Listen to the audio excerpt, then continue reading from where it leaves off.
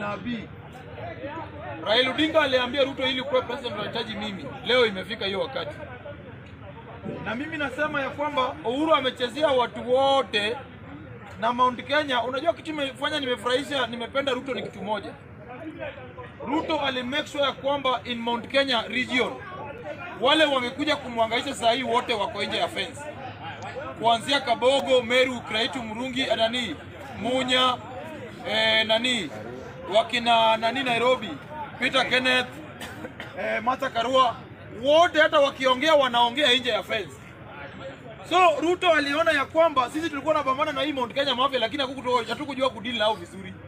Ruto aliingia na akawakata, akamake sure amewekea Kiambu, Waititu. Kama mtaki Waititu ni Nyoro.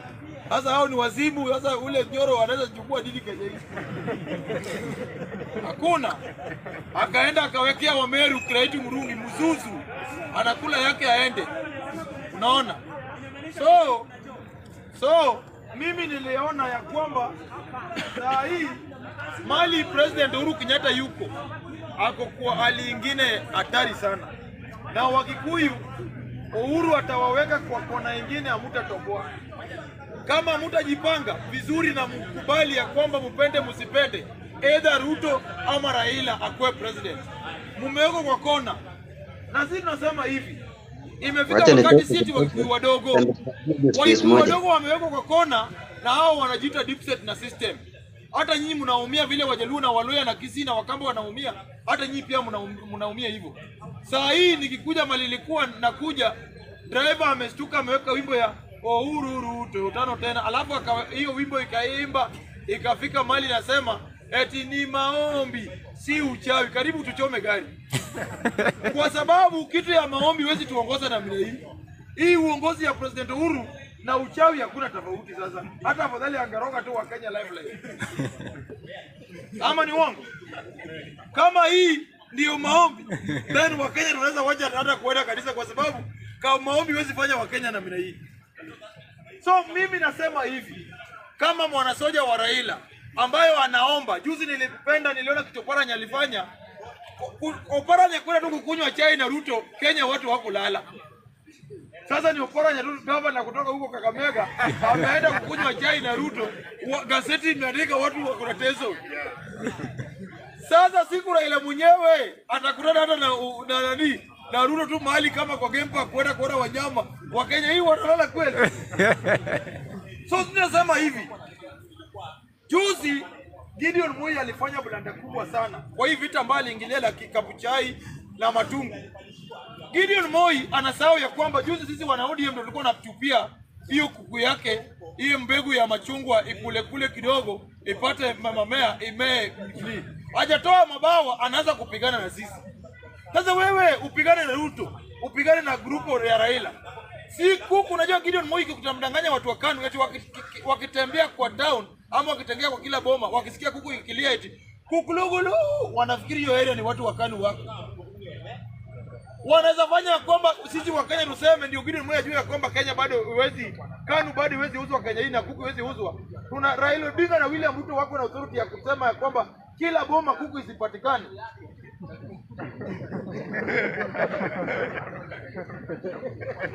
Ama ni uongo?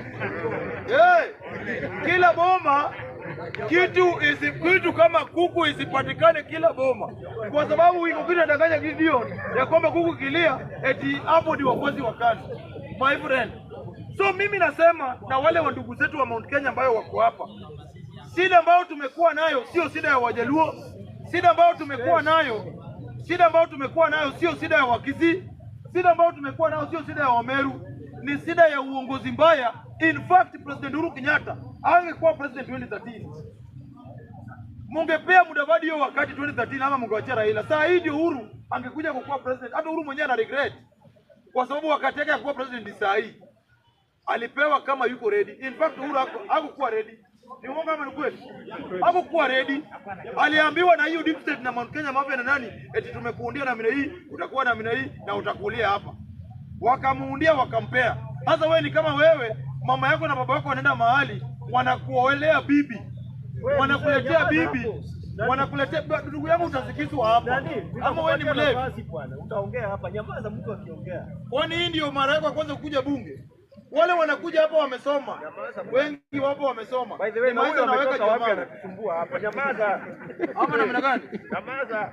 So mimi nasema hivi. Mount Kenya nasema hivi, ndugu yangu tulia. Nasema hivi, hii shida ambayo tuko nayo sie ndio kwa eti hii ni Wakikuyu eti wa Kenya wataungana against Wakikuyu wadogo. Wakikuyu wadogo ukienda River Road hapa River Road, Nyamakima wapi? Biashara yote imefungwa. Ama ni uongo? Biashara zimefungwa. So hii maungano ya Raila Odinga na Ruto ambayo tujui kama itakuwa. Jubaro tumepewa Uhuru Kenyatta nafasi kubwa ya kufikiria. Afikirie, aita Raila, amwambie ndugu yangu utaikulia namna hii. Jueni unaweza fungia Ruto. Lakini wakiinsist eti kwa watu ambao hawajafikisha hata 1.5 milioni eti wanaita ni super alliance, wanatumia kisungu kubwa kuliko hata kura ambayo watapata. Alafu ile kitu walikuwa kuja naye eti wanataka kugawa sisi eti Ruto abaki na Wanandi, eti Raila abaki na Wajaluo. My friend, eti unachukua Joo, unachukua Mburia, unachukua Embassy Kingi. Unasahau sahi Ruto ako na Aisha Juma, ako na Hassan Sarai, ako na watu ambao sahi na aungane na Raila Odinga. Hiyo Mombasa yote itakuwa imeenda. Then kwa hiyo alliance ambayo tunaongelea sahi, ujue Mudavadi kwa hiyo super alliance walio wanangoja kuwa president. Ni ukweli ama ni uongo? Wanasahau ya kwamba President Uhuru Kenyatta anasahau na hiyo dictate na system. Wakamba wanangoja president. Ni uongo ama ni kweli? Wanasahau kwa hiyo super alliance ya kwamba Wetangula Bukusu wanangoja president. Ni ukweli ama ni uongo? Bado deep state na system wanasahau eti Turuga hiyo deep state wanaona ya kwamba eti watu wengine watatu waina wamekaa kwa ofisi na suti wako wamesettle kwa Gideon Moi, eti Gideon Moi akuja tangazwe eti wakina Mudavadi wa support. Mudavadi Wetangula Kalonzo wanaweza kubali kama Wetangula na Kalonzo, na nakwambia ukweli ya kwamba wakiweka Gideon Moi ama waweke Kalonzo Musyoka, hii kabila yote wakakaa hapo warudi kwa Raila na nani? Warudi kwa Raila Odinga na Ruto. So my friend, mimi sijasoma sana lakini naona vile mambo inaenda. Sisi tuko safe. Sisi ni group ya Raila na group ya Ruto. Tuko safe mbaya. Tunangoja system watangaze wafanye nini wapange. Sisi tupange tu polepole na Mwenyezi Mungu alitufungie mpaka kwa kanisa. Sisi tunaenda kanisa kuombea Raila na Ruto. Lakini Uhuru aliona ya kwamba wacha nifungie mpaka hao watu wasiende kanisa. Kwa sababu mali imefika Mungu anasikiza maombi yao. Mimi nasema hivi ya kwamba watu waangalie kitu. Unajua Kenya watu wamesindaka tu wakisema kio president ambaye kwa kiti eti hawezi tolewa, hawezi fanya nini. Sisi tunajua Uhuru Kenyatta hataki kutoka kwa uongozi sasa. President Uhuru Kenyatta anataka kuextend term yake. Unaona? President anataka kuextend term yake ili aseme atufungie, afunge, aweke watu na kufunga mdomo hivi na mjakula. Tena afungue kidogo, tena kiona tension inakuja ya siasa tena afunge. Juu constitution inamkubali kama iko disaster kama ugonjwa, anaweza sema Kenya iwezi enda kwa nini? Kwa uchaguzi. Sasa aongeze tena term ya miaka ngapi? Miaka 3. My friend, deep state na system. Tunangoja nyinyi. That's why mimi naomba kama mfuasi wa Raila Odinga shughulike, apone vizuri, Ruto akae kwake, atulie na wife yake wa relax. Tuangalie tu kati zetu tuweke tu hapa. Kama Uhuru anajifanya tu tunataka kuongeza term, tuende nje maandamano. Maandamano yaanze tu immediately. Hata hiyo siku ndo mobilize wabunge wetu, wabunge wa Ruto na Raila wakiungana. Uhuru ataenda nyumbani ama ataenda? Impeachment immediately. So sisi tuko na kadi mingi. Sisi tuko na kadi mingi ya Uhuru. Impeachment immediately. Uhuru Kenyatta na president ambao tunampenda asitumie eti watu wengine. Nilisema mpaka juzi naweka kwa gazeti eti Nancy Getau eti ndio wanapangia watu Kenya hii. Adingilu. Adingilu. Wacha Ngilu eti Nancy Getau. Jana si liko gazeti jana ama eti Nancy Getau. Unajua hiyo gazeti ana sikuangalia sana. Nancy Getau hawezi kuwa strong kuliko Sally Kosgei. Ni uongo ama ni kweli? Anaweza kuwa strong kuliko Sally Kosgei. Na Sally Kosgei alilia Moi akienda machozi pale Uhuru Park. Ni kweli ama ni uongo? So Hii grupu mtu anasema eti Nancy Getao, sijui nani, eti ndio wanatufikisia nani anakuwa president. My friend, maungano ambayo itakuwa Kenya hii hakuna mambo ya Kikuyu, hakuna mambo ya Muluya, hakuna mambo ya Mkamba. Ni wakati Kenya tunataka mtu ambaye atatukomboa na Kenya irudi kwa ile nafasi ambayo ile mali Mwai Kibaki aliwacha hii Kenya. Ni ukweli ama ni uongo? Ama namna gani? Si kama ni sababu mnapiga kama govi bwana. Ama namna gani?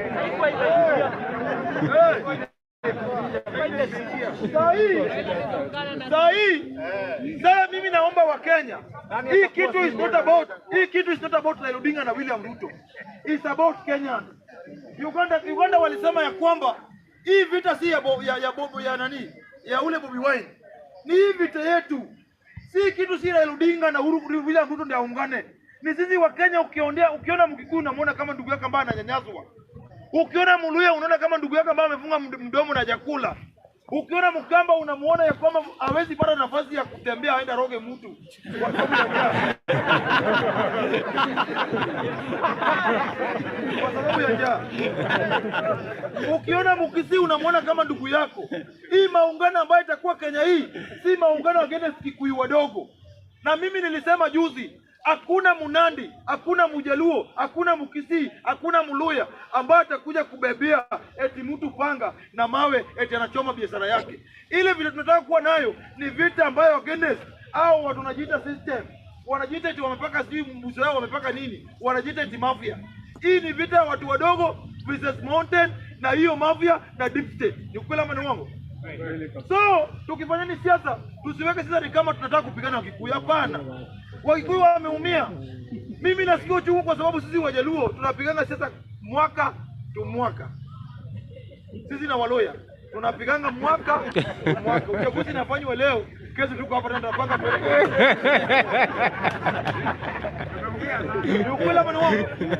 Lakini Wakikuyu wanaipiganga, wakimaliza hivyo wanarudi kwa biashara yao. Ili waungane na Wasomali na wanini na Wakisii wa control na Wahindi wa control chumi yake. Sasa imefika wakati Wakikuyu pia wamejoin Wajaluo. Sasa tunafanya sasa na nyinyi. Sasa hiyo uchumi yake.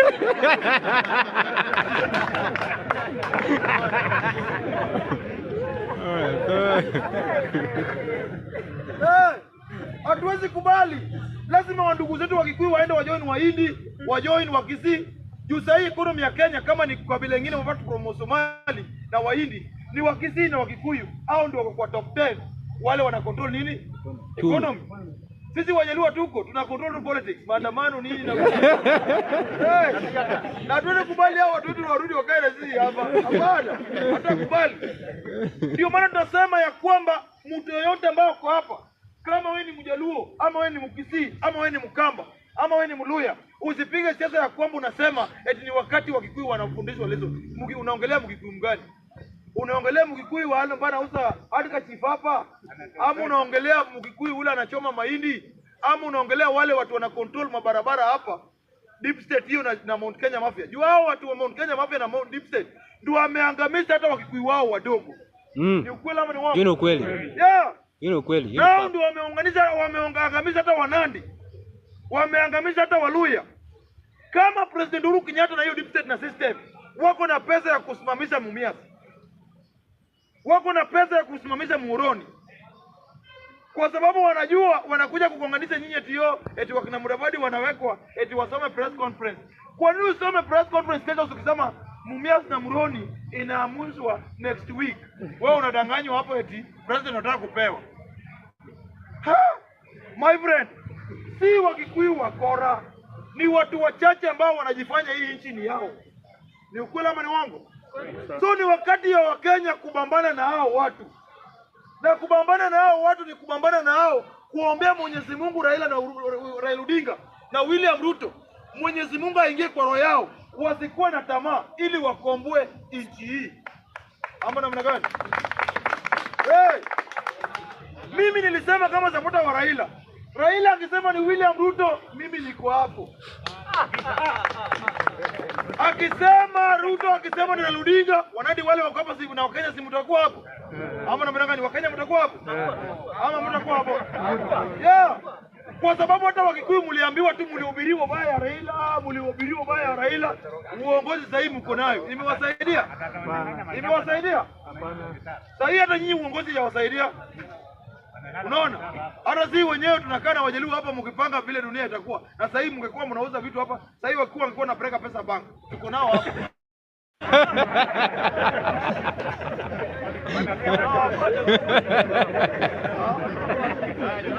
Yeah.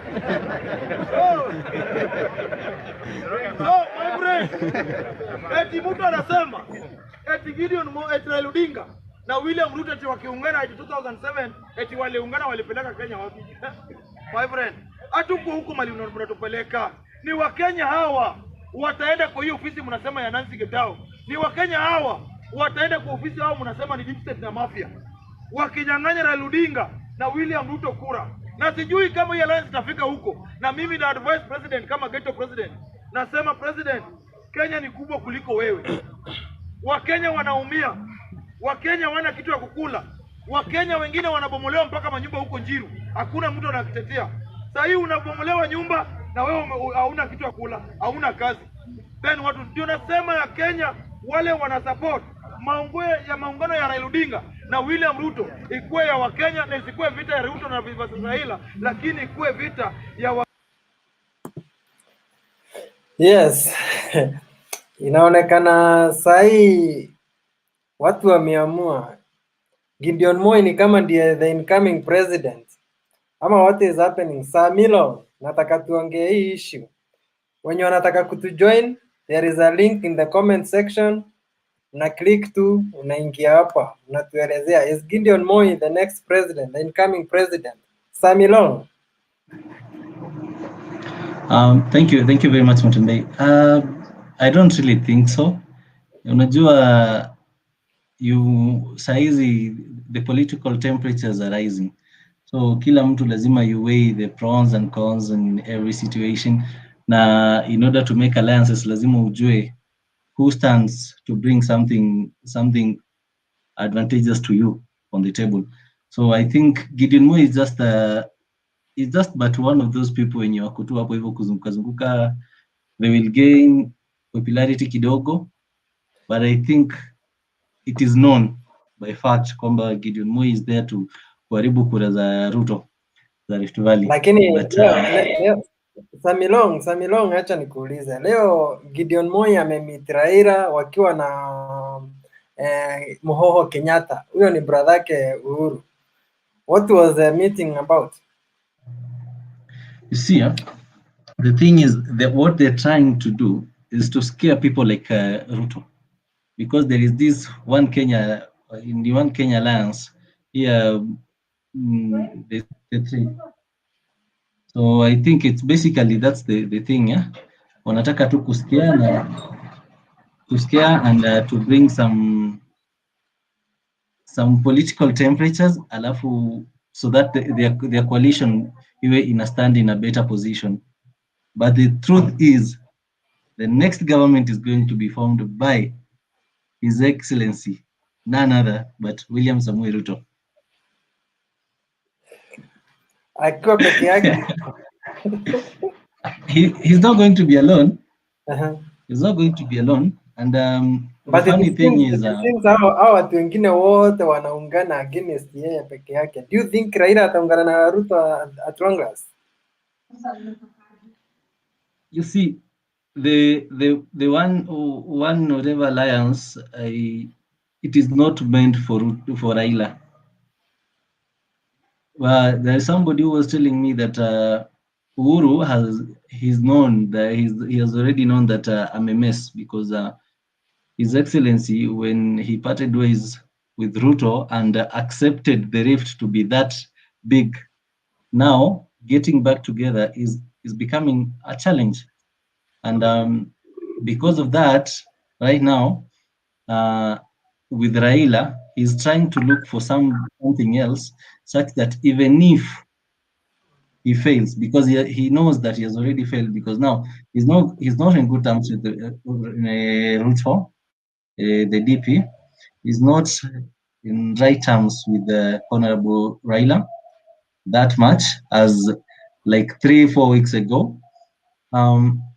So what is doing is survival tactics for the sake of his name and legacy. He wants to bring people on the table like that coalition, and then he seemed to be supporting them, knowing very well that the elders, the Agikuyu elders, they are not going to accept that because they have a word or they had a promise with Ruto. So most definitely, it's just like history is going to repeat itself. The time that Kibaki supported Raila, and then there was a sat down and refuted that. So it's more or less the same thing that is going to happen. Yeah. Okay, Martin. We Mtembei vipi? Yes, poa sana. Tuambie. Hey, bana leo nime appreciate kujoin group bana. Mhm. Yo One Kenya lands, there is no way it's going. Hakuna haja to discuss hiyo story ya One Kenya lands. Unajua the issue is that they expose themselves to be tribal kingpins. Unajua that is the biggest problem. You can't get away from that. Na unajua the good thing na Ruto ni ama maybe political genius in him. Yeye alienda huko mashinani akaambia watu watakuja kama ma tribal kingpins. So akikuja muwaone for who they are. Unaona? These are people that are not bringing anything apart from their tribal affiliation into the table to help the common person. Unaona? So that is going to be and then one thing I normally ask myself, mbona Musalia Mudavadi he never learns?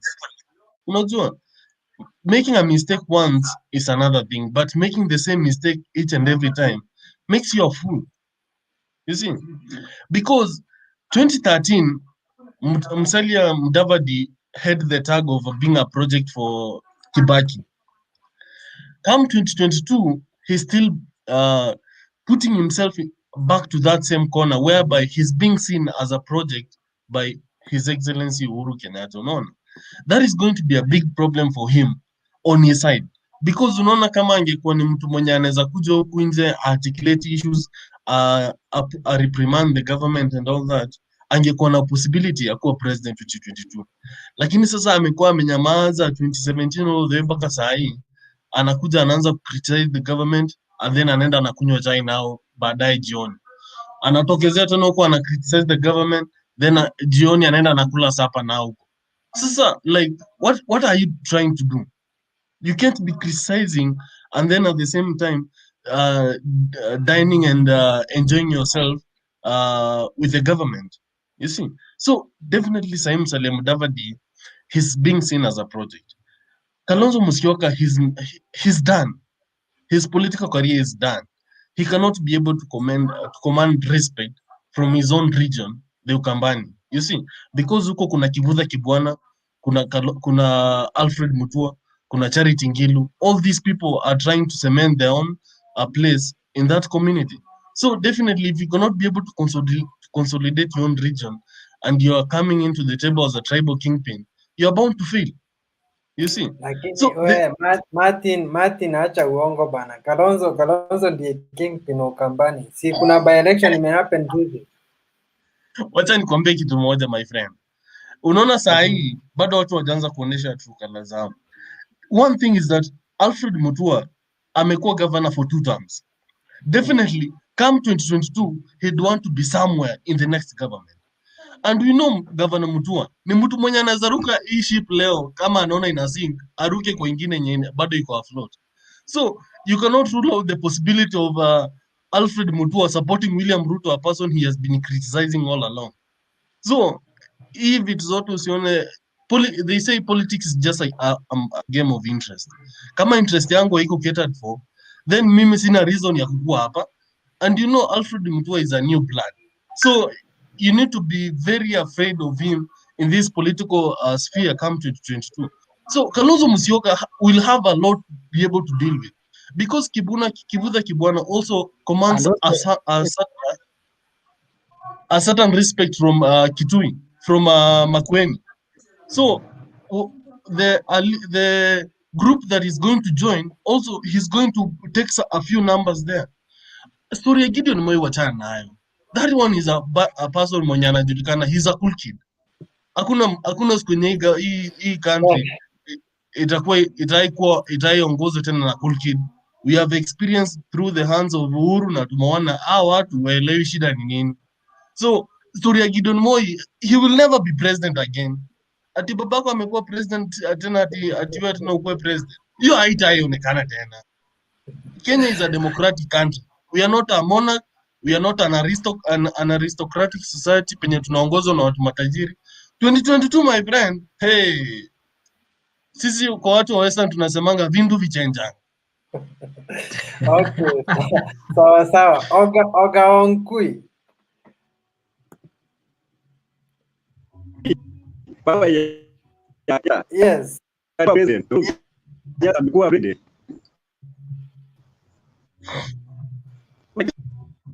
Naongea Oga.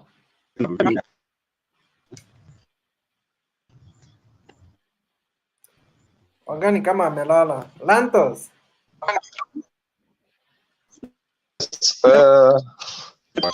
Nashukuru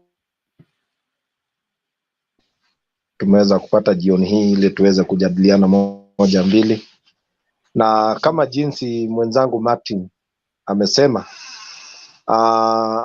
mimi ningechangia kwa tuseme kwa njia hii kwamba siasa ya Kenya mali inaelekea saa hizi ni mali ambao si mchezo. Na mi naona kama repeat ya 202 is about to happen.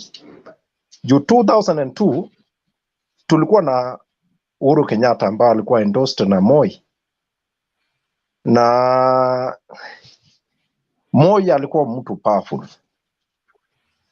na akaenda akasema Uhuru Kenyatta ndio tosha, na siasa ikachukua another dimension ya kusema kwamba Raila akajitokezea akaanza akasema Kibaki tosha, na hapo ndio siasa ilielekea mpaka Kibaki akawa president. Na same applies na 2022. Jinsi tunavyoona hizi mambo vile zinaenda, siasa inaenda, mara unasikia Ruto wamesalamiana na baba wanaongea hii Ruto, na alliance ambao tayari ishajitokezea ya Gideon Moi, Musalia Mudavadi, na Kalonzo Musyoka na Wetangula. Kalonzo Musyoka ana ground ya Ukambani. That's why nilikuwa nasema nakubaliana na Martin. Ukambani iko divided size. Tuko na leaders karibu 4 Ukambani. Kuna Charity Kaliko Ngulu, tuko na Kalonzo Musyoka, tuko na Mutua, hata kama mna underrate yeye ako na watu, na tuko na Kibwana.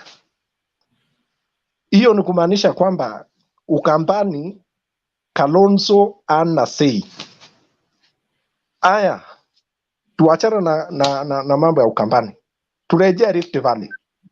Rift Valley, majority ya watu ambao wako Rift Valley wanafuata miguu ya William Ruto. Gideon Moi ana ground.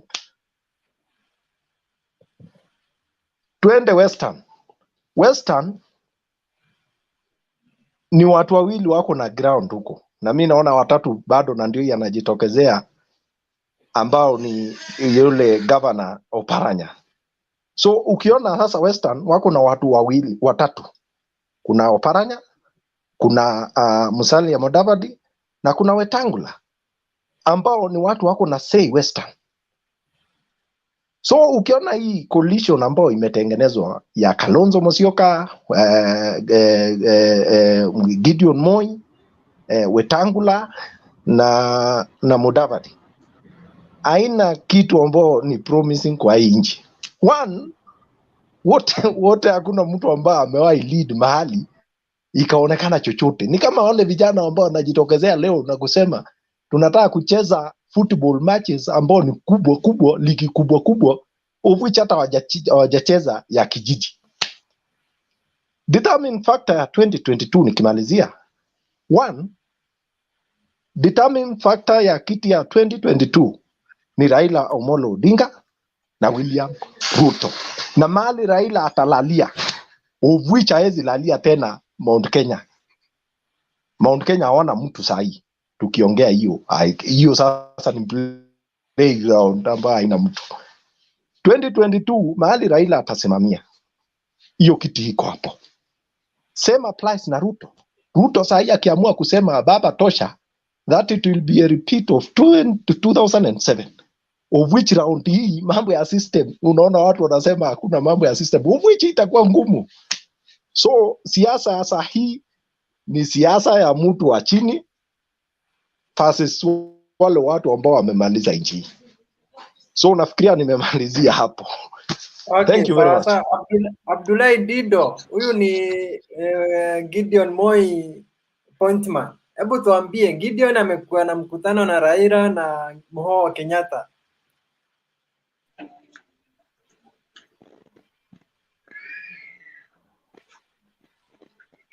Dido, Yes.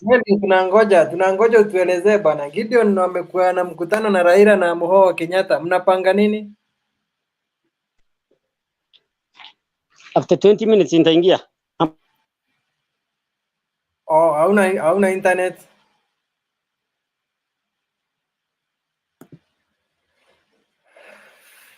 Okay, ni kama amepotea. Oga Onkui, tuko na wewe ama uko hapa? Naona leo mnafurahia sana. Si tuambie ama una internet, mbona uongei? Internet sahi. Okay, sawa. Kaa nje. Oga Onkui.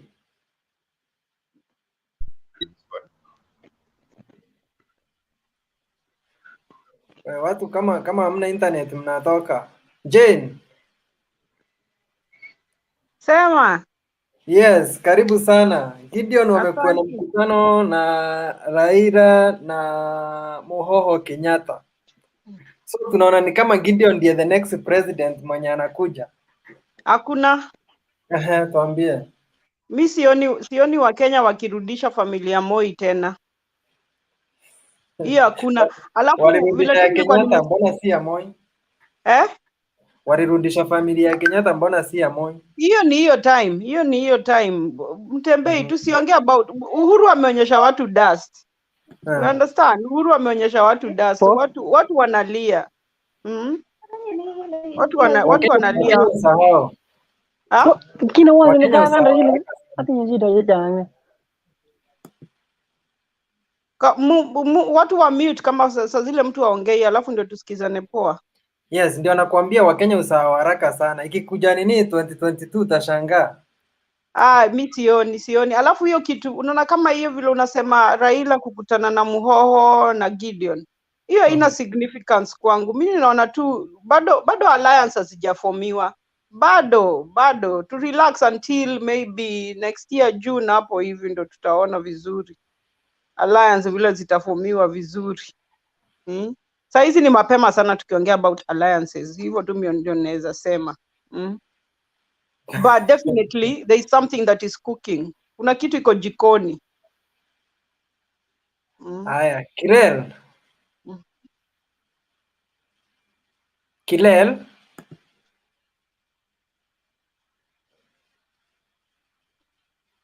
Kuna watu wako hapa na waongei.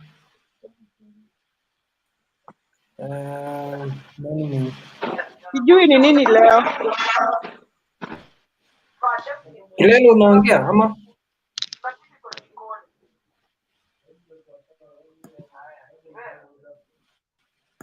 If Kilele is not talking, Paul.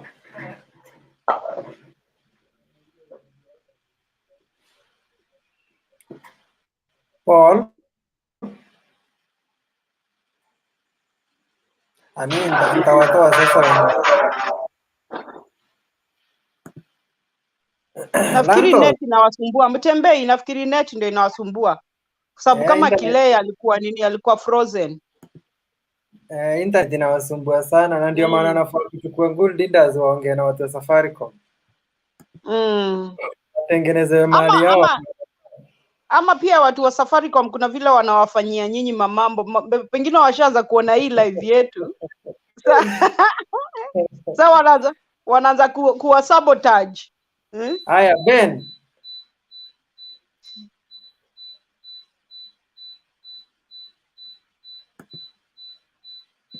Ben, bado hutaki kuongea?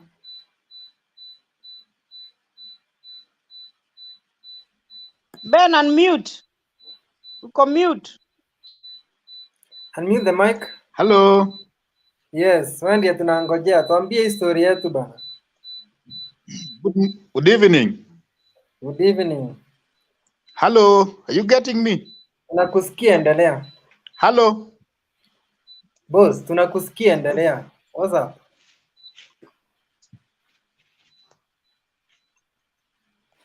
Alois.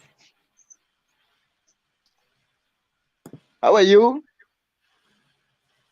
Alois, hebu endelea. Yeah, me, I think,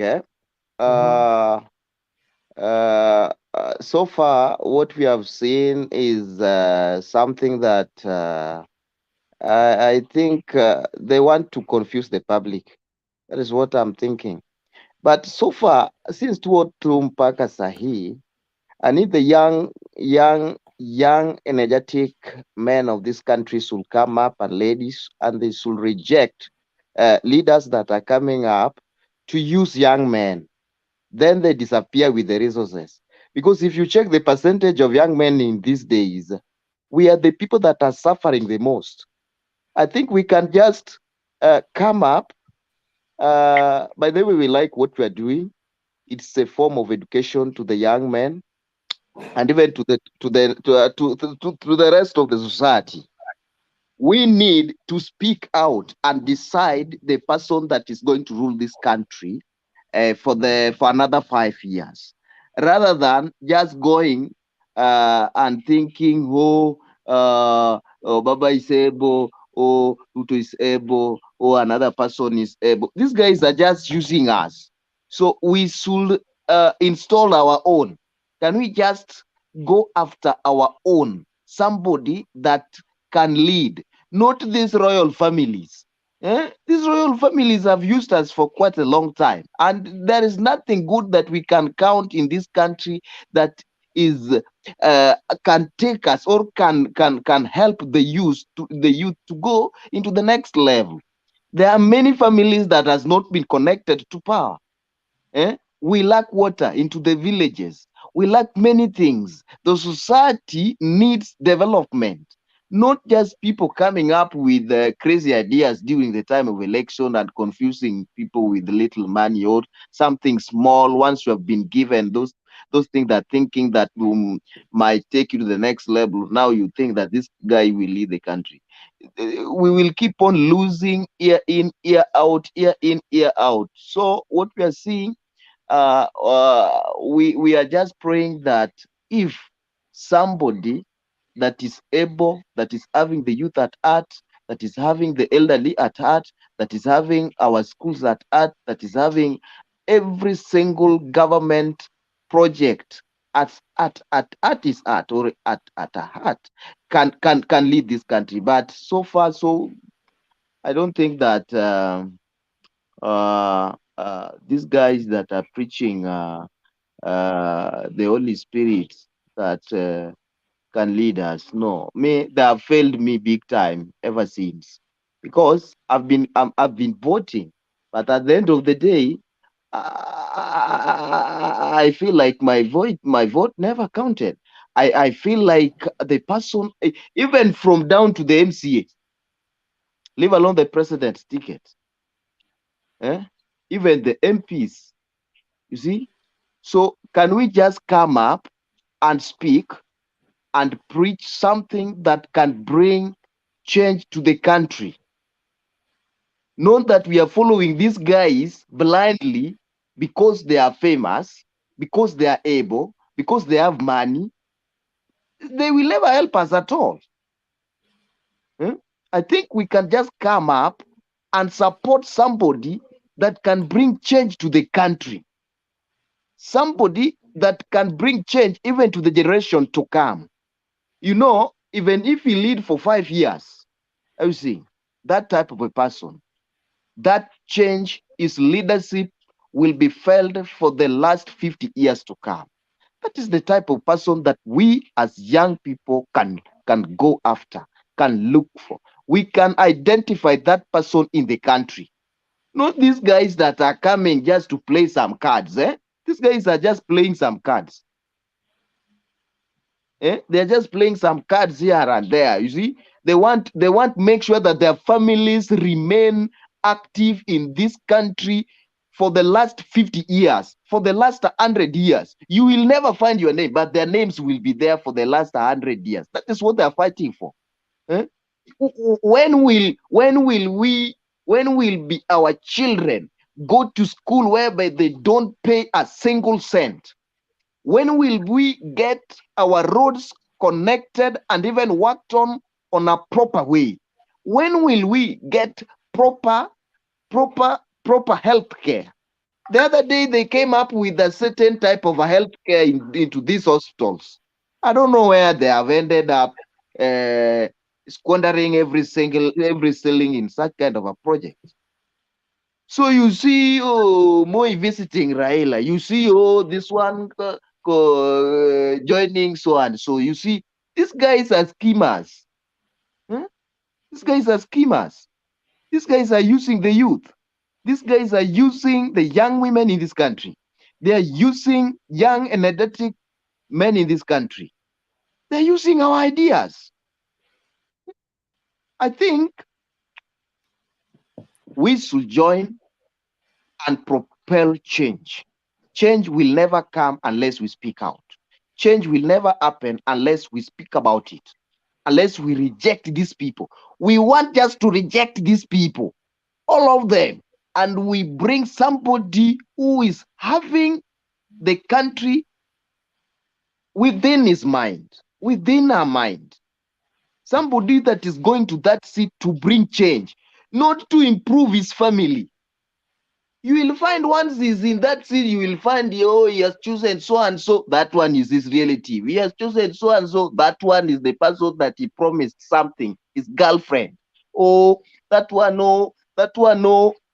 Where will you get that he has picked somebody from your village? Within 1 year, that guy is a billionaire. You see, he went there not to bring change. He went there to squander the resources. That is all I have. Okay, sawa sawa. David Omondi.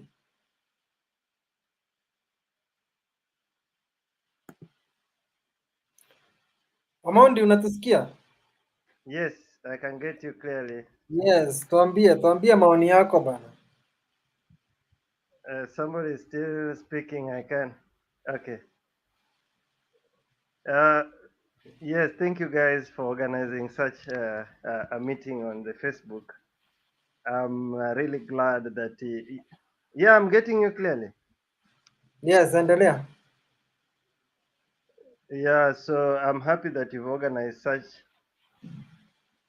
Yeah, I'm happy you've organized such an occasion on the Facebook.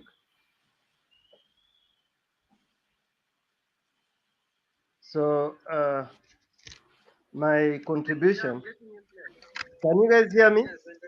Yeah. So my Tunakusikia contribution bro, to this endelea. matter is that Kenyans will always fall prey to the politicians every 5 years. I remember in 2002, 2013, 2017, twice, we have been electing leaders, and all of them, when they come to on board, they really don't have the heart of the Kenyan in place. All the laws they come up with, all the budget they come up with do not favor common Kenyan.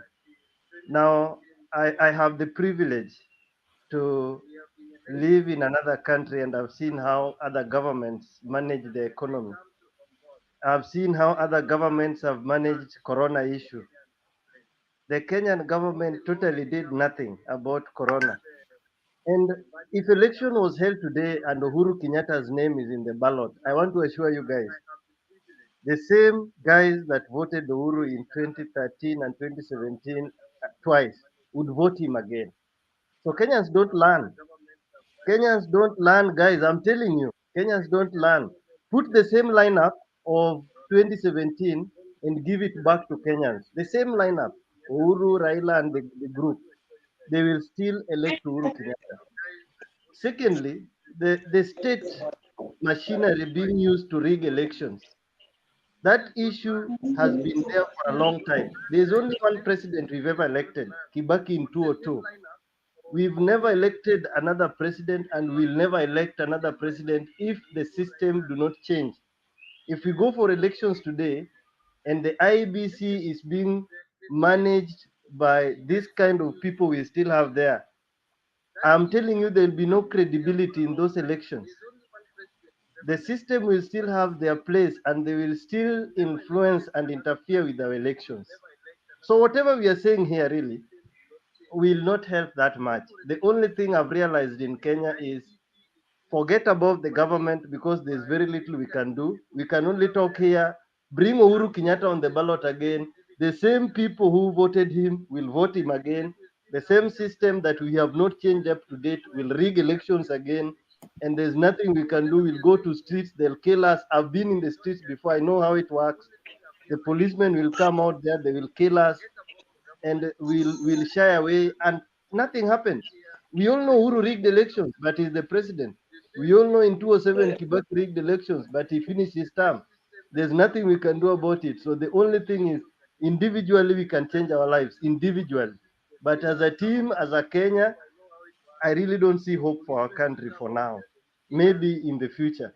So for now, as youth, we can think there's no government and just think about ourselves. What can I do for me to change me? There's no Kenya. Imagine there's no government, there's no Kenya, because I've seen what other governments are doing to help their people. Kenyan government, from the education system, the way the education is run, the way a graduate with engineering from Kenyan University doesn't actually understand or know anything to do with that engineering. So they have to go out there and start learning afresh. I've seen how others are trained. The universities are equipped with equipment. So we have a bigger problem as Kenya, as Africa. It's bigger than what you guys are talking about here. Our problem is not Raila. Raila is just, or Uhuru is just a drop in the ocean. But we have a bigger problem, a societal problem, a whole generational problem. We really have to think. We really have to go back to the drawing board. We cannot sort it as a society, as a people, as a group, but you have to think of how to sort it as individual. Then maybe years to come, things will change. But for now, I have no hope for our country. I have no hope for our continent. If we have to maintain people like Museveni, we have to maintain all those kind of leaders we have in the continent, I have no hope. That's my contribution, gentlemen. Okay, David Omondi, sasa Wakenya tutawafanya nini ndio at least wa learn, because it seems that hata after tumepiga kelele come 22 we will still be having the same leaders who watakuwa elected. What should be done ndio Wakenya at least wa change? Kenyans we have to just wake up. For example, right now,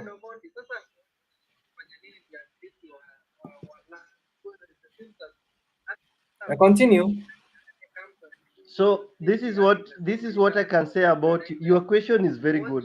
What can we do? What can we do to make the country different? Now, from my point of view, we have to focus on our problems. For example, there are things that brings us together. For example, one is poverty. Poverty brings all of us together. So we don't have to think from the perspective of a Makikuya, Malua, Maloya, Makamba. Like right now, the argument is we are Kalenjins, we are with Ruto, we are Luos, we are with Raila, we are. My friend, if you go to the shop, there's no shop for Kikuyu, Kamba, Kalenjin, or whatever. The shop we all go to is the same shop. So if the government has a strategy to help in industrialization, like the number of youths who are unemployed today, if every county could just come up with one company, just every county, and look at the budget they are floating around, billions. What are they doing with it? Nothing. What have they done in COVID? In the country where I stay, everybody was getting free COVID testing. You could get it free. Secondly, vaccine is free and it is there. You just book online. Whether you want a Chinese vaccine, American vaccine, British vaccine, you choose. But what is our government doing? Nothing. Now, if every county could come up, if Kenyans could think from one point of view that our problem is poverty, our problem is how do we tackle that?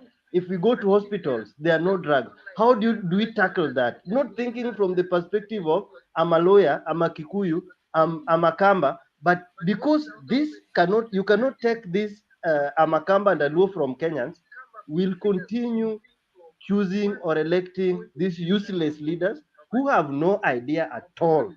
They totally are idealess. They're clueless. But when they come to us, they lie to us so much and they tell us we speak the same language and we elect them.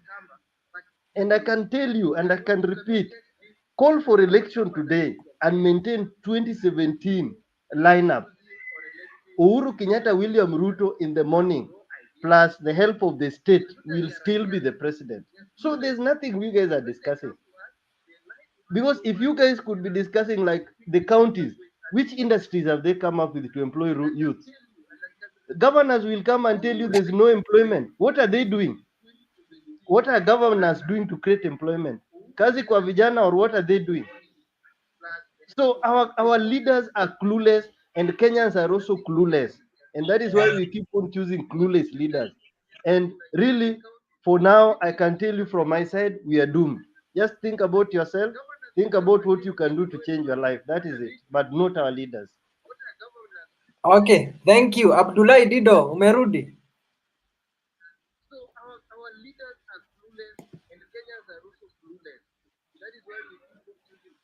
Unmute your mic. Unmute mic yako. Yes, okay.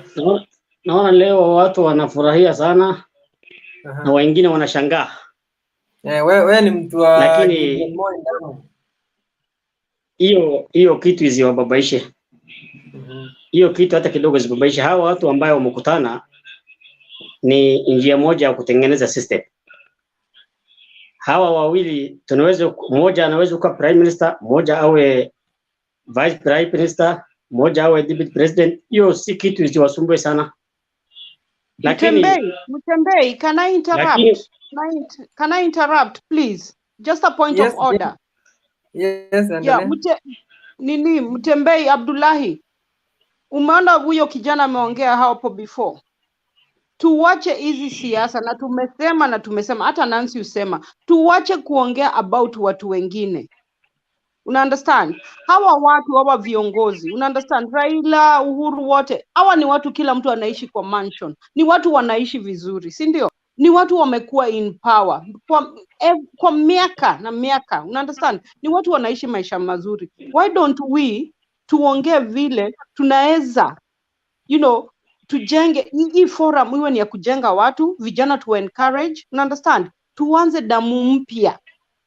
Tuanze kuchagua vijana. Kwa sababu kama hii Abdullahi anatuambia haitusaidii, it's not helping us. Akianza kutuambia itafanyika hivi, deep state itafanyika hivi, deep state itafanyika hivi. These people, we are still continuing to make them rich. You understand? Na sisi ndio tunachukua kuwa. You understand? Anything to improve us. Jane, acha Abdullahi aongee. Anapenda sana mtu wake. Unajua the topic leo ni Gideon Moi amemiti na Raila. So let him talk. Sawa tu. Tutaenda around in circle, tunarudi hapo. Kitu ambayo mliandika hapa, Raila na Gideon Moi kukutana. Kitu ambayo tunajadiliana ni hiyo. Kwa hivyo mimi nasema hivi, hawa watu wakikutana ni bado serikali inatengenezwa. Hawa watu mmoja wao anaweza kuwa prime minister, mmoja wao anaweza kuwa deputy prime minister, mmoja wao anaweza kuwa vice president. Lakini nyinyi kama Wakenya bado wakati ya siasa, na mjue kwamba president bado hatujapata. Hawa president inawezekana, president lazima itoke kwa Mount Kenya. kitu kwanza natakana mfikirie hawa watu hii ni system ambayo inapangwa. Kama president anatoka kwa Mount Kenya, inawezekana deputy president awe Gideon Moi. Inawezekana Raila awe prime minister. Inawezekana Gideon Moi awe prime minister. Kwa hivyo tusijisumbue sana kwa hiyo maneno mtumeona mkutana. Kesho pia inawezekana tukutane na Raila, kutana na Mudavadi. Hii ni siasa inapangwa. Lakini kitu muhimu ambayo sisi ambayo ni wa Kenya, hao watu ambao mimi nawataja jina yao, Kalonzo Musyoka, Raila Odinga, Musalia Mudavadi, Wetangula, Joho, Uhuru Kenyatta mwenyewe hawezi kaenda nyumbani. Natakana sisi tufikiria kwamba sisi ni vijana ambaye sisi ni watu ambaye ni wa Kenya ambaye natakana tufate amri. Na amri sio vile Jeni anasema sisi wenyewe tuzungumzie. Sisi hatuwezi kujizungumzia. Kama Jeni angesimama leo president tungezungumza. Lakini Jeni nafasi yako bado. Kama leo Mtembea anataka kuwa president tungeongea juu yake. Kati ya nyinyi hapa ndani nani anajitokeza sasa awe president au prime minister? Kwa hivyo watu wasidanganyane. Raila amekutana na Ruto, Raila amekutana Uparanya amekutana na Ruto. Hiyo kitu ziwadanganye. Kitu lakini mnatakana mweke mjue kwamba Ruto hata kwa ballot paper. Kitu ambacho natakana mfikirie. Hii ni kitu ambayo imechezwa system. Uhuru Kenyatta usiku na mchana halali. Yeye anatengeneza nchi ambaye vile itaendelea. Wengine wanafikiria kama 2022 labda itakuwa election. Mliona jana Somalia, Farmajo alikuwa amejiongezea 4 months na sasa amejiongezea 2 years. Kwa hivyo sisi tusijisumbue. Sisi tunaongoja tu kwamba rais gani ambaye anatoka kwa Mount Kenya ili tuweze kusupport yeye. Kwani Dido, kwani does it mean that rais wote lazima watoke Mount Kenya? Abdullahi. Hapa sio Somali. Abdullahi. Rais lazima atoke huko. Abdullahi, naomba nikukatize tafadhali. Kwa sababu hatuwezi kubali maongeo kama hayo, kwa sababu kile ambacho tunajaribu kufanya hapa ni kuja kama Wakenya pamoja. Hatuwezi tukasema eti kwamba lazima rais atoke ati Mount Kenya, kwa sababu ukianza kusema hivyo inamaanisha kwamba sisi Wakenya wengine ni watu wa Mungu mdogo kushinda watu wa Mount Kenya. Alafu tena kitu kingine, Mount Kenya ama Gema community iko na less than a quarter ya all the tribes in Kenya. Ukisema kwamba lazima rais atoke hapo, una marginalize na una discriminate other tribes. No one is of a lesser god. No one is a third party or a second party citizen in Kenya. Sisi wote sio mtu my brother Kalonzo Musyoka sio mtu Mount Kenya. Wetangula sio mtu Mount Kenya. Mimi naambia hii watu wote watakuwa kwa serikali, lakini rais lazima atatoka kwa Mount Kenya. Hiyo ni maoni yangu, na tena ni mimi wewe mwenyewe. Lakini unasema lazima. Hiyo ni mbaya. Unajua ni kwamba unadhalilisha hizo kabila zingine. Wacha tuseme hivi Abdullahi, tafadhali. Ndio nasema ndugu yangu, kabila gani nimedhalilisha? Umedhalilisha kabila zingine zote za Kenya. Gideon Moi ni mtu wa Kalenjin. Ngoja, Gideon Moi ni mtu wa Kalenjin, ako kwa serikali. Kalonzo Musyoka ni Mkamba, ako kwa serikali. Mudavadi atoshi kuwa rais. Nani? Kalonzo wataja Kalonzo, Wetangula, Mudavadi, Ruto, Mwalimu Dida, Kurokot, hao wote wanatosha kuwa rais. Hawa kama unataka serikali, ngoja mimi mwenyewe ni mtu wa Nordistan. Hawa watu wanataja wote kama wanataka serikali, lazima wafanye kazi na Rais Uhuru Kenyatta. Kama hawatafanya kazi na Rais Uhuru Kenyatta, Abdullahi, history has it kwamba watakuwa kwa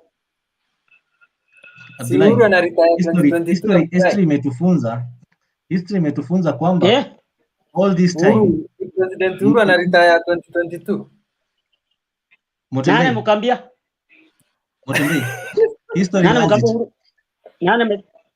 Nani amesema Uhuru anaretire? History has it. Abdullahi, history has it. Katiba inasema. Katiba kama anasema Uhuru atamaliza kazi yake. Kwa nini? Ngoja. Jeni, katiba imeandika kuna COVID-19 ndani.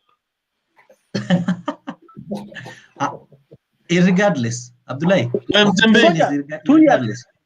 Kuna countries Almost zimekuwa tuko na na 1 year. COVID na wamefanya uchaguzi. Kwa hivyo si Kenya ya Hakuna kwanza. hiyo. Uhuru amalize Ngoja 2022 katiba. akae raba aende. Uhuru hawezi kenda hata 2022 2025. Mimi na wewe sisi na Mutembei tutaongea tu hapa, tukao tunazungumza juu Uhuru Kenyatta, kwa sababu kuna pale Uhuru Kenyatta atenda, my friend. And that is the truth. Tuombe hai, tuombe Mungu tukue hai, Abdullahi, si ndio? Tutakuwa hai, tutakuwa hai, hata Mutembei, huyu Mutembei mwenyewe anajua. Wacha naambia that's the truth. Nyinyi wote mnajua. Yes, that's the truth. Jane, Abdullahi is telling you the facts that you don't want to face. As long as when this boy goes to the streets, ule alikuwa akafungwa, there is nobody to go there and back him up. That whatever Abdullahi is saying is what is going to happen until we get tired and really tired and revolt. No. Otherwise, I'm telling you what he's saying is what is going to happen. I don't know if people remember I said here that there will be no election in 2022. There will be no elections. I'm telling you. Na hiyo BBI ita-implementiwa na Uhuru na remove Ruto that way. I'm telling you. Wow. Okay. Ndio. Mutembei, we cannot accept such sentiments. We cannot accept such sentiments right now because that one is like she's instigating. Accept it or not, that's what's going to happen. That's what's going to happen. Kindly, Mutembei, protect this platform. Okay. Na hii platform unnecessarily. But Ashley, that's tunafungiwa channel. Ngojeni Abdullahi amaliza pointi yake. Alafu mimi nauliza nyinyi. Wengine wanasema Uhuru atende retire. Kwa nini Mombasa Road imemaliza kutengenezwa? Takana mtu anatakana ajue kitu ambayo Uhuru Kenyatta alifanya kwa hiyo Kenya. Alitengeneza maendeleo mingi sana. Hizo maendeleo lazima yeye mwenyewe amalize ya kwamba ili hata akikuwa mzee jina yake ionekane. Kwa hivyo tafadhali tutoke kwa ndoto. Tuache ndoto kabisa. Uhuru Kenyatta ni rais wa Kenya. Na hata kubali kwenda nyumbani. Kama hata atenda, hiyo ni mambo ya muujiza, atakuwa muujiza. Kwa hivyo tusifikirie kitu kingine rais ndugu zangu tafadhalini. Tunaweza kuongea kisiasa. Ngoja wengine naona kuna wengine watu kama Raila Odinga ama Ruto ama Gideon Moi kama mimi tunaizungumza, lakini ujue kwamba Kenya inaendelea. Kenya mtu ambaye anashikilia sahihi ako kwa mamlaka, ambaye ako kwa system, ambaye anataka kuangalia mbele haangalie nyuma ni Rais Uhuru Kenyatta, sio Gideon Moi wala Mudavadi wala Kalonzo. Na Uhuru Kenyatta sahihi almost 61 years. Okay, yes. Abdullahi, I have this question for you, right? Unasema eti Uhuru Kenyatta ataendelea kwa rais. So are you telling me that constitution will be amended to give more terms of presidency? What talking about? When you are already sidelining Raila Odinga in the discussion, and you are saying that Uhuru Kenyatta is going to be continue to be a leader, you see, it doesn't make sense, because if you are hoping that constitution will be amended to give more time for the presidency, then you should also stop dreaming, because it can't happen. If there's a government that is going to be formed here with Uhuru Kenyatta in picture, then my friend, let me tell you, you have to put Raila Odinga in picture, okay? Because right now, if we look at the masses, because the politics of 2022, what will happen? It will be masses will have to take they will have to conglomerate with the system to form a government. So how are you going to just bring a system? You're going to bring Uhuru Kenyatta. Uhuru Kenyatta can only control Mount Kenya here and need Huko Kambani just a little bit. Because even if you go to Rift Valley there, you can't control Rift Valley without the assistance of Ruto. So if you are talking about masses there, you have to put Raila Odinga in picture, of which to me is the next president. Because you see, when we have Raila Odinga as on top there as the one representing masses, then we can have Uhuru Kenyatta here to take care of the system. Then we get there. But you see, right now we should not even be talking about the very national politics. Let's look at the grassroots. First thing, we woke up in a very free country. Okay, we woke up in a very free country, and we are free to vote. We have the freedom of speech. We have a lot of freedom, eh? And also, we as youth, we have the freedom to choose who we want to be there. Just look at, start from Dynasty your talking. just yeah, no dynasty. Just look at, start from your MCA. Is your MCA a youth? He's not. Why is he not a youth? Because the majority of Kenyans, we have deluded minds. Like you have power that you don't even know how to use it. Eh? It's like there's this proverb that says, is it a proverb or is a story whereby there's this elephant, this elephant that was just tied by a string, a very small string, and this elephant didn't realize how much power it had to push through to get free, and that is just me and you. Huh? You have a lot of power in hand and you don't want to use it. You want to talk about who will be the president when there's a lot of resources down here. Can you go and vie for MCA? Can you go and change the minds of mobilize the people? Your fellow youth to vote for you, become MCA. You start from there because So presidency those now we can't. MCAs that are getting bribed, the head is Yes. rotten, and once the head is rotten, there is nothing that can move. We need institutions that work, strong institutions, and that's why we are talking about the presidency. It's very important from up there. It's better to take it from a bottom-up approach. Eh? Start from the tail. Don't start from the head. The head is already determined. Today, Miguna is out of the country because Uhuru chased him away. No. Somebody is trying to censor us. We are not going to be a state-functioned channel. Then it doesn't make sense. Whoever is keeping on saying that if we talk certain things, it's going to be put off here. We're going to start another one.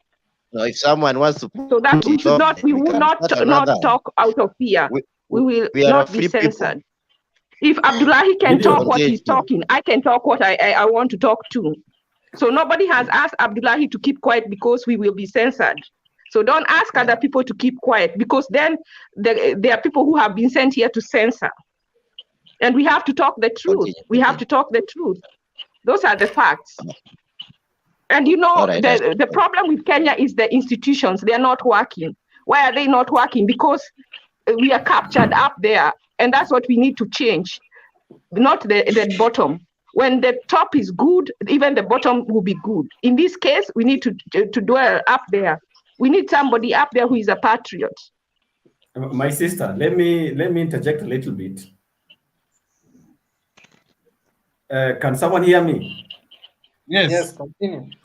Basically, that's a very interesting discussion. And I think our discussion should either be, are we discussing about the people-based politics or the leaders-based politics? Because there's no way we are going to start tunapanga Uhuru ana ni Kikuyu sasa anaenda na hii seat nani ni Kikuyu. And Abdullah, you cannot talk about politics without talking about Raila Amolo Odinga. Raila has the masses. There is no country without Raila Amolo Odinga. And there is no way you are going to organize this country without Raila. So when you're talking about how we're going to plan 2022 politics, the way you are talking about it, then if there was not going to be any kind of handshake in this country, then the country could be in a mess, total chaos. Raila has the masses. You know who doesn't have the masses? The people are with Raila. That's it. Because Raila has a very good history. Despite the handshake and whatever has happened in the Jubilee government, which is now being tied to Raila. Raila is a Democrat. Raila has fought for the people. So without Raila, there is no country. That is one. Again, what I want to say is that the power lies within the people. And we cannot start saying that we should have the top, like we are handling the top. There is no way you are going to attack the presidency. We have to organize ourselves at the base, at the root, at the grassroots level. When people mobilize, when people come together, great things happen. Don't say that we cannot attack the presidency. Look at how Blaise Compaoré ran away in Burkina Faso. He literally left parliament, ran away from his country. When people organized, every village, every town, people were organized. People came together and chased him away. Now, in the case of Tanzania, Magufuli came, and Magufuli was a principled person, a nationalist for that matter. He did his best. The institutions were aligned The institutions were well set up. So it is upon the people to speak up. Don't say the people doesn't have power. It happened in South Sudan. South Sudan, it started with university students who are just surprising because of the prices of hunger. It happened in Algeria by university students. So it is, we can manage it. We can do it. It's either we start organizing ourselves or we form a political party. Look at what the EFF is doing in South Africa. The economic freedom fighters. They are the young guys. Malema is leading youth, is leading a group of elites that is campaigning for economic freedom in South Africa. You know what is happening in South Africa? They are approaching it in a political way.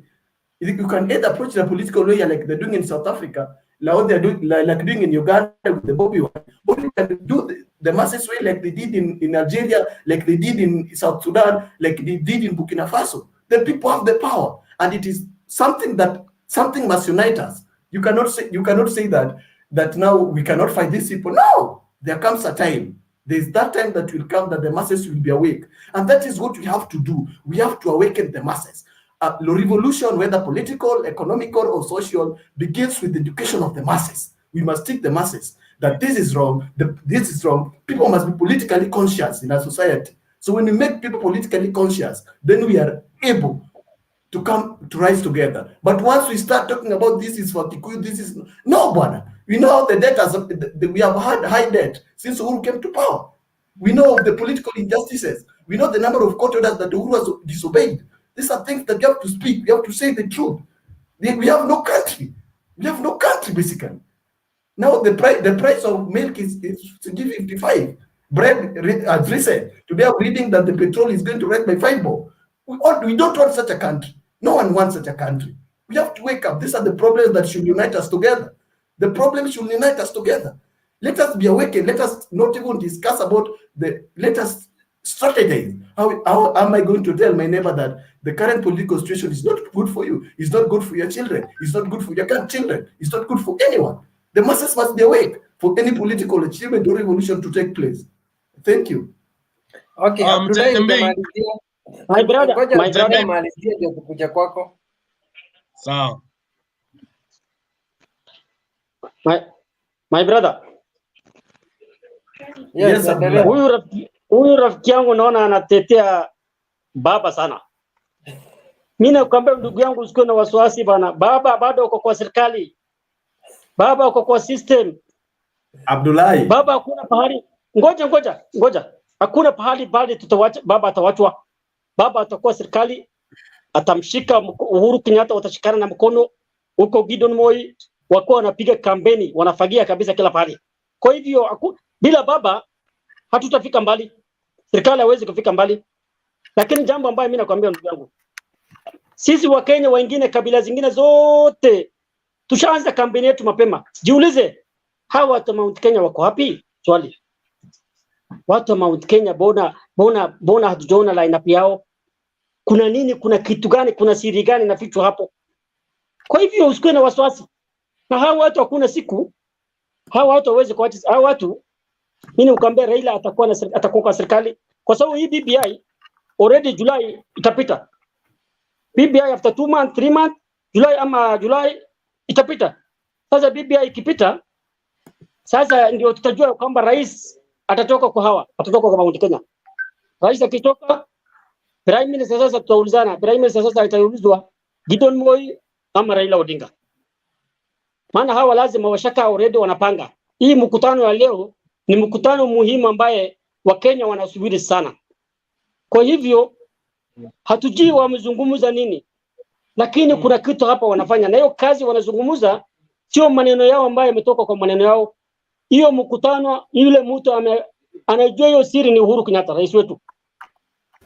Kwa hivyo ndugu yangu, hakuna mtu ambaye hakuna ukabila ndani ya hii siasa. Wakenya wote sasa wako na haki ya kupata kitu. Kalonzo akona haki ya kutafuta rais. Mudavadi akona haki kutafuta rais. Wetangula akona haki. Oparanya akona haki. Raila akona haki. Lakini hapo ndugu zangu msikiwe na wasiwasi. Wacha tuongoje. Yes, wacha tuongoje rais. Let me ask you, Mimi sasa wewe mimi sijatukana, sijasema Raila hatakuwa kwa Raila, lazima atakuwa kwa serikali, lakini rais wa Kenya 2015 ama 2016 atatoka kwa Mount Kenya. Hiyo ni maoni yangu. That's what I'm saying. That should not be a discussion, Abdullahi. Whether Raila is in government or not, there's something that must change in Kenya. Something must change in Kenya. It's not about the presidency nani atapata. And you know, Give me it's a not chance. I want to have. it's not that to Raila say. is a third party. Raila is a first citizen in this country.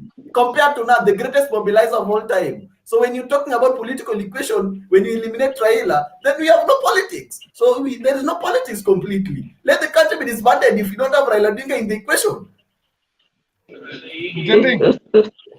Mjembe. Let me add something on that. Mimi sasa niongee bana.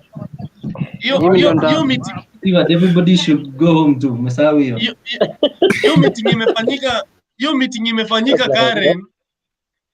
Yo meeting imefanyika Karen leo ni baba tu ameenda kukunywa Brookside maziwa. Na kiasi akunywe maziwa Nyayo hapo kidogo. Bana, the truth is this. Let's face it. First and foremost, historia BBI imeshaisha. Iko na too many hurdles, be it politically, be it legal, be it what. Kwani nani anaongelea story ya BBI sasa hivi huku nje? BBI is non-existent. BBI already ilishazimwa na corona. Sasa hii tuko na COVID, tuko na locust, tuko na issue ya Somalia, tuko na issue ya nini? Wakenya unafikiria unaweza kusikia story ya BBI sasa hii? Kuna more than 1.4 million Kenyan people wamepoteza kazi. Na before that tulikuwa na close to 4 million people wako unemployed. Sasa ukianza kuambia ati BBI itakuja kuwasaidia maisha yao change, mtu atakuuliza hii BBI itaweka ugali kwa meza kweli? Ama itapeleka mtoto wangu shule? Ama itaniwezesha kwenda hospitali? Ama itaweza kuwezesha that maisha yangu itachange? So story ya BBI, let's just forget about it. BBI isha collapse, iko kwa deathbed, tunaongoja tu kwenda kuzika. Unaona? Another thing is this, I have to agree with the lady that was here before. We have a problem in terms of our governance system. Tuna politicize kila kitu. Unaona? There are some things that we have to leave them for them to operate on their own. Like running the government. Politicize every department in the government. So definitely you're not going to receive service because everything is politicized. Because unajua, wacha parliament ifanye kazi yake, wacha executive ifanye kazi yake, wacha judiciary ifanye. Let them work together, but not one arm of the government acting like, okay, unajua nini, si sandi kusema kwa government. That is the biggest problem that ukiangalia the past period ya Uhuru, last time ya Uhuru, imekuwa na a lot of problems. Because he wants to be everywhere. He wants to be in the parliament, he wants to be in the judiciary, he wants to be in the executive. It has caused a total confusion in his own government. Because the thing is this, you have gone to the parliament, you have totally put in disarray the aspect of putting the government in check. So nobody is checking the government. So even if us, sisi kama wananchi tukicomplain, there's nothing that you can do. Because already some of these things, they have already been passed, they have already been put into law. You cannot change it. Ukiangalia kama story ya mafuta, we were complaining, but the thing had already happened like a year ago. It was just about implementation that was happening. And definitely we were feeling a pinch of it. Now we have a new thing that is coming up whereby watasema wanaongeza saa hii mafuta. There's nothing we're going to do. Because one thing is that the government has already gone. It is in charge of the police. So definitely anything wataambiwa na executive watafanya. That's why say unaona mavijana wanaogopa. Kijana anaona bana nitaingia street hivi nitapigwa rungu. The other day we saw a couple of people just marching in town. Kidogo gari ya polisi ishafika. They had to disperse.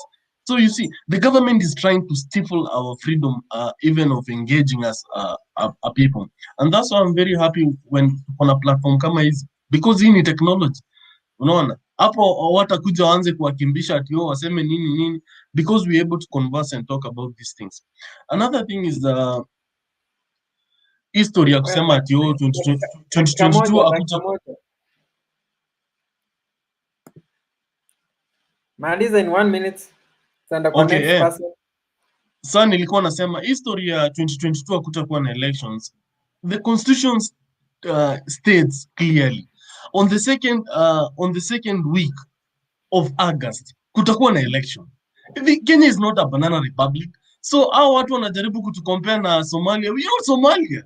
This is a very independent country that has grown democratically. Hapa si Somalia we are dealing with the Al-Shabaab on this other side we are unajua Farmajo anasema kuna Al-Shabaab hapa, so there is a state of emergency, so itabidi tumepostpone the election. Lakini we are not in any war. That is the only thing that can stop an election come 2022. We are not in any war. Si war peke yake, hata kama ni janga kama hili la corona inaweza. Janga la corona wapi? USA wamefanya elections. Wacha nimalize. COVID-19 ndio mbaya kuliko wacha nimalize bye.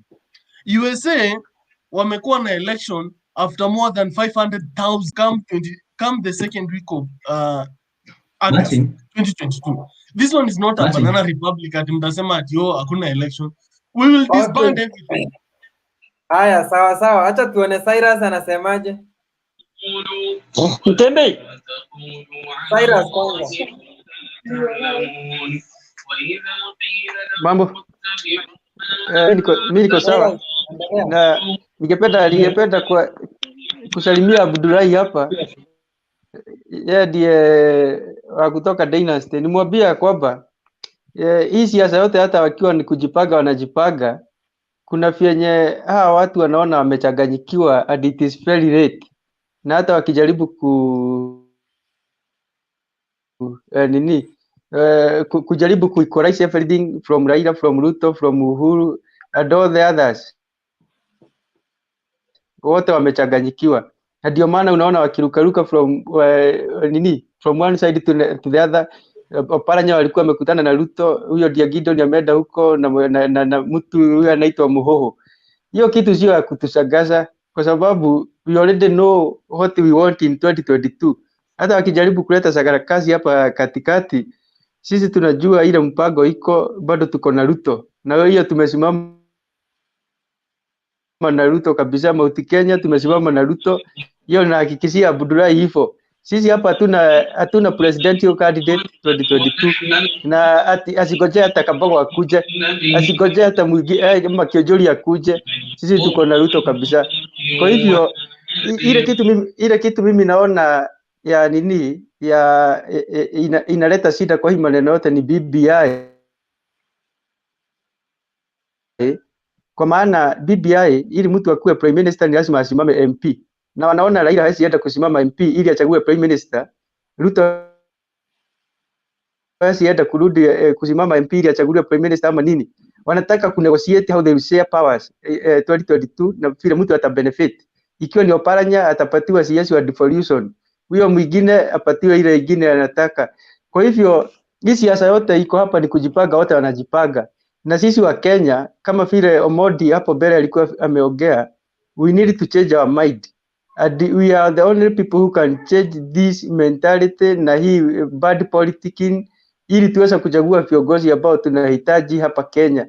All these leaders ambao wamekuwa wakituongoza, tulikuwa tunaona tuko na hope ndani yao.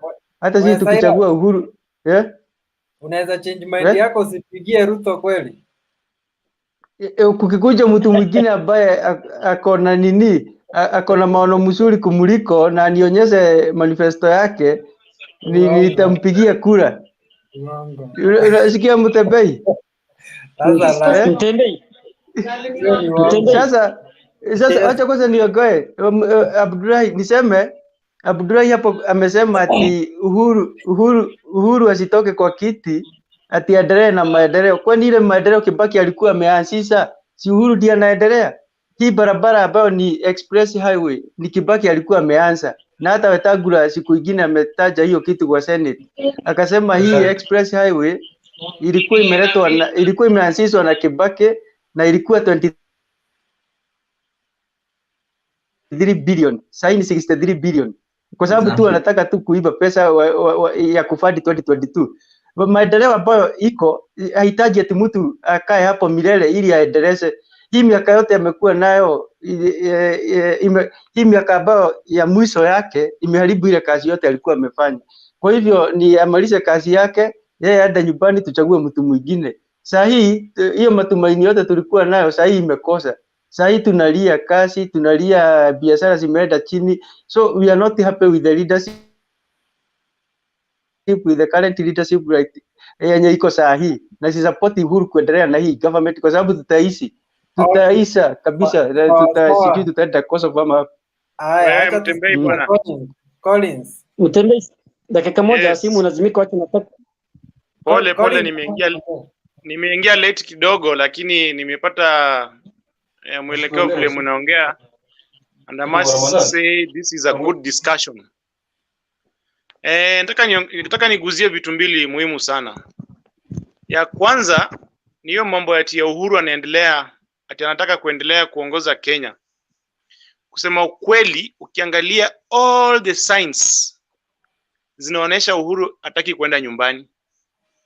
Kitu ya kwanza, jiulize mbona kama sasa hivi leo tunaongea, mbona Mount Kenya haina kiongozi mpya mwenye anafaa kutake over after him? Kwa nini wakati Kibaki alikuwa karibu kutoka, Uhuru alikuwa ameshaonekana yeye ndio ana take over after Kibaki? Kwa nini saizi kiongozi wote ambaye anainuka anafinywa? Waititu alitandikwa nyumbani. Kakuja hao wengine wanashikwa ovyo ovyo, makosa kidogo kidogo hapa na pale ndani. KRA na wakujia ati wajalipa tax juu miaka 50, wananyang'anywa mali zao. Wengine wanafriziwa accounts. Hiyo yote ni kuwafinya ndio wasiamuke juu. Yeye anataka abaki peke yake, yeye ndio kingpin wa Mount Kenya kwa sababu anataka kuendelea kuongoza Kenya. Sasa atatumia njia gani? Mpango yake ni moja. Katiba inaruhusu kupostpone elections. Na yeye anataka kutumia hiyo chance. Na the only reason anaweza postpone elections ni kama kuna vita. So atatumia kama kuna vita ama state of emergency, vitu kama hizo. So atatumia chance ya corona. Aseme kuna corona, postpone elections, lakini hiyo ni ngumu kwa sababu corona inaenda kuisha hivi duniani, kila mahali corona inaenda kuisha kwa sababu ya vaccination. So hiyo kidogo imemchenga. So number 2, hii mambo ya maritime between Kenya and Somalia. Huyu jamaa anaenda ku create war between Kenya and Somalia. Na atatumia hiyo dispute ya border. Tayari umesikia tumeambia Dadaab ifungwe. Hiyo ni fight back, Kenya inajaribu ku fight back Somalia. So huyu jamaa ata create war ndio aseme kuna war, we cannot go to elections. Hiyo ndio plan yake. Hiyo ikikuwa ngumu, he can create war internally between tribes. The man is desperate, he doesn't want to go. But fact of the matter ni kwamba time yake imekwisha. Hata aruke juu, aruke chini, aruke kando, lazima ataenda nyumbani.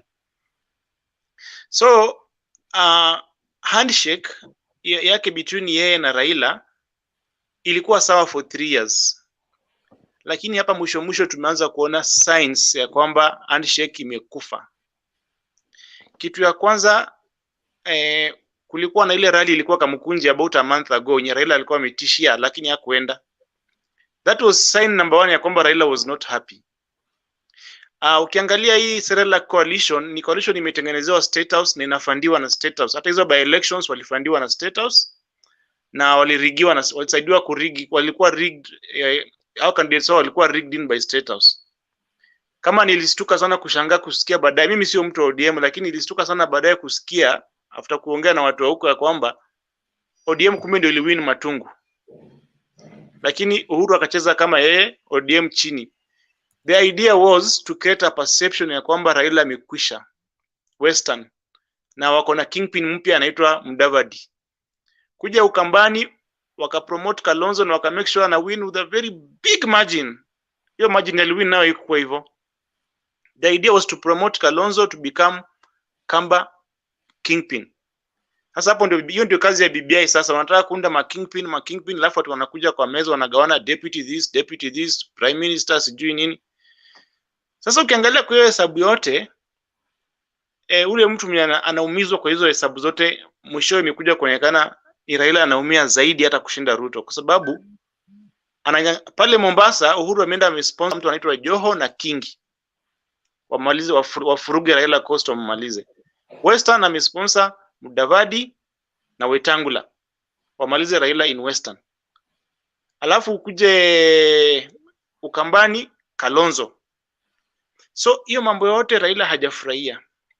Ndiye pia akasema hiyo ndio game unanichezea. Akaanza kuweka roadblocks kwa BBI. Hizi BBI roadblocks inapata saa hizi ni Raila ndio anaziweka, sio mtu mwingine. Mwenye anajaribu kuangusha BBI saa hizi ama mwenye anajaribu kutishia atazaangusha ni Raila. Ukumbuke Orengo aliongea Senate akasema Parliament iko na uwezo wa kufanya amendments. Na unajua kwa nini upande wa ODM wanataka amendments? Kumaanisha kuna vitu ambazo ziko kwa BBI ambayo haijawafurahisha na wangependa irekebishwe, lakini upande wa Uhuru hawataki amendments.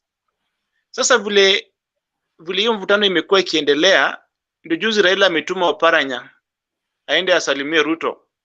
Hiyo ilikuwa tu kusend a message to Uhuru ya kwamba I can work with Ruto, na hii mambo ya talk na Ruto it can become serious. Hiyo ndio imetufanya Uhuru amepanic, amepigia kina Mudavadi simu amwambie mambo ya kuongea mbaya about Raila muache. Ndio unaona juzi Mudavadi amekuja kwa TV anasema ati I'm ready to work with Raila.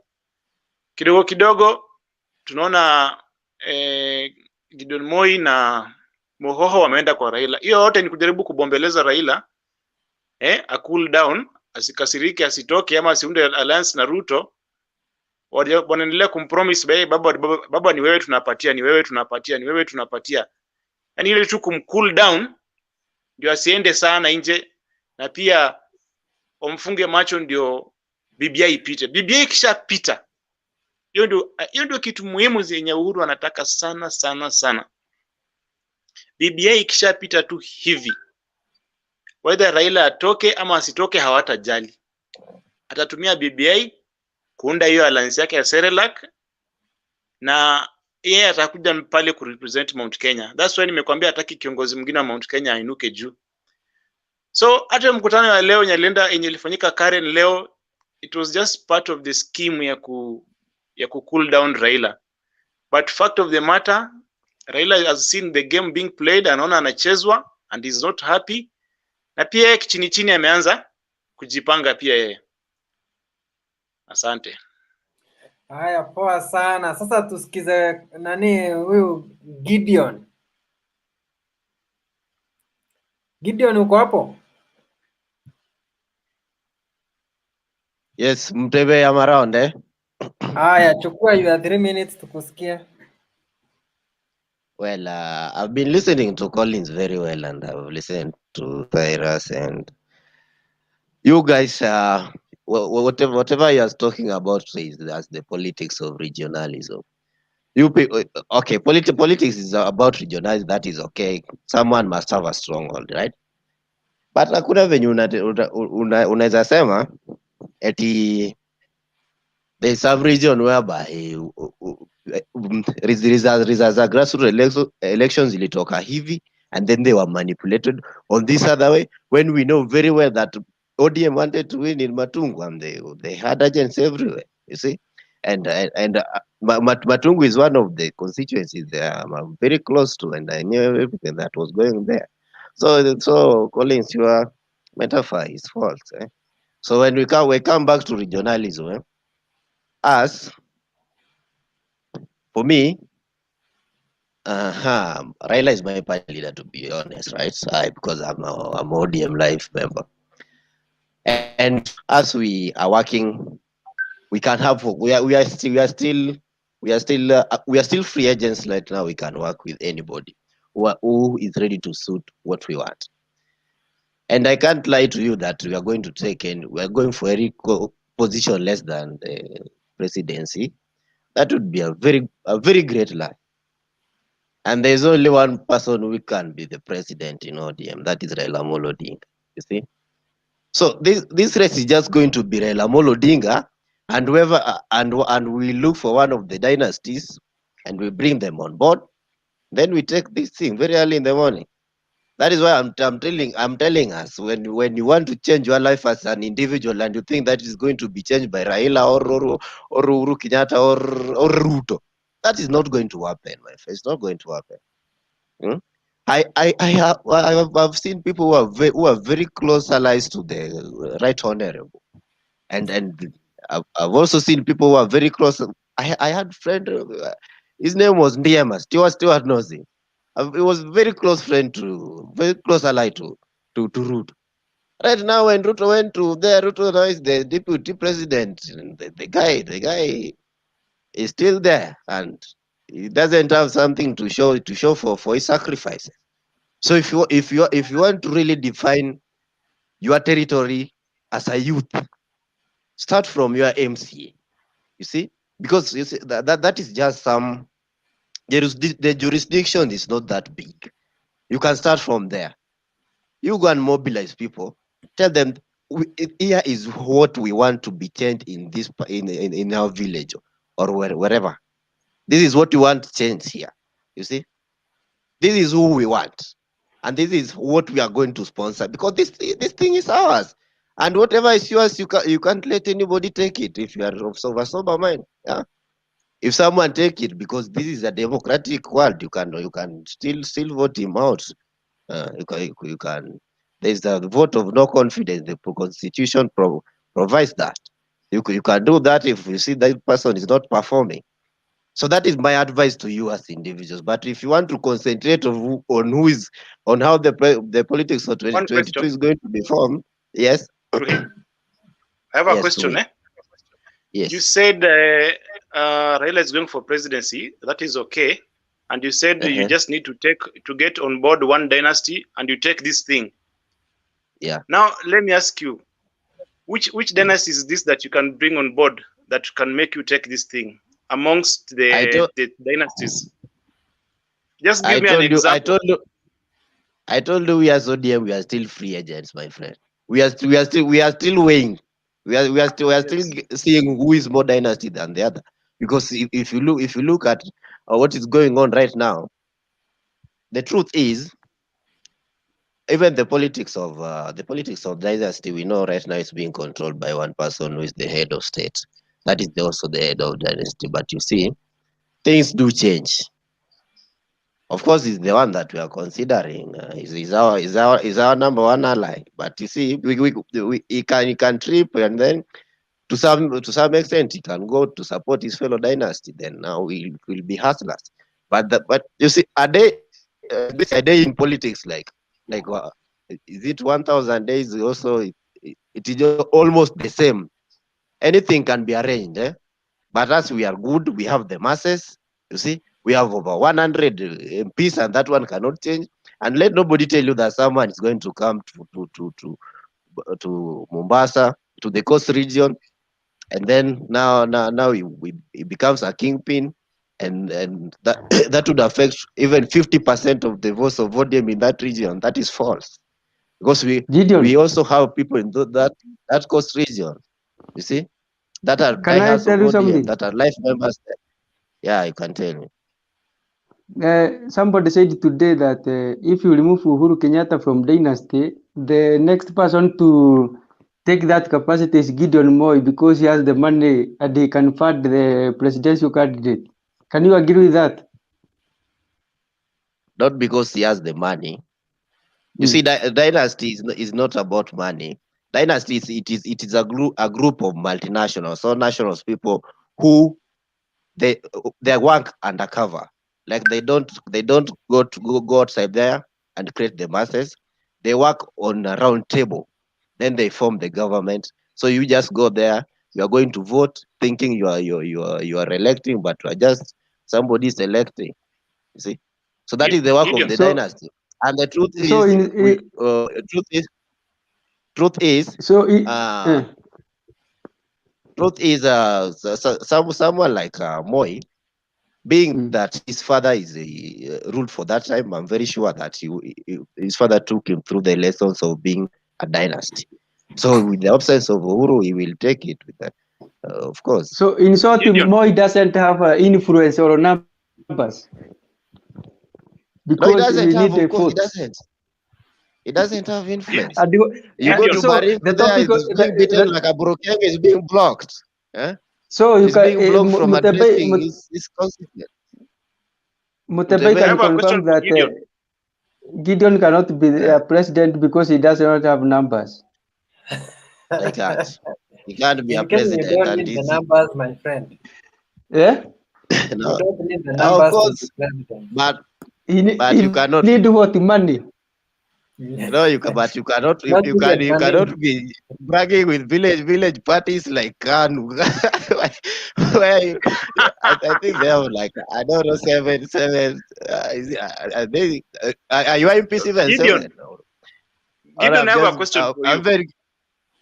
I have a question for you, Yeah. Gideon.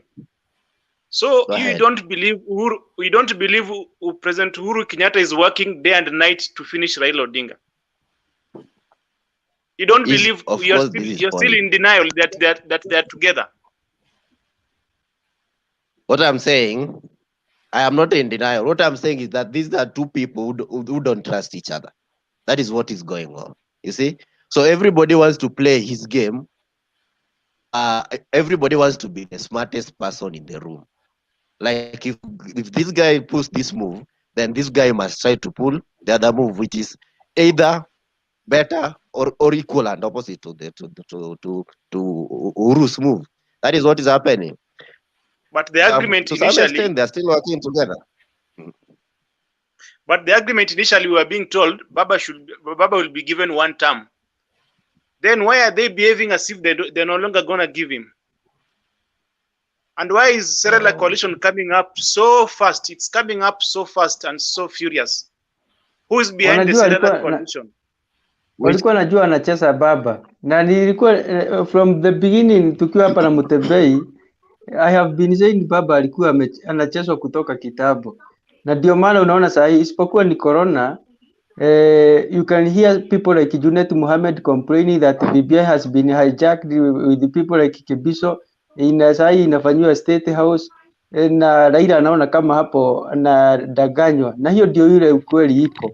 So at the end of the day, na ndio maana alimtumia pale kwa county assemblies, akapitisha kwake, kulikuwa zinaenda through dakika moja zinaenda zikipita, but the end of the day wamdump, na kwa maana hataki tu kumdump hivyo, anataka kumsuru. Okay, let's now talk from a patriotic mind. Let's talk from a free mind, right? Let's say when we want the politics of 2022 to be interesting, who do you want to be in the ballot? It should be who should be in the ballot versus who?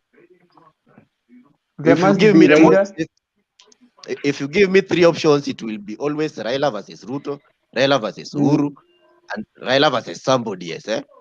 So right now, Raila is the center of all these cards because he's the number 1 potential candidate. Like everybody knows that if he's one person who plays his cards right, then he's always going to win. So you don't want to be part of the losing team. You see, that is why kuna huyu anajaribu kumchenga hivi ndio aone ati well there's something that this guy knows that I don't know. So what do? You bring your people on board. Bring people like Ore. People on board, they advise you. When after Lakini they tell you that Gideon, ukiangalia saa hii Uhuru ametumia divided rule method. Raila ameachwa peke yake, Kalonzo ako kivyake, Mudavadi ako kivyake, hao wengine wako kivyake, Rau ameachwa peke yake. Wewe huoni hivyo? They still strategizing. We are going back to the drawing board. We will come back stronger. That is. Yes. You might come back. Maliza 1 minute. You might come back stronger. You might come back stronger. Yes, but for now, what we are saying is that Raila has been cornered badly. Uhuru has put Raila in a corner, and it seems the only escape route that Raila has is either to do what Uhuru wants or to work with Ruto. Because look at Western Province, for example. Look at Western Province. Raila worked with Wetangula and Mudavadi in Western, and that's how they managed to get 60-something%. But right now, without Mudavadi, without Wetangula, Raila has been seriously dented in Western. and his support right now, I don't know it stands at what percentage in Western, but I know it's so much dented. Maybe it's even done. Those are fake But data. Those are fake data. let's go to Ukambani. Ukambani, the running mate of Raila Odinga was from Ukambani, Kalonzo Musyoka. With his 2 million votes, he has just gone like that. So we are talking to a Raila who has been weakened so badly, and I don't see him. You see, Collins. You see, Collins. Yes. When we are still talking about Raila, while mentioning these other people, it means that these other people are the ones who need Raila. It's not the other way around, my friend. So point far, was since the 2017. Okay, he has been cornered. That one I know, but it is not to the extent that you people want to bring it, right? It's not like he's been in a corner that he doesn't have another option. I'm telling you, when it comes to playing cards, yes, well, but Oro is good at playing cards, yes. That is why we need him in our camp. That is the only reason why we need him in our camp. Okay? Like if we can find someone who is smart at doing that, then that is okay. We can go with him. If Gideon Moi is good at that, we can move with Gideon. Yeah, because we have Gideon. Yes. Very But soon don't think that we are going to lose. No, Mombasa, we are not going to lose. I've lived in Coast for the last 7 years. I know how the politics of that place work. We can't lose. They are coming up with their own party. They are coming up with their own party. The other time they tried to bring Wiper there. It collapsed. It collapsed. Sarai felt terrible. That is how. Ngoja tusikize Nyaboro. Nyaboro.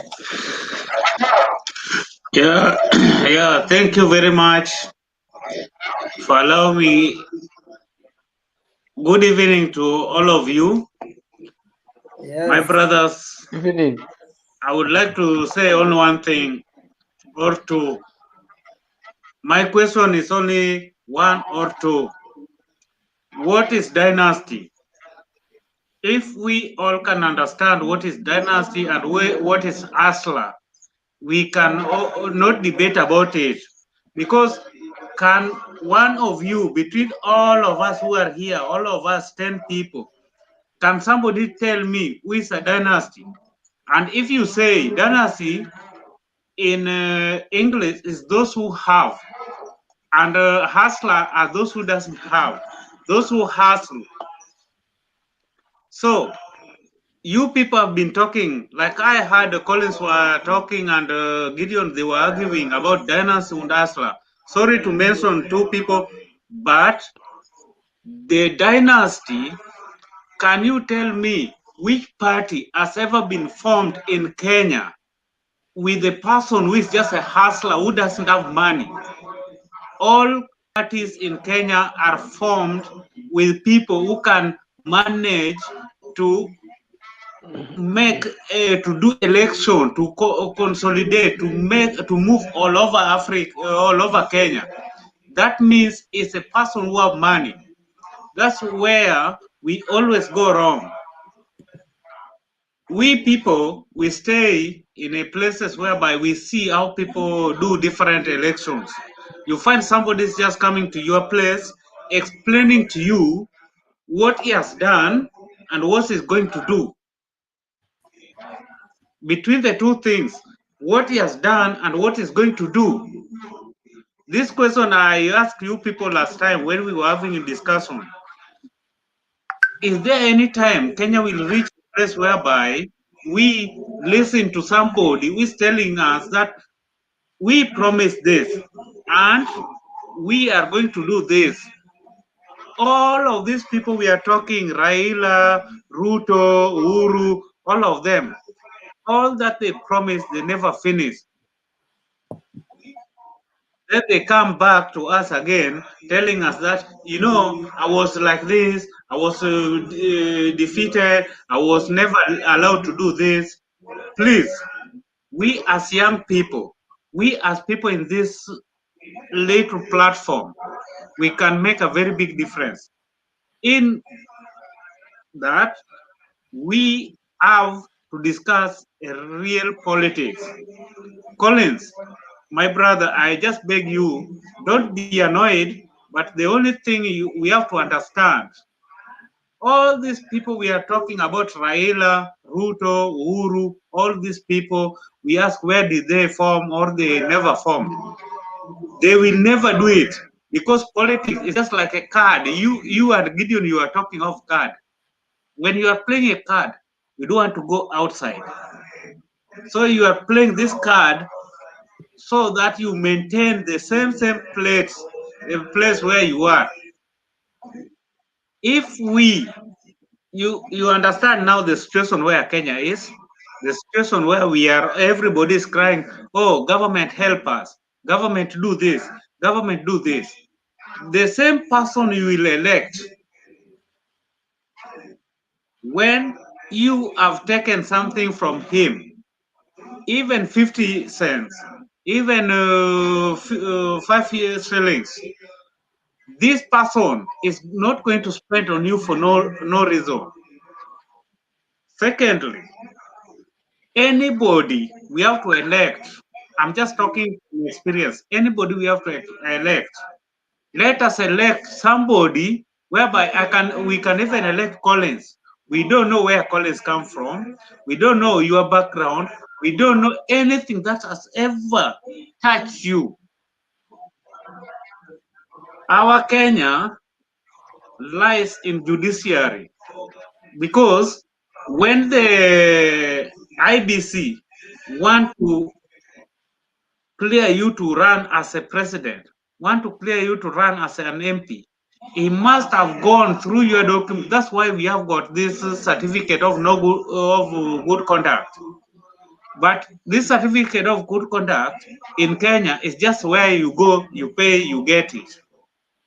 The very day Kenya will get this certificate of good conduct, like outside the countries, like other Europe countries, other USA countries, where the government has to give you that letter of good conduct after they have studied all your essays, all the things you have.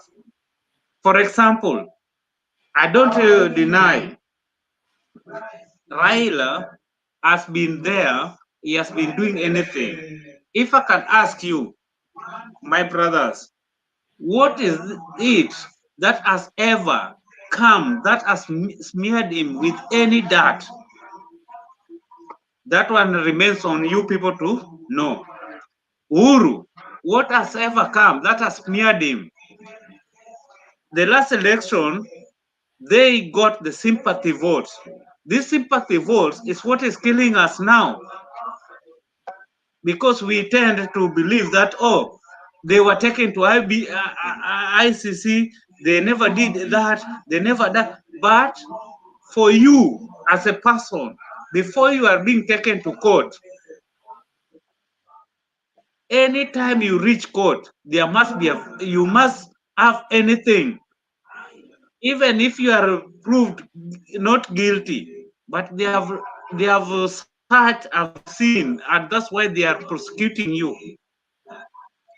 If Kenya one day, Mtembei or Gideon or anybody has never gone to court, when you go to court, let you come out with that court issue, that saying, okay, now I'm clean, I never even killed somebody, I never even do anything. But we are discussing in this platform, but somebody somewhere who has done that mistake is still enjoying, and at the back of his mind, he knows that judiciary is under his palm. Anybody who is coming there, he knows that I can squeeze Kenya like this. Collins, you answer, you asked a very valid question. That why is it that Mount Kenya has never bring anybody to contest or to bring anybody as a kingpin? You know, they are not stupid. They are also very clever. They know where politics is a dirty game. They know where they are touching, and they know why they hide their clothes. if you've hidden your clothes, you don't want to remove, you You're don't breaking want to so much. prove it. We can't hear you. Yeah.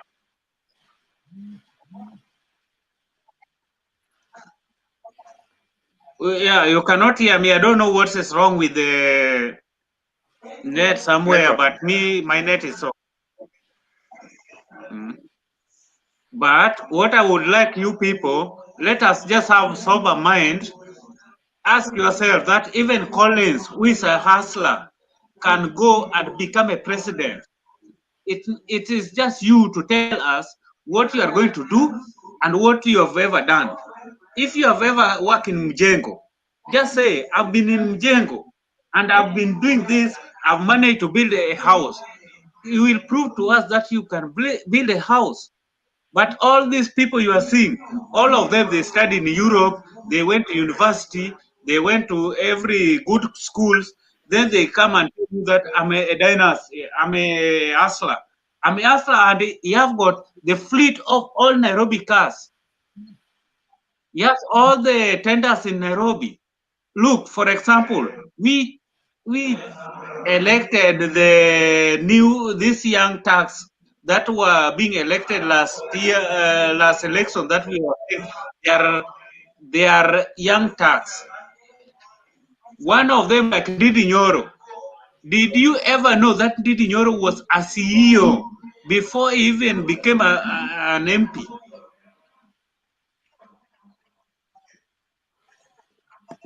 Me, I rest my case, but please let us sit down and have a sober mind and look. Don't look at dynasty and hustler. Look somebody who is capable of doing something. Thank you. Okay. Sawa sawa Nyaboro. Ham. Hello Mtembe. Naweza contribute? Nani ananiita? Ni Am. Yes, wewe ndiye nataka uongee. Okay. Now, I would want also to say good evening to every one of you. But before we talk too much to politics, it is very essential we understand a common goal that politics is in Kenya, it's a sickening element. And two, politics is in Kenya, they no longer have accountability, no responsibility, no social democratic of expression. Having said that, one, we do not need first to talk about politics in Kenya. We need to talk about the system working for the Kenyans. Leave alone this so-called Uhuru, Raila, Ruto. We don't need those people. We need accountability of a leader, a person who can stand and say, look, you are a corrupt leader, step out, like Kibaki what he did.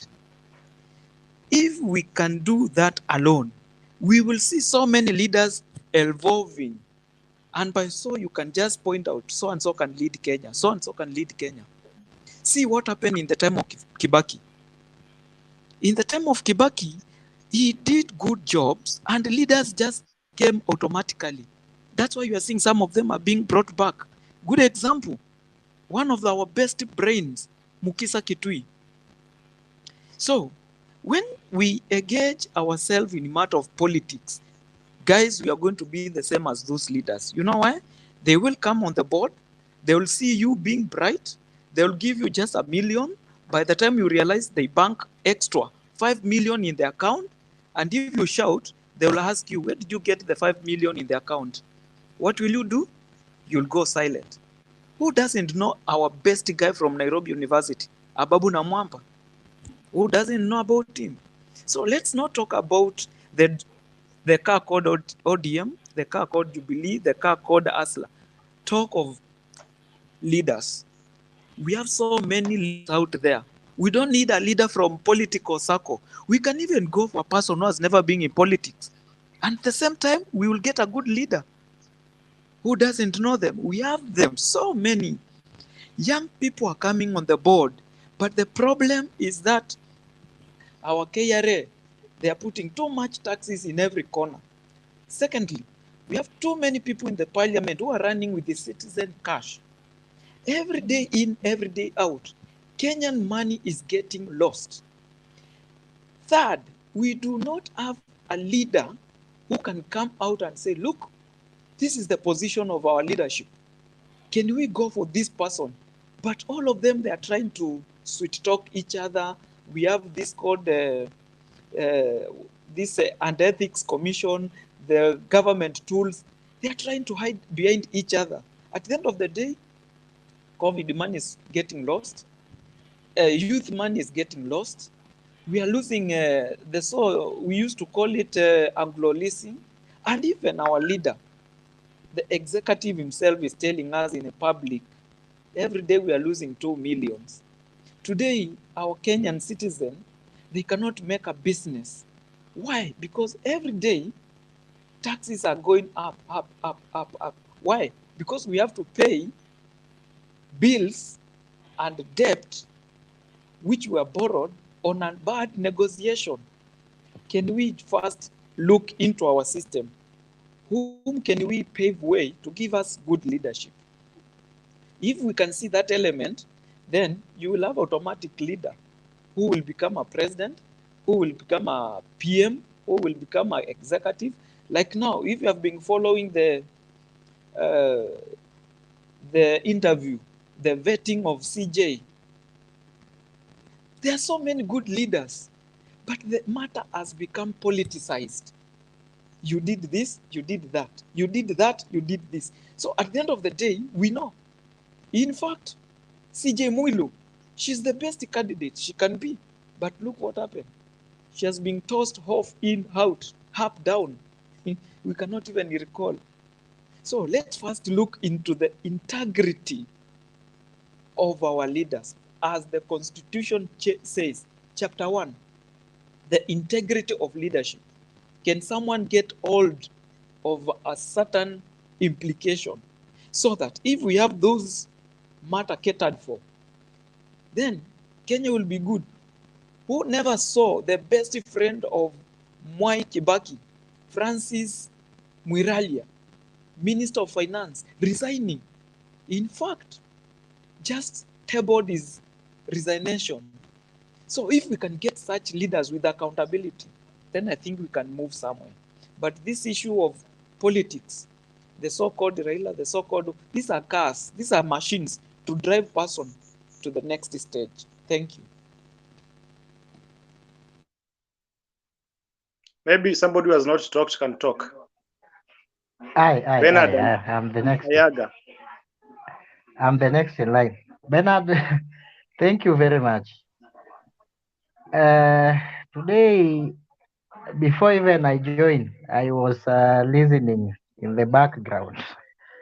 Collins, my brother, you said Raila is finished and is being cornered politically. And you are here lamenting about 10 minutes of yours talking about somebody who's finished or somebody who has been cornered politically. Why can't you talk about Wakoli before? Why can't you talk about Martha Karua? Why can't you talk about Olekiapi? Oh, those were Luyu, sijui Luyu Kahu. Those people were presidential candidates. You can't come here telling us perspectively, Raila is finished. Western Kenya, let me tell you, the man in the Western Kenya who has managed Western Kenyan politics in the region of Western Kenya is one Moses Wetangula. If you are talking about Mudavadi, whose governor is ODM, whose senator is ODM, around 2-3 MPs in Vihiga is ODM. Tell me Bungoma. Bungoma, Weta amefanya kazi. Majority of MPs there ni Ford Kenya. Governors ni Ford Kenya. And even Lusaka tried it and you get what he was looking for.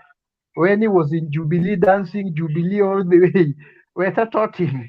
So you can't tell me somebody who has not even managed Bungoma Western, will Vihiga County, will manage. Musalia Mudavadi has never won a governor in Vihiga, in Busia. In fact, in all Western region, Collins, for your information, Musalia Mudavadi has never won a governor. You are telling us those people, as they go to form another thing called Okoa Kenya, they want to blame. He has never. In 2013, Akaranga was not in ANC. Akaranga was not from Akaranga was not from ANC. For your information, yes. If you go to Busia, is all ODM. If you go to Vihiga, he has never won a governor. He only got one in Lamu, Issa Timami, which he got by Jove. So let us not sit here. I'm even watching Akina Murkomen here talking about Raila meetings, who, and you are telling that person is cornered. My friend Raila is an Ingba of politics. I know I'm not in ODM, but I know even me, if I was to advise Gideon Moi, whom I support as a Luo, for your information, I cannot tell Gideon to go and group with somebody who can not won a governor in his own backyard. The whole six counties in Western region. Never. That you are playing with fire. Kalonzo has no governor. In Ukabani, you are talking about Kalonzo was our deputy. He has no governor. Which one? Matua is from Chap Chap. Gilu is Nak. Makweni is Muungano Party. He only had 2 senators. The one who died was not from Wiper until the system and whatever push this lady so that he can have a 3 senator. Which perspective are you talking about? Huwezi niambia sahi unaongelelea mtu. Kalonzo was in politics before Raila joined politics. Kalonzo is more senior in politics. Mudavadi joined politics in 1989, for your information. More senior after the death of his father. He's not a junior in politics. He's not likes of Ruto. Yeah, he's not a junior. Don't discuss Musalia Mudavadi, Kalonzo Musyoka as if you are discussing Kimani Chungwas of this world and Ndidi Nyoro. Those are old people. In fact, they are more senior in politics than even Raila itself. The year they joined parliament, Raila was still in prison. They were waiting for Raila to come from the prison wawapange hapa. Relax. Kama hujui siasa kaka. Then I heard you talking about Uhuru want to cause war with Somalia. My friend, we cannot entertain. Any reasonable Kenya cannot entertain what Somali is doing. Somali depend on Kenya more than we depend on them. That is number 1. Number 2, the way they are growing that boundary. The problem, the reason why you are not talking like that, go and check the maritime boundaries. Look for the boundary from Tanzania. We will not. And I can assure you that even if I was the president today, Uhuru is just a cool man. He was born in State House. The kind of growing they are making, they are trying to make Kenya a landlocked country. We cannot. My friend, of our dead body, even if that means carrying again and having election in 2026, so be it. We cannot accept. No negotiation. They are the people who took that issue to court. Kenya has withdrawn. We have their refugees here. We are feeding our refugees. Their refugees, we are feeding here. You are telling us Uhuru is making war. Even if that can push election to 2026, ama 2030, so be it. Fact be said. Yeah, I finished. Unless somebody has a question. Yes, I have a question. I have a question. I will Wacha nikuulize swali moja.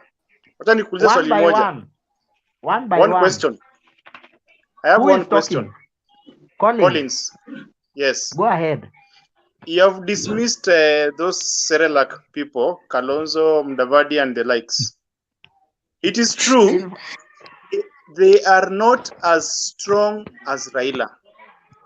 But them going away, you cannot tell me they've gone empty-handed. Even if they just leave with only 2 million votes, or even 3, that one affects the final outcome. So, You cannot dismiss it. And you should ask yourself one question. Who is behind them? In fact, them themselves, they're not even a big threat. The threat is who is behind them. It is the government of Kenya, the deep state. That is where the worry comes in. It's not about themselves. It is who is playing the chess, who's the master, who's the puppeteer. It is Uhuru Kenyatta and the deep state. So that was my point. I didn't say that those guys are so strong. No. I know they're not strong. My The point questions was should be somebody brief. is playing Ask me a cards. question, my friend. You are making a statement. Ask me a question. I have asked you, even if they're not strong, don't you think if they leave, they will leave with votes? Okay. These people have run as a president before. It is not the first time that they want to run as a president, except Moses Wetangula and Gideon Moi, which I support. Musalia Mudavadi ran in 2013 under a coalition called the Money Coalition. Raila beat him. Even an MCA in Malulu, in Mululu, was ODM. My friend Bernard will confirm to you that he's from Vihiga County. Akaranga swept almost everything, and Akaranga was allied to Raila by that time. Raila knows how to create people. If you left, you will create another one. Balala left from Mombasa, we created Joho, for your information. Yes. If Joho left, there is a man called Suleiman Sabal. He's a card in waiting. He can be to deal with Joho. After Joho, 2 terms as a governor, he will be relevant. Joho is not a native Mijikenda. So he's a soft hair Mswahili. If he left that, minus the diaspora, he will be irrelevant like nobody else. Kingi Mungaro can deal with him if Raila back Mungaro. Let me tell you, if that is your worry, Kingi Mungaro, that's why even he abandoned the issues of creating party, because he realized Raila is a there was a man there called Muhisa, the one who died. There was a guy who died who used to come from Kilifi. I can't just remember the name. When he brings jokes with Raila and Karisa Maitha. When he brings jokes with Raila, Raila create Kingi. Kingi knows that. The politics that can disturb Raila a little bit is Kwale, where the Vuria Salim is coming from. The boy Juma Boy is there to man him, and Zipapa, you know him. Makwere, Ali Chirao Makwere is there to deal with him. In Western, don't worry.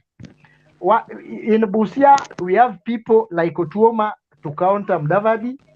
In Kakamega, Oparanya is there and is going nowhere.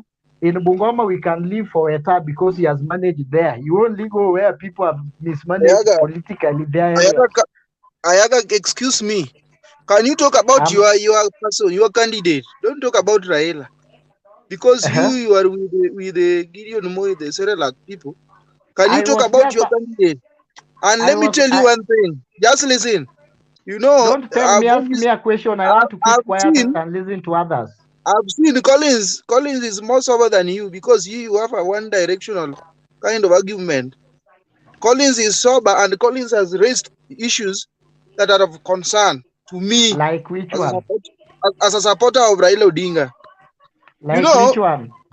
Let me just tell you, Raila Odinga right now is not as strong as you may think in terms of age-wise. Because let me tell you, Raila is aging, and he has been in the politics all this time round, and he's aging. Come 2022, Charles, I think. Let me just finish. Come 2022, Raila will be older than the way he was. Huh? I only need one question. My time is almost running up. Oh, it's still your time. It's okay. I'll come after you. Cyrus, what was your question? In today's paper walikuwa wamesema Kalonzo, Wetangula, Mudavadi na hao wengine ni watu ambao hajielei kwa siasa, ndio maana wanasuguswa hivi. What is your take? Which is very true. which is very true. Which is very So true. it is true, eh? Yeah, it is Okay. true. And I can confirm to you, because these people have been in politics. They are more senior. I told you Kalonzo Musyoka joined parliament in early 80s. Musalia Mudavadi joined politics in late 80s. Leave alone Wetangula and Gideon. So these two people, compared to Raila is younger, politically experienced, even in terms of in parliament. They have been parliament. Look at the number of ministries they have held. Can you compare them with Raila? So who should tell who what to do? Nobody, Bwana. That is a lie. Raila said should not worry you, Charles. Age is a number. We have a president in US who is almost 90 years. For your information. The other day he fall even when climbing Air Force One. We don't have a problem. UK is run by a queen who is also almost 100 years. You know, in those countries, Angela Michel, don't relax. Angela Michel in Germany, where my friend Clinton is, has been around for some times. So, by Ayanga, you are getting everything wrong. Maybe Ayanga, Charles you are getting can also everything come in. wrong. Let's also listen to Yeah, Charles. Charles talk. Thank you very much. Excuse me, Before I give my members. Excuse me. So nimesikia argument, lakini haifai mtu mmoja aongee dakika 10 ama 15. Kwa hivyo Ayaga, umemaliza dakika zako. It's either utulie ama nikuzimie mic. Naomba tumsikize Ham. Una dakika 3 ya kusema kitu. Okay, I want to correct Ayanga. Ayanga, please, when you talk of some super nation countries, don't compare with Kenya. Reason, Kenya system is fallen. Germany is a upstandard country that is giving you BioNTech and the injection medicine. When you talk of US, systems are working for US, not the president working. When you talk of any other system of the super nations, their system are well organized to point that even before you give a birth to a kid, it's already paid. The account is open for that kid to get money. Kenya, we are only just 52 million. If you look on US, we are talking of 300 million, but each kid is getting money into account. Why? Because the system is organized. So it's not about the hedge or what. That's why I said initially in my talk, look into the system. How is the system organized? So somewhere to understand how the world is governed. If you do not understand, the world countries are following the United Nations, which is the world government. So we draw all organizations of parliamentary systems from the World Organization, World United. So don't compare Kenya. Kenya, our system is way down. We cannot. So let's have a bit of, let's not compare. Let's be on our stand. If it is Kenya, it's Kenya. If it's Uganda, it's Uganda. Let's organize our house. Let's organize our system. Thank you. 1 minute, Clinton. Okay, Clinton, thank you, Ham. Clinton, uko na nini? Uko na swali ama uko na point? Nina swali. Uliza. Nina swali. Yeah. Ham. I know Kenya is a third country. I know Kenya is a third country and I know it very well. But when you are in a race, you cannot compare yourself. You cannot compare horse with a tortoise. You must compare horse with something that we cannot say as Kenya, we talk as Kenya. We must give example of those world. Why are those world being run with old people, while in Kenya, we are getting worried about Raila's age? Yes. And number two, Thank you. in case Thank you. Thank you. Meratuna ball kanye. Thank you. I'm getting your point, Ayanga. And let me be honest with you. When you are talking of the race, a political class is different on the example you are giving us. By the way, when I talk to you, have been a politician just within Nairobi somewhere. But I don't want you to go to that point. Kenyan political class, it's a total mess, my friend. Don't go to that, comparing with another nation or countries. Talk of Kenya and look into it first. The system of leadership. Our leadership, are they organized? If they are, then I will agree with you. But if we can lose 2 million in a day, yet no one can be convicted, and we have leaders, don't compare. Let it be integrity of leadership. Thank you.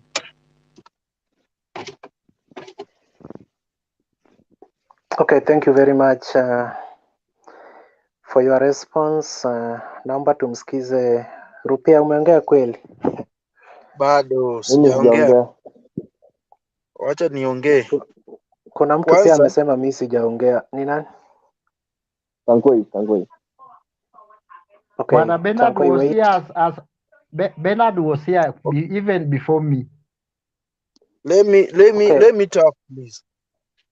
Okay, thank you very much. Charles, talk for 3 minutes, then Bernard and Tankoi in that order. I won't even take 3 minutes. Thank you very much. First of all, my attention was drawn to what Collins was trying to explain. And I can tell you that Collins is seeing something that most of us are not seeing. And what he was talking about is the truth. There is some play or something that the president, Uhuru Kenyatta, is doing with the top politicians, I can say, especially Raila Amolo Odinga. He's trying to play these guys day in, day out. Because he started with a handshake. And under handshake, there are some things that they agreed upon with the people's president, Raila Amolo Odinga. And seemingly, the president is still looking for other ways that he can go through, because seemingly he is not the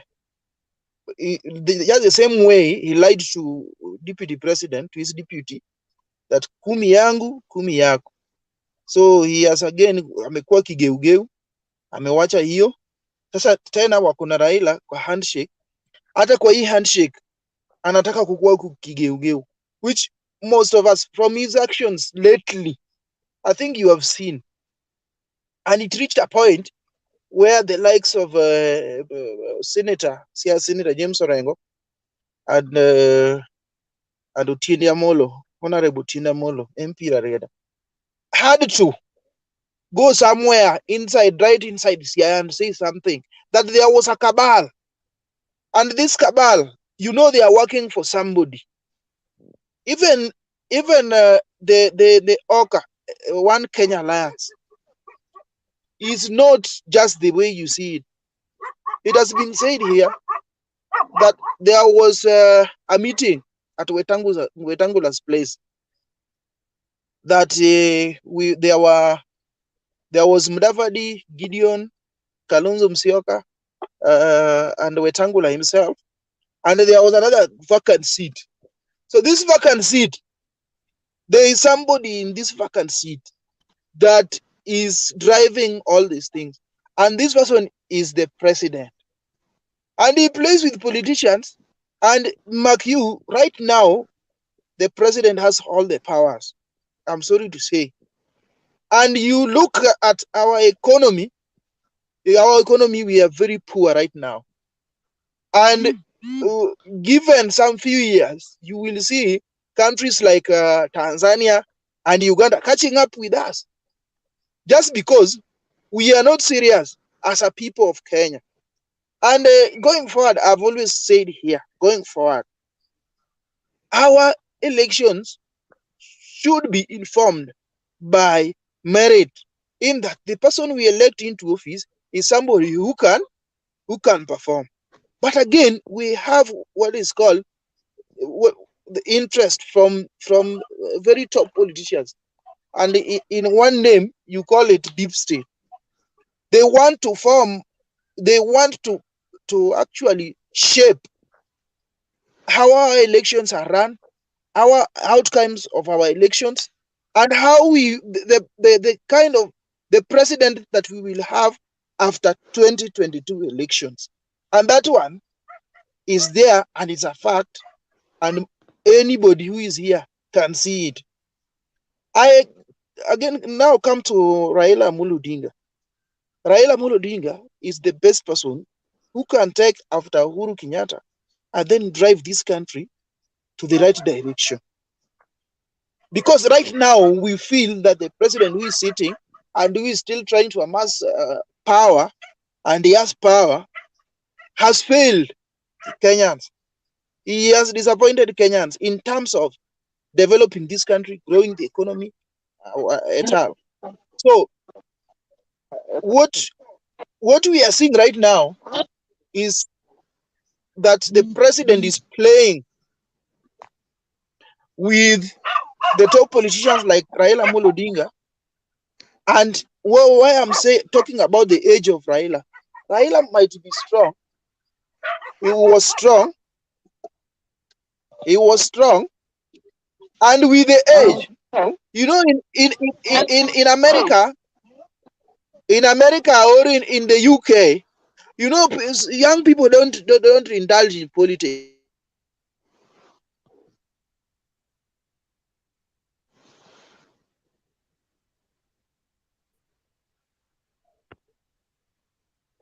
Okay, thank you. Thank you very much, Charles Rupia. Next person online is Bernard. Then to something to has left. So Bernard. Thank you. Good evening, everyone. I'm happy what I'm hearing and following. Let me put in my little response on various issues that have been raised.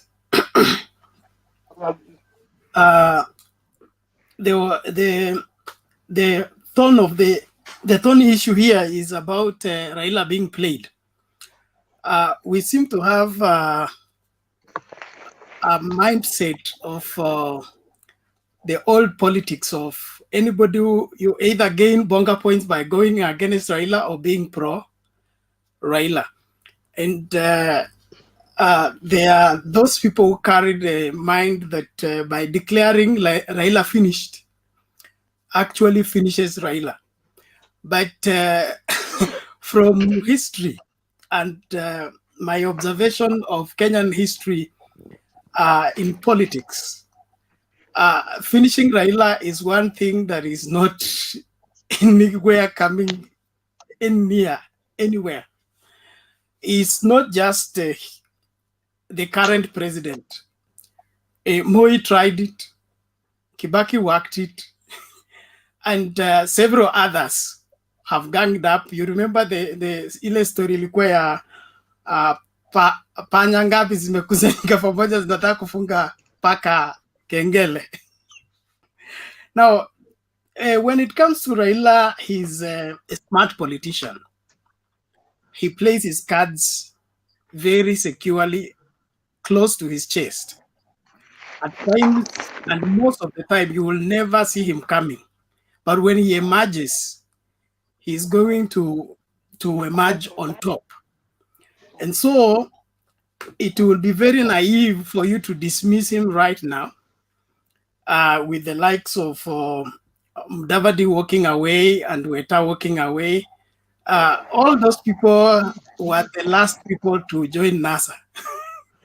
Before that is 2017, Raila was the last person, but when he entered, he took over the leadership, meaning that they are like this man, Professor Manyoro says, the political oxygen for these guys is Raila Odinga.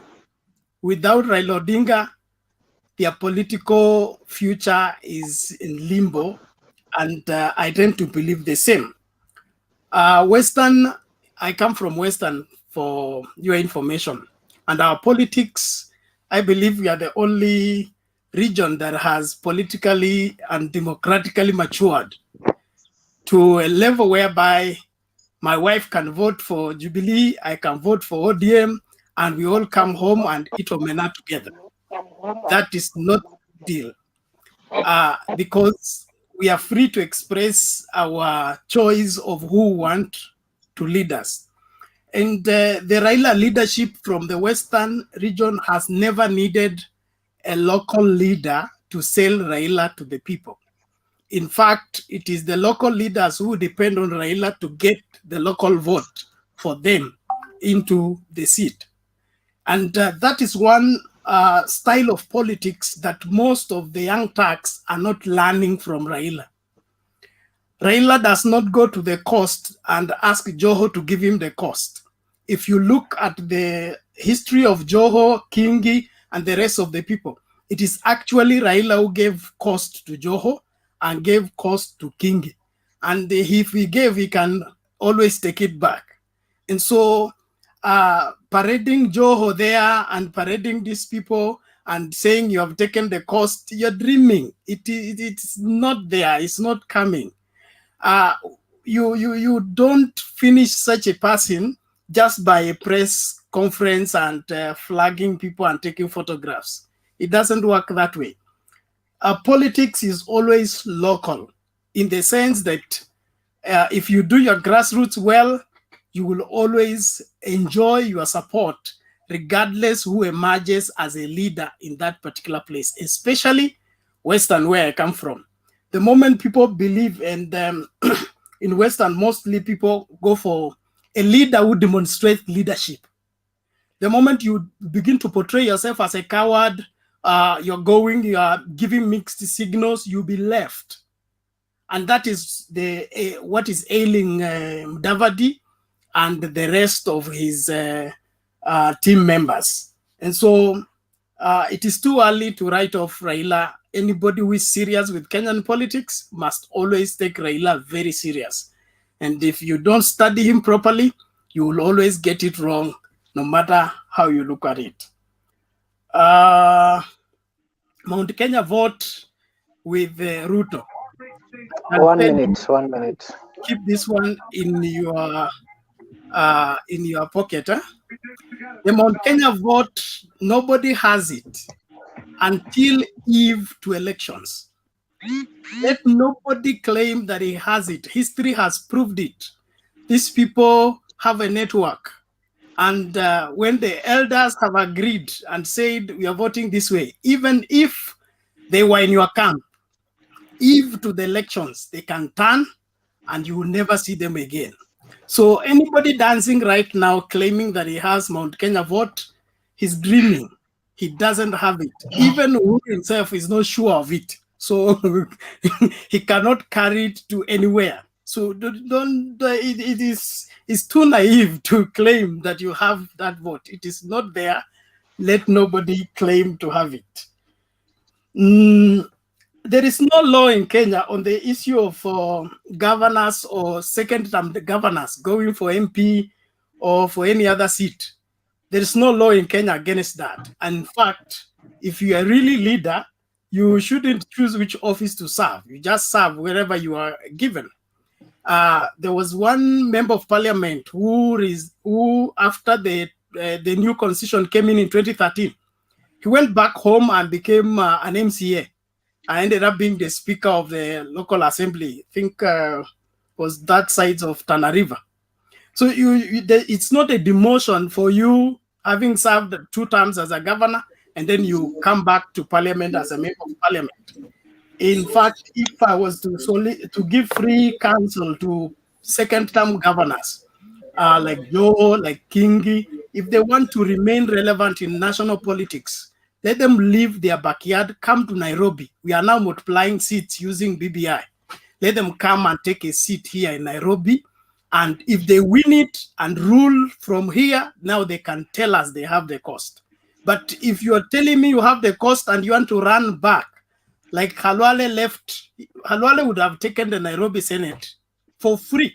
But he ran back to go to the village trying to unseat somebody who cannot be unseated. And now he's lost. It is important that you grow in politics, and you don't grow in politics by going for the easy way.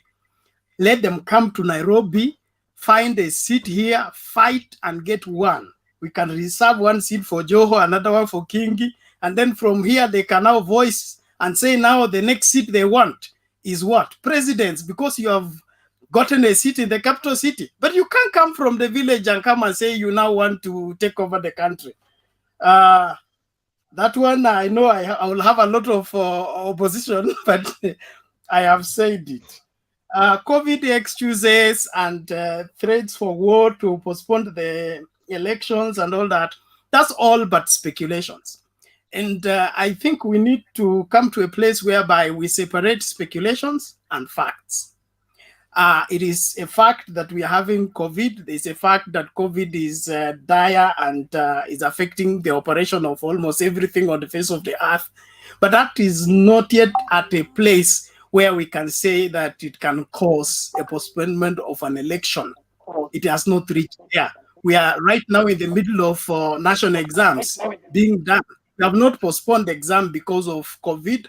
And from the Minister of Education, he says the schools will open on schedule, 10th of May. So that means we are not badly off to the place where we begin to claim that COVID can be used as an excuse to postpone an election. I think that is too low, and we shouldn't buy into that. Uhuru trying to finish Raila, he can't. Let him just do something else, because trying to cut somebody to size by parading people in State House and taking photos, it doesn't work that way. Raila is in the heart of Kenyans, and there are Kenyans who have supported Raila from time immemorial. You cannot just come and tell them that Raila is bad and then they turn around and say he's bad. They wouldn't agree with you. And so I think that settles that, except you have a question for me. Okay, thank you, Bernard. If there is no question, then let's hear from Tankoi. Okay, thank you very much. My name's Tankoi Adam. I want to comment on the picture or the photo that was circulating on the social media where Raila met Joe and Gideon Moi. I want to say this. Uhuru is not even interested in supporting Raila. Raila is being used there. You'll one day tell me that true, Raila is being used there. Uhuru is planning is using all means to make sure that Gideon ascend to power. And all means mean he has to divide all these other politicians. You can see Raila so far is standing alone. Look at Joe, the coast people wanted to come up with a new party. The Western region have gone the other direction. So you see Raila is only alone now. And the only way those guys, Raila can go closer to power is by uniting with Ruto, with Deputy President Ruto. So the issue of BBI was not even, according to Uhuru, BBI is not to improve all those things that they are talking about. It is to make sure that Gideon inherit the seat that the father gave Uhuru. So to me, when I see these other politicians fighting each and every day, saying that Uhuru may be supporting this other coalition that began the other day, it is a lie.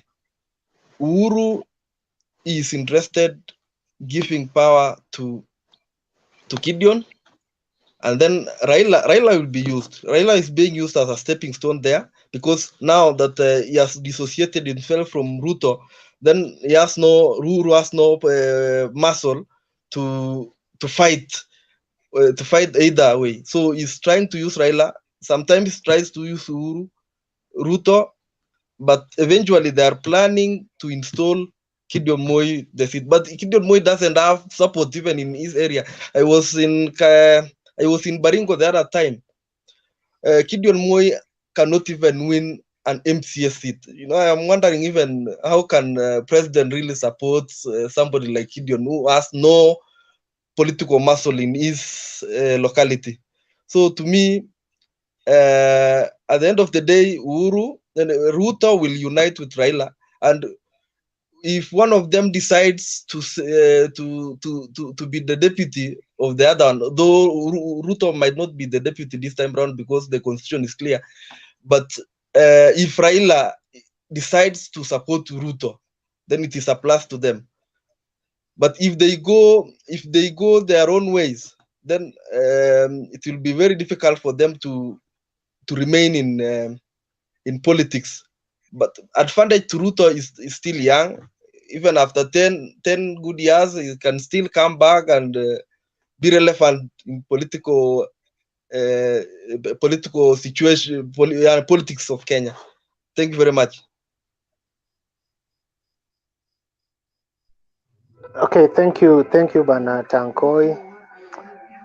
Kama kuna mtu akona swali kwa Tankoi. Ayaga, do you have a question or you have a point? I just have a point of may I know. Is it a question or a point of may I know? Classify your point, whether it's a question. A point of may I know is a question, because I want to know something okay, from then him. put your question in 15 seconds. Tankoi, I've heard you lamenting that Gideon has no support. Gideon has not even run for president. Which measurement or which caliber, which measurement are you using to rate this man? By the way, which measurement? He has never run. He won in Baringo where he ran for Senate. He has won twice. So I don't think he has not run for governor and failed. Yeah. If the day he will run for president, we will rate him from there. I cannot rate Wetangula. He has never run for president. I cannot rate William Ruto for now. He has never run for president. I can categorically rate Kalonzo Musyoka, Musalia Mudavadi, because I know these people have run and they could not even got more than 16 MPs in their own backyard. I also have to answer. Admin. Tankoi. I have seen Tankoi is not there. Tankoi has gone. I can try to answer that one. Yego has not spoken. Yego, say something to Ayaga. Okay. In 1 minute, please, Yego. Yeah, thank you. So I want to thank you, comrades, for maintaining the conversation. I've been out for some time, but now I'm back. Ayaga, my great friend, may I greet you in the highest name. How are you? Thank you very much. Now, I am on the point of support to Tankoi that Gideon really, he doesn't have a ground. When you ask that how do we reach this actually? Now, by telling us that Gideon won the senatorial seat, that one is very wrong, because Gideon never ran with any. He did not vie with anybody. That Chelugui was there with him, but then Chelugui was convinced by the A point of objection, Diego. Gideon Moi is the Rupia, senator for Baringo, and he wait. won the elections I of am 2017. That is why he's senator. Can I you am withdraw coming your there. statement? That is being disrespectful. Rupia, I am coming there. Relax. Yeah, I'm telling you, in 2017, Gideon was going for the senatorial seat together with Chelugui.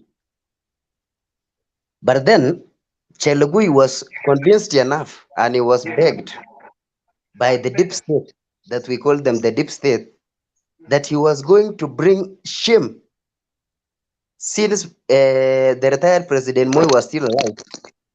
Na Those facts.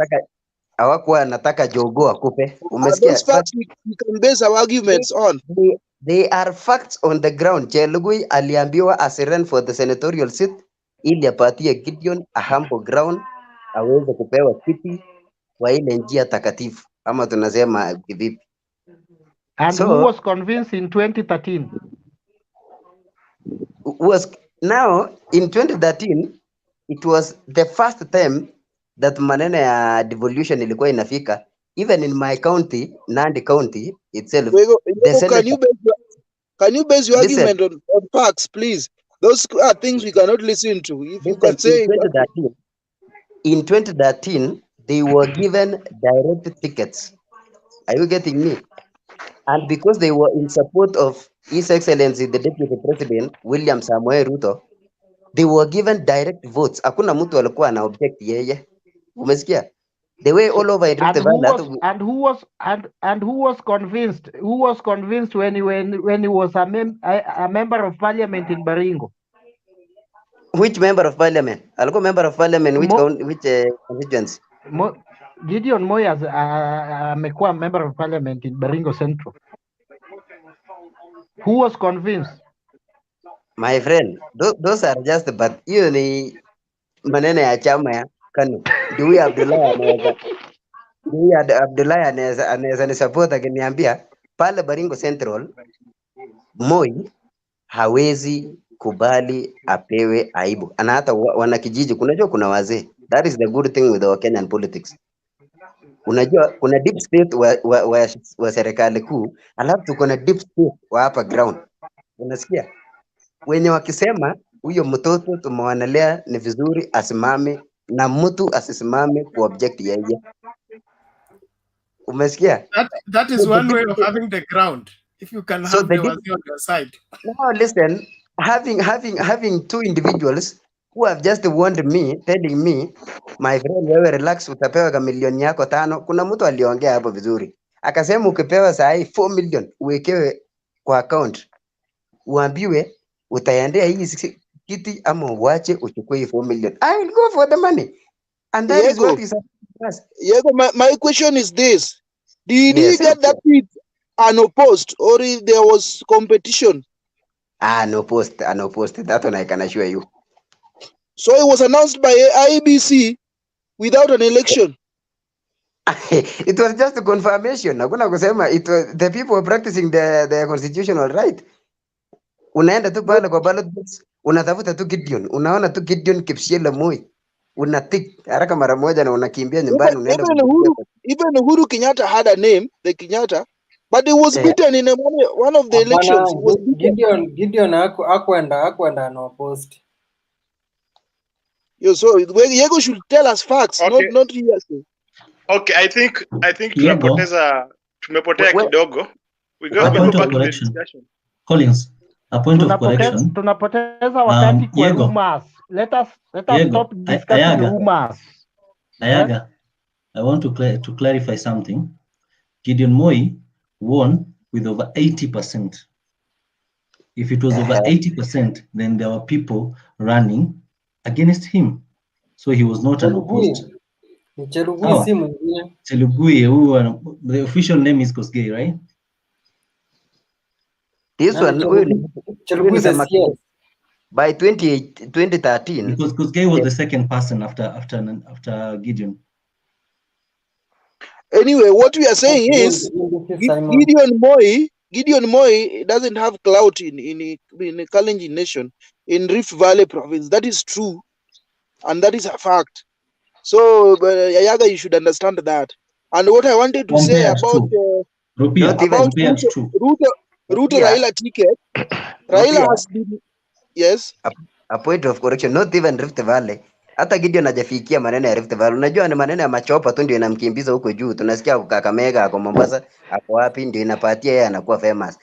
Even Gideon Moi aje cross hata Chebloch Goch hapa. Hata ukiuliza yeye the next constituency from Baringo Central is which constituency? That man ajui. Unaona? My friend, Yego. Okay, let me say this. No. Diego, 1 minute. Diego. In short words, whatever Yego is trying to say ni kwamba, Gideon Moi does not have support in Rift Valley, and that one I think we should not debate about that. That is obvious. Ayanga, I know you're supporting Gideon Moi because you think he's an ally of Raila. Let me tell you one thing. Hiyo ni maoni yake. Gideon Moi is part of the cabal that is working day and night to block Raila. And I know you still don't believe Uhuru is trying to block Raila. Just know Uhuru is trying to block Raila through all means possible, so that Raila does not become the president of this country. And Gideon Moi and Muhoho Kenyatta is one and the same thing. You cannot separate those two people. Ayaga doesn't have a political direction. Ayaga doesn't have a political direction. He supports both Gideon Moi and Raila Odinga. Exactly. Rupia, you cannot stand on a point of order when somebody else is standing on a point of order. You are out of order completely. Okay, members, so hata mimi nimeshangaa nanyi bana. Niko na swali. Jamaa kuuliza swali anaingiliwa kwa hiyo swali. I was just adding impetus on what he was saying. But Baringo. Okay, thank you for the impetus. So, Mutembei, thanks for coming back. Hata mimi niko na point ndio nitoke nifanye shughuli zangu sasa. Niliingia kama Collins alikuwa anaongelea. Collins ndiye alikuwa anaongea, sijui kama yuko bado yuko. Sasa mimi niko na mind yangu kivyangu, sijaongezea hata ya bibi yangu. Naweza nikasema kwamba nimeona hiyo meeting ya leo, nimeona picha. In fact sijaijua kuna mtu anaitwa Muhoho ana exist. Nimejulia hapa kwa Mutembei. Kumbe ni huyo mzee mwenye alikuwa kando ya Raila. So nimeona Kipsiele na huyo Muhoho na baba wamepiga picha, ni kama kulikuwa na meeting. Kwa na meeting si mbaya. Tumeona meetings kadha wa kadha. Hii ya leo imejiongeza tu kwa zile ambazo zimekuwa hapo awali. But the fact remains that handshake ilipokuja, lengo letu kuu lilikuwa ni kumzuia naibu wa rais Mheshimiwa William. So tumemzuilia since 2018 tukimtishia mara impeachment, mara you are corrupt, mara sijui lifestyle audit, mara vaccinate, vitu mob, kuchange manoti. So jamaa amekuwa tu akisurvive. Mara sijui COVID ikiisha tu hivi tunaweka Raila deputy, huyo Ruto sasa aende nyumbani. Baba bado anangojea kuwa deputy. So I think Uhuru said something in Sagana 1 kwamba just support BBI, give them what they want, but my people, I know what I'm doing. Kumbe ilikuwa ukweli. Baba akisikia kina nani wakisema I support BBI watu wa Mount Kenya, anafikiria hao watu wako pamoja naye, which is not the case. Hiyo kitu niliprove ile siku baba alienda Githurai, kina Ketu wa Ruguru wakaenda off. Asifa hawana hata power bank ya kuchaji simu eti leo ingefaa tuende na baba mahali. So the president wanted peace. Saizi Raila angekuwa ameweka kina Kalonzo kwa lami, mara maandamano, mara nini. but Uhuru wants peace, na kuna peace ambapo hata 40 million ikitumika kwa chai ni peace, na niyo tu alikuwa anataka. So after amemalizana na peace, kama Raila angekuwa anakuwa president, Uhuru angemsupport hata 2013 ama ile 202. So haezi tegeti Uhuru amalize ndipo anipe. Ile shida Kibaki aliona kwa Raila, ndio maana hakupewa upresident. Is the same problem Uhuru anaona. But Uhuru keeps on telling us that hii handshake hatujaiongea na Raila kuhusu 2022. Kina Orengo wanasema hii kitu ilikuwa about 2022, Uhuru akikataa, hiyo ni betrayal. So they are not reading from the same page according to me. And it will reach a point whereby Raila will announce that I'm going to vie. Because saizi Uhuru bado anachungulia anasema huyu mzee maybe anaweza sema hataki kuvai alafu aunge Gideon mkono. But the moment Raila atasema 2022 niko kwa debe, Uhuru ataanza kujipanga kwa kampi yake bila Raila. Unaelewa? Then the coalition between Raila and Ruto cannot trust that one unless Ruto is the presidential candidate. Baba ni mtu unaweza mweka presidential candidate leo eti Ruto amsupport ndio Ruto aende apewe nini position after baba amekuwa president, alafu aende kuboycott election aseme ataki. Sasa yule jamaa number 1 aende peke yake, Ruto atabaki wapi? So it's either Ruto mbele ama aache.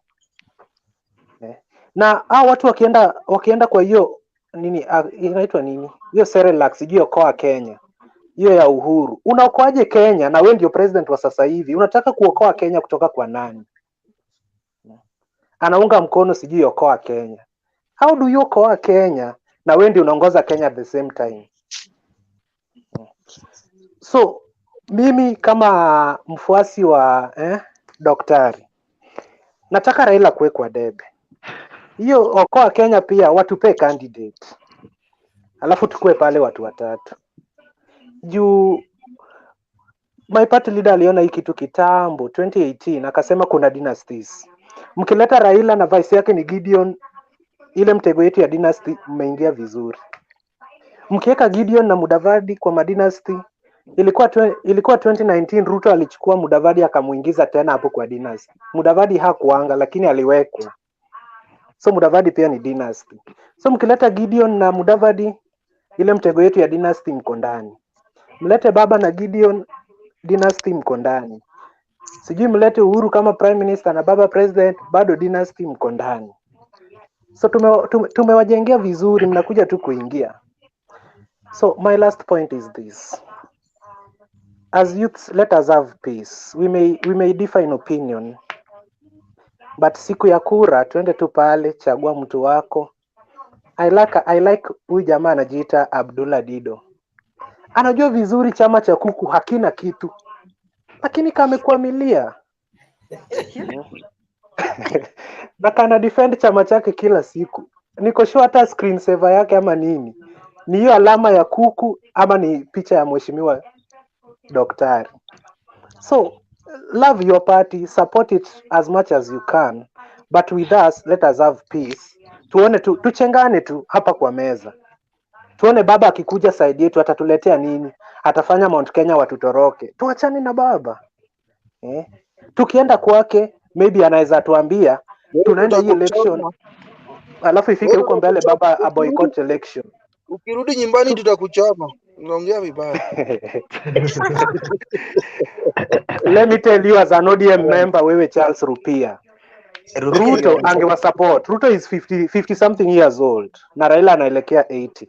Lakini hii tabia ya Raila ya kuboycott election, what if Ruto amuunge mkono? Raila aende to State House 2 weeks to election, aende aseme we boycotted the election. Election sio tabia. Sisi kina Ruto tutaenda wapi? It's a matter of principle. Clinton, listen. Let me tell you one thing. Abdul nyamaza kwanza. You know, Raila Odinga has been vindicated by time. Because these people you are talking about at Daktari, we have given them the opportunity to lead us. And you see how much they have messed up this country. You still mention, you see people like Uhuru Kenyatta, President Uhuru Kenyatta, and his deputy should not even go near the ballot. They should only go there to vote, but not that their names are on the ballot because they have messed us up. So I'm not you gave mistaken. Ruto the opportunity of 8 years to serve you as the deputy president. Raila served for over 20 years and over 5 years as prime minister. Na bado humblame. Tuliona matunda. Hiyo 5 years tuliona matunda. Mliona matunda gani? Ruto is not the president. You blame Ruto on a daily basis. Ruto hajafanya hii, Ruto hajafanya hii. Na unaona treatment yenye anapewa. But it's part of the system. It's part of the system. So let me assure you something. It's not fair for you to say that who told us they are going to build stadium here and grow the economy by double digits? But and how do Ruto told you clearly. Ruto told you clearly after your leader Raila Odinga, the one that has the history of tarnishing and destroying every single party and wherever he goes, when he came to Jubilee. So Charles Rupia, nilikuwa nakuambia hivi. Yes. Ukisema mambo na stadium ama nini, we ni mtu exposed, una watch ball. Kuna siku ulituonesha hapa Arsenal imelala 3. Imepigwa 3. We ni mtu una watch ball, unajua stadium ina cost pesa ngapi. Na government iko na pesa inaweza build stadium. Wakati alikuwa anatupea hizi promises, walikuwa na mheshimiwa Uhuru anacheka hapo kando yake. Uhuru is the head of government. Si Uhuru angemwambia William, acha kudanganya hao wase. Hii second term hakuna kitu kama stadium itajenga. Mbona alikubali hiyo time? Si alikuwa anatafutiwa kura. Ruto amemaliza hivi. Ruto alisema kwa TV eti Uhuru alimwambia, what I now want is Uhuru Kenyatta legacy. We yako itakuja. Kaa kando kidogo nifanye legacy yangu. Si Ruto alikubali akaketi kando. Mbona siku hizi kila kitu ni Ruto? My time is up, but I have to say this. Kwa sababu tumetumia miaka 3 tukimpangia William, mara impeachment, mara inaitwa nini, lifestyle audit, mara nini, zote zimefail. Hata ile nini umekuwa mkibomoa akijenga, inaitwa aje, Western Hotel, mlianza kuibomoa 2018, mnaibomoa inajengwa tu tena, sijui mtaimaliza lini. So huyu jamaa amekuwa slippery, tumempangia tukamjengea hiyo mtego, hajaingia. Situachane na yeye, sasa tuende kwa wengine. Saizi ametafutiwa candidate since last year. What if tuweke Kalonzo na Raila hawataki? Tumpatie huyu Ruto wakale wakuwe wawili. Sasa hiyo ndio mboga zaidi. Ikuwe tuwe tu kama Wakikuyu wawili. Tumeingia State House asubuhi na mapema. Na huyu Abdullahi ananiita sana. Abdullahi, let me assure you something. There is no day daktari atakuwa rais. Hakuna siku daktari atakuwa deputy president. Na hakuna siku pia daktari maybe 2022 hata Senate hataona. So ataenda kuvai na huko kwa nomination ya KANU pia ameweka jina yake. Ndio ile ya Baringo ikimiss arudi hapa kwa arudi kama nominated senator. Unajua wakati umeanza kutaja daktari, wakati umeanza kutaja daktari na umeona kila mtu are quiet, you are the problem. Kuna tofauti kati ya daktari na daktari. But daktari. Kuna daktari. Unajua Clinton shida yake. Clinton first yeye kuna rais yake. Kama kuna rais yako sisi tunakuambia first congratulations. Wewe sasa kama kuna rais yako na sisi tuko na rais karibu 4 ama 5 na bado moja ingine hajazaliwa. Sasa kitu gani na kusumbua wewe? Jaribu kupigia huyu yako pole. Sisi sasa tuko na Gideon Moi rais, Raila rais, Mudavadi rais, Wetangula rais, Kalonzo rais, na kuna moja hajazaliwa, kuna moja bado hayakuzaliwa na kwa Mount Kenya. Sasa hiyo wakiamuka hiyo mwingine ngoja. Huyo mwingine akizaliwa sasa sijui utasemaje. Kwa hiyo mimi ningewaambia hivi. Alafu kuna jamaa mwingine, brother mwingine anaitwa Yego. Yego alikuwa anazungumza mambo ya Rift Valley sana, mambo ya Gideon Moi sijui hana watu. My friend, huyo Dr. Ruto mlikuwa mnasemanga, mimi kwa maoni yangu Gideon Moi ndio atakuwa akona wafasi wengi sana kuliko Ruto. Hii mambo ya wacha mimi nimalize. Hii mambo mnaona ya kwamba watu wa Gideon Moi Ruto akifika pahali watu karibu milioni 5, ngoja, watu karibu millions wanakuja kwa hiyo rally. Chukweni example ya Bobi Wine ya ile inaitwa ile jamaa amesimama Uganda, alikuwa na wafasi wengi sana kuliko Mudavadi. Jiulize huyu mtu wakati ile Bobi Wine anakuja kwa rally watu karibu wanakuja zaidi, na Gideon Moi wakati anakuja kwa rally watu wanakuja wachache. Example wakati ya Museveni watu walikuwa nafika ni watu karibu 100, lakini Bobi Wine ukiangalia watu wanafika ni karibu milioni. Je, ameshinda? Jiulize kitu muhimu. Kwa hivyo mimi nakwambia Clinton, tafadhali heshimu system. Tafadhali heshimu system. Acha nikujibu hapo tu saa hii Abdullahi. Ukisema Ruto akipita kuna mamilioni ya watu. Si Gideon pia aende apite hapo mamilioni wajitokeze. Gideon akipita hiyo mamilioni ya pili, kwa sababu ngoja. Gideon tukoona watu wengi wanakuja kwake. Tunajua kwamba 2022 ataenda nyumbani. Okay. Tunataka watu wakikuja pahali watu 100 ndio watu hao 100 ndio wanatosha sisi kuliko watu 100 kuliko watu 1000. Lazima ufahamu. Kitu cha pili, acha nikwambie kitu cha mwisho. Unaona 2017 nilikuwa mfuasi sugu wa ODM. Baba akatuambia one of the reasons ambazo zilimfanya akasusia uchaguzi ilikuwa ni kwamba system pia ilishampigia Ruto kura mpaka 2027. Hiyo system ilikuwa inazidi kumpigia William kura. Sasa William tayari ashachaguliwa kama rais. Hiyo tuliambiwa tukiwa Homa Bay Stadium. Nisikize tu. Clinton, don't lie to us. Who told you that? Sijamaliza chenye nataka kusema na ushari act. So you are lying in public. Nitabidi ni commute nimalize time yangu juu sitakuingilia baadaye. So tuliambiwa hiyo system bado inaendelea kucount na ishampigia naibu wa rais kura, atakuwa rais mpaka 2022. Baba hajaanza kupigania hiyo mambo na sijui voting machines, bado amelala pale, amewekewa salary ya milioni 3. 2022 ni next year. Another thing tuliambiwa kwamba William Ruto is the threat. Lakini tukishafanya handshake, atusiwe, aitwe mwizi, afanyiwe kila kitu mbaya, so long as Baba to remain relevant, of which they were almost succeeding. Akathretaniwa mpaka eti sijui resign. Lakini yule ni mtoto wa asla, ameshikilia. Unamdharau leo, kesho yuko tu pale. So, Abdullahi, William Ruto is one man, according to the late former Tanzanian president. You cannot rig him in an election. Na hii election ya 2022, ile kitu Raila amekuwa akisema free and fair election, it will be the free and fair election. You cannot wake up one day, William Ruto ajue vizuri alikuwa anaongoza kura, alafu mwambie ameibiwa. My friend, haitakuwa Kenya rahisi. So there are those people whom you can rig their votes. Aman Manyora anatuambia kila siku, if you want to rig William Ruto, mshinde na kura kama milioni 4, milioni 5. Lakini huwezi mshinde na kura 500,000, ako sure umemuibia na unataka peace. Haiwezekani. Hata kama mimi ni mfuasi wa ODM nilale nikiona William anaongoza, kesho niamke ikue kama ya Matungu. Hata mfuasi wa ODM naenda barabarani. William bwana is a very serious man. Jamaa is very committed. Mtu anaweza kuwa na campaign huko Murang'a kidogo after sijui 2 hours jamaa ako Kisumu. Alafu hii kazi yote unaenda kwa kompyuta unamuibia. Hapana. William will be the next president akichaguliwa. Wacha niulize swali moja Clinton.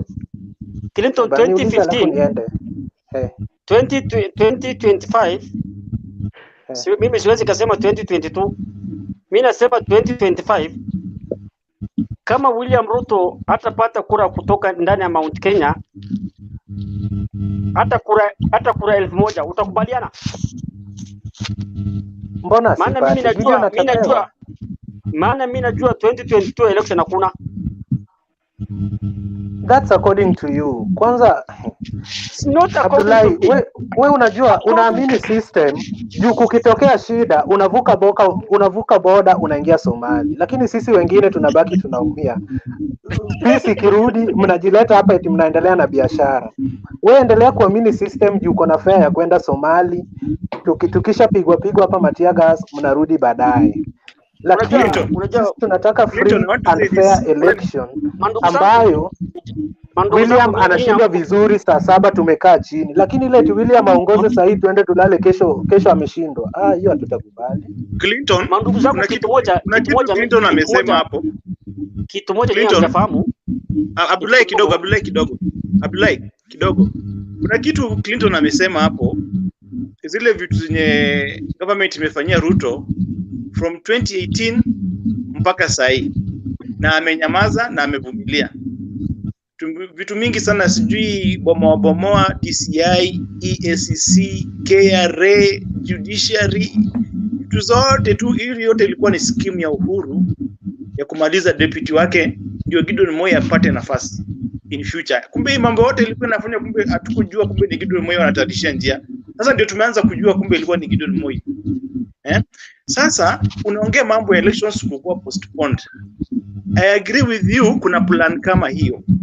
Lakini kusucceed is another story. My friend, Ruto alinyamaza, vitu mingi amefanywa hizo zote, watu wake karibu wote wameshikwa, wako kotini.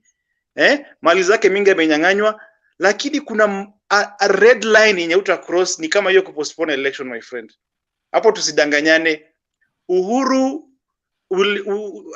atajaribu, lakini kusucceed is another story. Acha nikwambie kitu moja. Ukiangalia plan yote inafanywa, there's only one man in mind. Of late sasa imekuwa ni two people in mind, Raila and Ruto, lakini mara ya kwanza ilikuwa tu ni Ruto in mind. Hii plan yote ilikuwa inafanywa against one person. Hata ukiangalia meeting ilikuwa zinafanywa Kabarak, Ruto cannot be allowed to attend. Meetings zinafanywa State House, Ruto is not allowed to attend. Kila mahali it was just people ganging up against Ruto. By elections it's UDA versus all others. That one tells you the man to be beaten is William Ruto. Na scheme yote inafanywa, it's against him.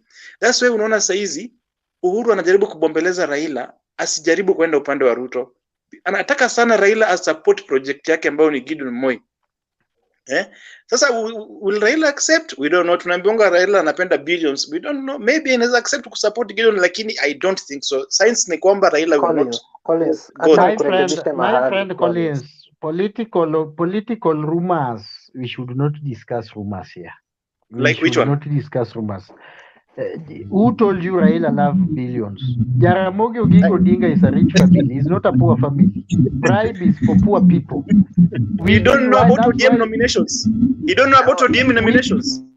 All parties in Kenya does that. Which one did not do that, my friend? What do you mean? Collins, let me answer you. I want Collins. Clinton. Collins, I can say it was my time, Ayaga. It was yours. Even you, I have issues with you before you Clinton, leave. 1 minute. Clinton, please, 1 minute. Collins, kuna kitu. Okay. Yes. Abdullahi, sema.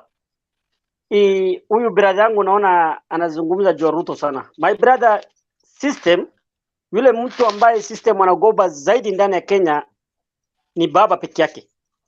Kama baba akondana system, mambo ya Ruto fasi, wewe hata mtu mmoja aweze kutoka nje na kufanya maandamano, one person. Kwa hivyo hiyo weka kwa akili yako, lakini kama baba atakuwa upinzani, hapo tunaweza kutoka hata ndani ya Nairobi, tunaweza kukimbia pale. Lakini sasa Nairobi, Ruto nane mtu mmoja ambaye ya Ruto atafanya maandamano ndani ya Nairobi, one person. I've had your point. Huwezi niambia tukufunga bao kwa game lazima ufunge na free kick peke yake. Maandamano sio njia pekee ya kutingiza serikali. Kuna njia mingi za kutingiza serikali. Maandamano hiyo ni style ya mtu mwingine. Abdullahi, our kingpins wote unasema wako kwa system. They have a mission. Kingpin Gideon ako na mission kwamba hiyo system itamfanya kuwa rais. Mudavadi the same anategea urais. Raila sasa ndiye anategea urais zaidi ya wote. William Ruto ametoka anatuambia hakuna kitu kama system. Hii kitu ni wananchi. Na hamuamini. Clinton. Sasa system itaketi chini, wako na candidate. Candidate ni moja tu. Mwenye anaenda kuface William Ruto. Waseme ni Gideon, Raila atazusha. Mudavadi azushe, Kalonzo azushe. Wakisema ni Raila au wengine wote watafura. Na watatoka nje. And it will be too late. Watafute William ama wajiunge wenyewe waende kivyao. So system pia has to balance. Lakini system haitatuamulia. Wanaibanga tu kidogo. But you cannot defeat William Ruto with less than 1 million votes and you rig the same votes. Bana haiwezekani. Clinton, hawezi kashinda na milioni moja. Clinton, Ruto let me atashinda say na 5 million. Abdullah, let me say something, Ruto please. atashinda. Ruto atashinda na 5 million. 5 Let me say something. Mimi hiyo ilikuwa tu maoni yangu. Sasa msinivamie sana. I really pity you guys. I pity Clinton. I pity Ayaga. I pity Abdullah. If you people can say that Ruto can be on the ballot and you... Let's have other members. Mutembei. It is my time. Tafadhali. Charles. Ayaga, relax kiasi. Ayaga, I was relax just kiasi. reacting. It's a reaction. Ayaga, relax kiasi. So members, kila mtu akona maoni yake. Kama niliwaambia Abdullah ni dynasty, yule dynasty wa yeye ni kila kitu ni system. System ndio inamlisha hadi kwa nyumba. So kila mtu akona maoni yake. Yego uko na sauti huko nyumba. Hii system inanimute sana. So kila mtu na maoni yake, lakini tutakuja hapa after 2022 election tuseme kwamba nani ile kitu tulikuwa ananiambia ilikuwa ukweli ama candidate wangu ameibiwa. Kwa sababu mimi naamini William ataibiwa pale ambapo watasema Raila amemshinda. Mtu ameiba pesa ya damu. Sasa wewe unasema hiyo hata kama nilikuwa napika ugali, hiyo ugali naweka kando. Niende ni confirm Raila atamshindaje washindisho. Unaelewa? Wewe unasema vitu hujui.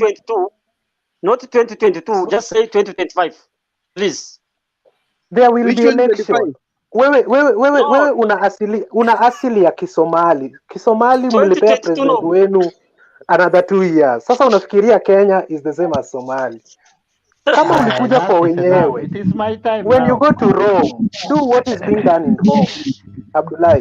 Kwanza wa Somali mko na kura kama 250,000. Hiyo ni ya ugavana. President mnafaa kuwa mna watch kwa TV imekuaje, nani anaongoza? Clinton, it is my time now, tafadhali. So members, thank you for this nice debate na mkilala mlale poa na asanteni sana. Mutembei, si you take over sasa. Meanwhile kuna watu wako na issue na mimi lakini ni siku nyingine kama Charles Rupia. Umetumia system sana. Aya guys. Ilikuwa Yego uko na sauti nyuma yako sana. Yego unatu. Yeah. Sasa it is me now Okay, bado kuna mtu ako na kelele. Zima redio. Ni system ya Yego. Iko sawa? Ni mimi. Yeah, ukimute hiyo kelele inaisha. Hebu mute. Yeah. How you are smart. Number 1. Jakuredo ameenda. Jakuredo, you have political rumors. Hapana, niko background. Tuko na matanga. Bayani na lead lakini ni 3-3. So tuko kwa magoti tunaomba. Mute your microphone, wewe shughulikia mpira huko. Aya. So ukinitaja na rejea. Takutaja tu. Number 1. Charles yuko. Charles, mute microphone. Wacha tu ni kuaddress, utanijibu baadaye. Charles Collins, political of emotions zilipitwa na wakati. Raila ikichezwa, I've been in this country for some times around. I've been around. Raila si mtu wa kuchezwa na ananyamaza. Don't tell us ni nyinyi tu ndio mnajua Raila anachezwa na ananyamaza. Juzi akijaribu kuchezewa BBI hapa, si ameikanyaga parliament. Sasa hiyo Uhuru anababaika, kina Gideon na Muhoho anaenda huko. So don't tell us baba anachezwa na ajui na nyinyi ndio mnajua. Hiyo ni political. Let us stop this propaganda. A lot of propaganda. My friend Yego, leo umeniangusha, leo umeniweka chini kabisa, niko chini. Yego, Yego, number one, you even don't know that Gideon Moi was a MP of Baringo Central. You told us that in 2017, sijui Chelugui was convinced by who? And you cannot tell us who was convinced in 2013. This man has warned these things, my friend. When he lost in 2007, who was not convinced? When he lost that seat in 2007, who was not convinced? Let us stop rumors. People lose election. I can lose today. I build myself. Who, by the way, who lost election in Gatundu, for your information? Raila has not lost maybe for the presidential level. Mudavadi has lost election several times as a MP. I don't know how many times. Yeah. So by losing once or twice, Gideon Moi on the right track. That's why you can see in that thing called Okoa Confusion is the only one who can go and tembelea Baba because he has sober mind. Number two, Charles, if you are a supporter of Raila, don't support Raila with emotion. That one I will repeat for you. You are telling us with a lot of emotions, as you want us to go to the road. You want us to go to the road. What do you want us to do? Let us have a political soberness. I know you are supporting Raila. I have a political direction, my friend. I have. If you talk bad against Ruto, I will defend Ruto. If you talk bad against Wetangula, I will defend that man. Same to Mdavadi, same to anybody. I don't have fixed minded that if I'm supporting Gideon Moi, so somebody can come around here and say nonsense about William Ruto and I keep quiet. Never. You are wasting your time. If that is what you are doing, that you only maintain one line, and it is only Raila. Even if somebody is damaging Ruto or damaging the other candidates, these people build coalitions. Siasa weka kwa roho, ili tuliambiwa na Mandago, siasa weka kwa roho. So sahi uko hard na system. If that system support Raila, will you go and tell those, no, we don't want you to support Raila? Me as Raila supporter, I'm against you. You are too hard against William Ruto. If William Ruto today I have a coalition with Raila, what will happen? Where will you be? Will you start praising the guy? Let us have that political normalization where we have issues, not my friend like my Yego. If Gideon Moi become president today, will you migrate to Sudan or to Uganda? Because you reject everything about Gideon Moi totally. These are our leaders. What's your point? What's your point? Finally, the issue of dynasty and hustler. We don't have anything in Kenya called dynasties. We don't have. The one I've had is in Eastern country, Asians, where we have dynasty, and in UK. We don't have one in Kenya. We just have people who their fathers and their grandfathers worked hard during their time, and the people who their forefathers were busy inheriting other people's wife, and now they are coming here to complain against the people who their grandfathers work hard. Yes, let us stop this nonsense. We don't have dynasty. Which king gave birth to Moi? Which king? Which king gave birth to Kenyatta? Amitarida in Nairobi. And which king in Luoland? We know even I'm from Luoland. We have likes of Gorma here, was a king of that time. We have Adera Kango, the great chiefs. Jaramogi was from nowhere. Now calling Raila dynasty, Jaramogi worked hard to become. If I'm working hard today, I'm working hard for my family. You can't expect my family after working hard and made money that if my son If my son is sick, aende Pumwani, ataenda USA, ataenda mahali anataka. If I made money for my son. There is nothing like dynasty. Let us, as youths, let us just call this thing into order. There are no dynasties in Kenya. All Kenyans are hustlers. Yes, hustler narrative. Hustler narrative is very dangerous. Very, very, very dangerous.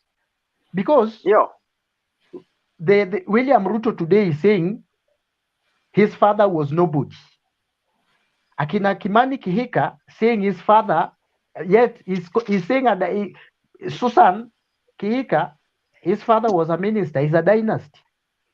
Kumani Gunjiri, mtoto wake atataka kukua mbunge. Murkomen, mtoto wake atataka kukua mbunge. Because you give, unazaa mtoto akue kama wewe. Akunanga mtu anakuwa daktari na anataka mtoto akue quack. Atakuwa But what triggered that talk? What triggered that talk is where Kenya, we use silly things to achieve political objectives. Silly things. No. Silly things. Just say the truth. Just speak the truth. Let him finish, because according to me, what triggered the talk was it was because those people ganged up against Ruto. You see, Gideon Moi, son of Moi, Raila, son of Odinga, Uhuru, son of Kenyatta, they ganged up to form that group. So Ruto's side had to respond. So that was the trigger. Collins, I've got your point. Ngojea nani amalize and then we go to the next. Yes. Collins, thank you very much. I got your point. If those people gang up against Ruto, it's not upon Ruto to bring a narrative that will even kill his future sons. Nick is my age mate.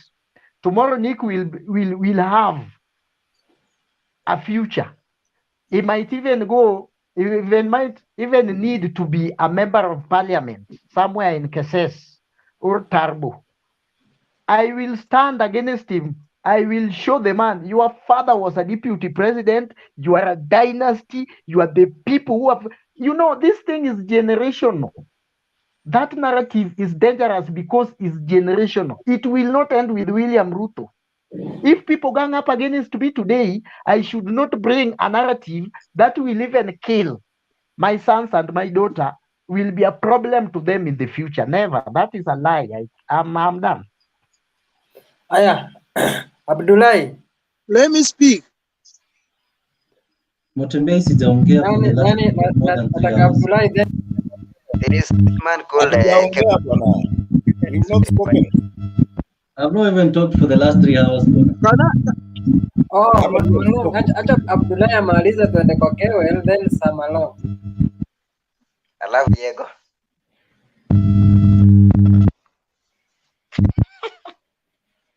Abdullahi, unmute. Unmute. Mimi nataka nimwache huyu rafiki yetu anavaa kofia, anaitwa nani Kwe? Kewel. Huyu ndio hata jaongea mara moja. Wacha nimpatie kidogo dakika. Kewel. Asante sana Abdullahi, umenitetea kabisa. Huyu mtu anaitwa Yaga anataka kuwe ndio kusema. Anyway, asante sana. It's been a while since I was here. Iko mtu hapa ameandika huyu Kewel hata ajui wanaongelelea nini. Nikacheka sana. Anyway, it's good that we are here. Na nimesikia maoni mingi, maneno ya dynasty, BBI, the visit for today. The visit for today, I think they were just visiting Baba. There was nothing much. They were just visiting Mgonjwa. And you also, Mutembe alituambia Baba is a total orphan. So lazima watu waende karibu na yeye wamwangalie. So they visited Baba. Kumpatia ile moral support, kumwambia utapona. And we have been always praying for Baba. At least akwe back to his good health ndio tukuja tufanye campaign. Though there is a bit of temperatures kidogo, hizo picha zilitokana na hizo picha, but a seed of a tree would not be far away from the main tree. We saw today the entry of Muhoho Kenyatta. And I just wanted to bring in something which it's not far from the truth that Muhoho is coming into the picture after the brother Uhuru Kenyatta exits power. You see, now Uhuru keeps telling us that, one day nitaacha, mi nitaenda nyumbani niende nifanye kazi zangu.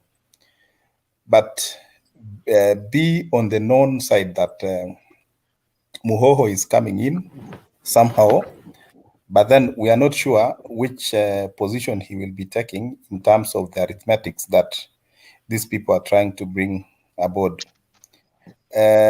We know Gideon, and somebody has mentioned it, and it's also my thought that unless Gideon is given the running mate position, but I don't think he will go for the presidential contest.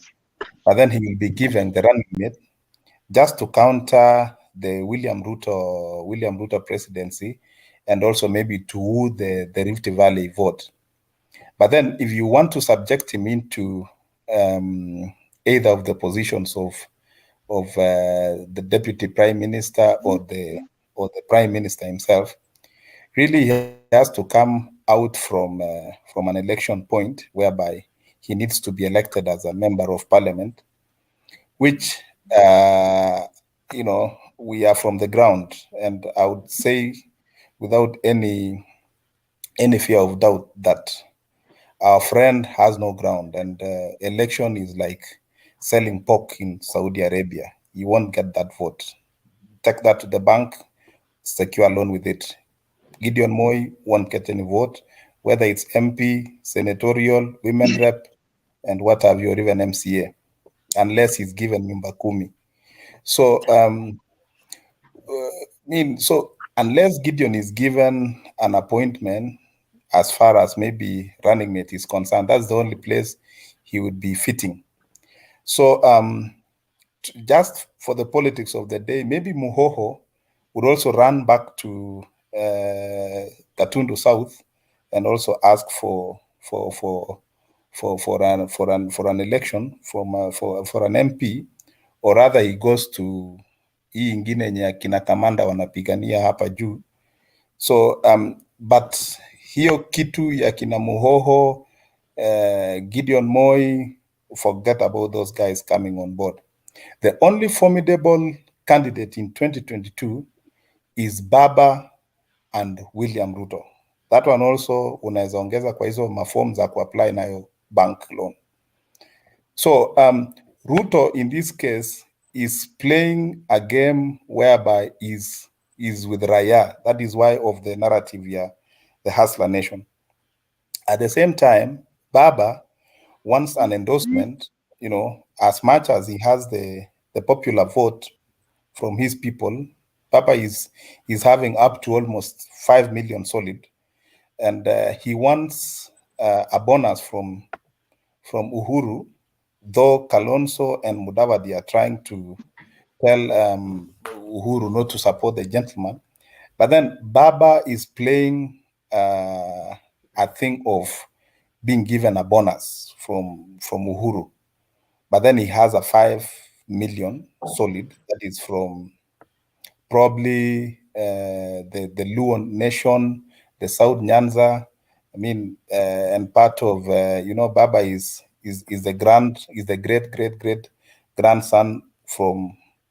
He normally tell us of Sijui. He was coming from Luanda, Sijui, some place in Western. So you cannot rule out that Baba has a following also in the Western vote, and he also has a following somehow in the coast. Remember that from the Mijikenda, we have people who've already, descendants from Nyanza who've resided in coast. And you cannot rule out that Baba has quite a good following at the coast. So by and large, Baba will be a formidable candidate who will be running against William Ruto, and William Ruto running against Baba. So the rest of Sijui Serelak Alliance, Okoa Kenya, and the rest of all those other guys, I don't think they would really give these two people a sleepless night. It's either Baba or William Ruto. That one, you will bank with that one. For Gideon Moi and the rest of the people, those are just but non-starters who are going nowhere. For the case of BBI, so that I rest my case and listen to the rest of us, BBI, as of now, Baba is trying to bring BBI to the referendum, that is the popular vote. But then within some realms of brokers, they want to end the cycle within the parliament buildings. And this thing called BBI is a draft bill which has gone to the bunge, and somehow they might insert a few commas and full stops and a few things there. And from that realm of brokers, this BBI might end its life cycle in bunge. Though Baba is trying to bring it to the popular vote, but then I don't see this thing coming back again with the things of COVID-19 and stuff like that. So 3 points I've made. It's about Baba and William Ruto in 2022. Number 2 is all about BBI might end up in parliament. And number 3, Serelak and the rest of Okoa and all those things, they are non-starters who are going nowhere. Thank you for my submissions. Sawa. So Abdullahi, unaongea sasa ama tupatie Samalong? Naongea. Sasa mimi nataka niongee. Kitu kwanza mimi naambia Ayaga ameongea maneno mazuri sana. Hii Kenya mambo ya umaskini na utajiri hakuna. Hii ni mambo ya propaganda kabisa. Kwa mfano, William Ruto ameleta mambo ya hasla. Amesema ground, mimi nategemea watu. Wewe jiulize, election ngapi tulifanya juu ya election ngapi UDA walifanya? Na hii watu wanasemekana wako kwa ground. Walikuwa wapi? Kapchai walikuwa wapi? Matungu walikuwa wapi? Machakos walikuwa wapi? Sasa watu wajue kwamba sisi wa Kenya, sisi sio wazimu, sisi tuko na akili yetu. Mtu anaweza kukupigia wewe makofi, aseme wewe ndio hasla, uoneshe wheelbarrow, lakini wakati ground inapigwa kura, mambo ni vile ya Matungu, vile ya Kapchai, vile ya Machakos, hakuna tofauti. Kwa sababu Wakenya wameepuka. Na jambo lingine mimi nataka nizungumze juu ya ndugu yangu amezungumza sasa. Siasa sasa ya Kenya ni ya William Ruto tu. Kwa sababu gani mimi nasema hivyo?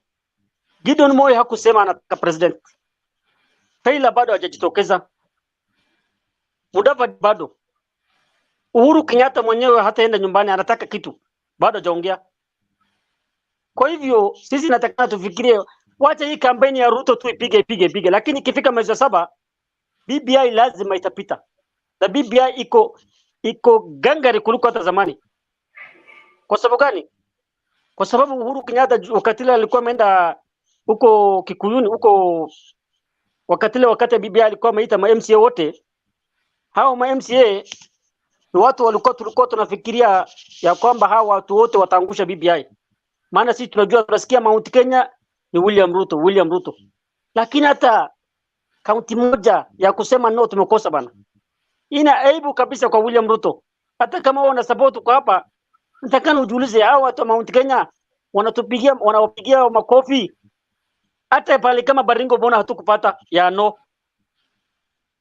Vile walikuwa wamepiga hiyo BBI. Uhuru anawaambia kwamba atawapatia gari. Sasa lazima tena wataelezwa ya kwamba iko zawadi nyingine nono kuliko gari. Msipige Ruto. Hiyo itakuja tu. Sasa mtu akimwambia kuna zawadi nyingine nono, ilikuwa gari, ilikuwa labda hiyo gari labda ni Probox. labda isemekane kila mtu atapata Land Rover. Sasa mimi mwenyewe kama mimi ni mtu Mount Kenya, nikisikia hiyo Land Rover lazima niseme Ruto aende nyumbani. Kwa hivyo hizi tusidanganywe na watu ambaye mabrokers, watu ambaye wanatembea huko wanapigia Dr. William Ruto wanadanganya. Hasa mimi naambia watu wa Mount Kenya waache naambia kweli. Hawa watu hakuna siku watasupport Ruto. Kwa sababu hao vile sisi tunaumia sasa hivi. Vile sisi tunapiga kampeni. Vile sisi nyinyi wote mnapiga kampeni. Hawa wanatulia tu wanatusikiza. Bado hawajamuka. Bado wanalala ni kama mtu analala tu kwa mattress. Wanangoja nini? Wanangoja simba yao ngurume ambaye simba hawana simba nyingine na hiyo simba ni Uhuru Kenyatta. Siku ile Uhuru Kenyatta ataanza kuzunguka kwa Mount Kenya. Aanze kumwambia hawa hatrere hata chokora mwenyewe atamsupport. Wacha mtu mwingine. Hata chokora. Kwa mfano mimi kuna siku nyingine nilikuwa nipitia Nyeri. Niliona watu walikuwa wanakaa kwa barabara. Vijana ambao wanavuta gamu. Mimi naambia nyinyi karibu almost 20 people. Hawana sijui kama uko na idea nini. Mimi nauliza nyinyi nasikia mna support William Ruto akasema hakuna kitu kama hiyo. Sisi tunajua Uhuru Kenyatta. Sasa kwa hivyo ndugu zangu, siasa mtembee hii kitu umeanza mapema. Hii maneno tunaongea sasa hii umeanza mapema. Bado kuna mambo bana. Bado kuna BBI inatongoja. Na mimi najua kwamba hao wabunge wote kutoka Central ambayo wanaunga mkono William Ruto, hakuna one person atarudi kwa bunge. One person hawezi karudi kwa bunge. Na wale mandugu zangu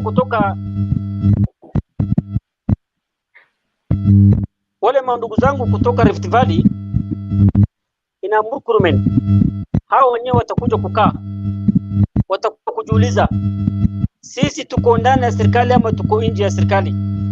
Kama serikali ni Gideon Moi, lazima watahama karibu na Ruto, hawata support Ruto. Kama serikali iko na William Ruto, watamsupport William Ruto.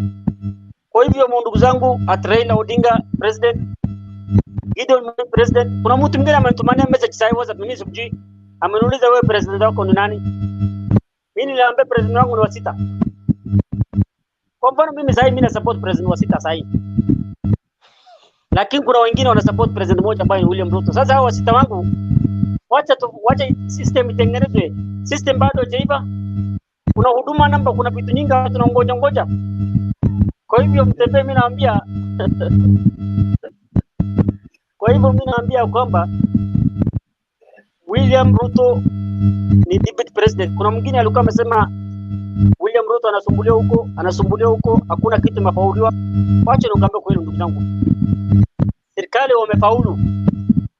Chochote ambaye mnaisema William Ruto anasumbuliwa, kitu ambaye imebaki ni Karen peke yake. Na Karen baada ya miezi moja hautasikia Karen atakuwa ndani. Karen atachukua mtu mwingine. Kwa hivyo tulize siasa bado, siasa vile Moi anasema, siasa bado. Sasa hizi tunaongoja Uhuru Kenyatta, inawezekana Uhuru Kenyatta hata kubali president yende kwa mtu mwingine basi kitu kwanza. President haiwezi katoka kwa hiyo nyumba. Prime Minister Raila Odinga lazima hata kama atakuwa deputy president atakuwa. Gideon Moi hivyo. Kwa hivyo ndugu zangu, siasa bado. Asanteni sana. Haya, Pamelo. Abdullahi, KANU iliwini viti ngapi kwa by election? KANU. Hata kama wamewin moja, wamewin ama hawajawin. Swali. Si umesema UDA walishindwa. KANU ilipata ngapi? Wacha zamani mimi nasema. Na sasa hii nasema ile KANU walipata kura ngapi? KANU walipata Matungu, walipata Machakos. KANU walipata Matungu? Walipata. Si Mudavadi. Mudavadi si ANC. Hakuna shida. Hii ni serikali, hii ni kuna kitu kingine tengenezwa hapa bwana. Hii ni umoja. Collins. By faith watapata serikali. Samananga ni time yako. Okay, thank you very much. First of all, let me address this to Abdullahi. Abdullahi, do not unmute. Continue muting like that. Continue muting. I want to tell you this. Siasa ya hongo imepitwa na wakati Kenya. We don't want and we will not entertain a politics whereby you're given a handout for you to do something for the other person. We all want a scenario or a political environment that it is agenda based. Si maneno ya ninio MCAs kupromisiwa gari ndio wapitize BBI, alafu down the line SRC wanatumwa waandike report waseme kwamba hakuna pesa, it is not practicable. Yeah, so that's not the kind of politics we want in Kenya. We want a politics with integrity and agenda and something that is going to take this country forward. Second thing I'd like to talk about is handshake and BBI. You see, what I believe in, or what I believe happened was, and Ayaga and Charles Rupia and Bernard, kindly understand this with me. During handshake, there was a memorandum of understanding between Baba and the president. But let it be clear, and it's practical, and it's obvious that after signing the memorandum of understanding, they also signed a non-disclosure agreement, an NDA, because up to date, everybody is just speculating about the handshake and what they signed, because I'm very sure what they did, apart from signing the MOU, they all signed a non-disclosure agreement. That is, it's same as saying it was a gentleman's agreement such that it is between me and you, God was the witness, and that was it. Because nobody else can articulately point out points that they agreed on while doing the handshake. That is the second thing.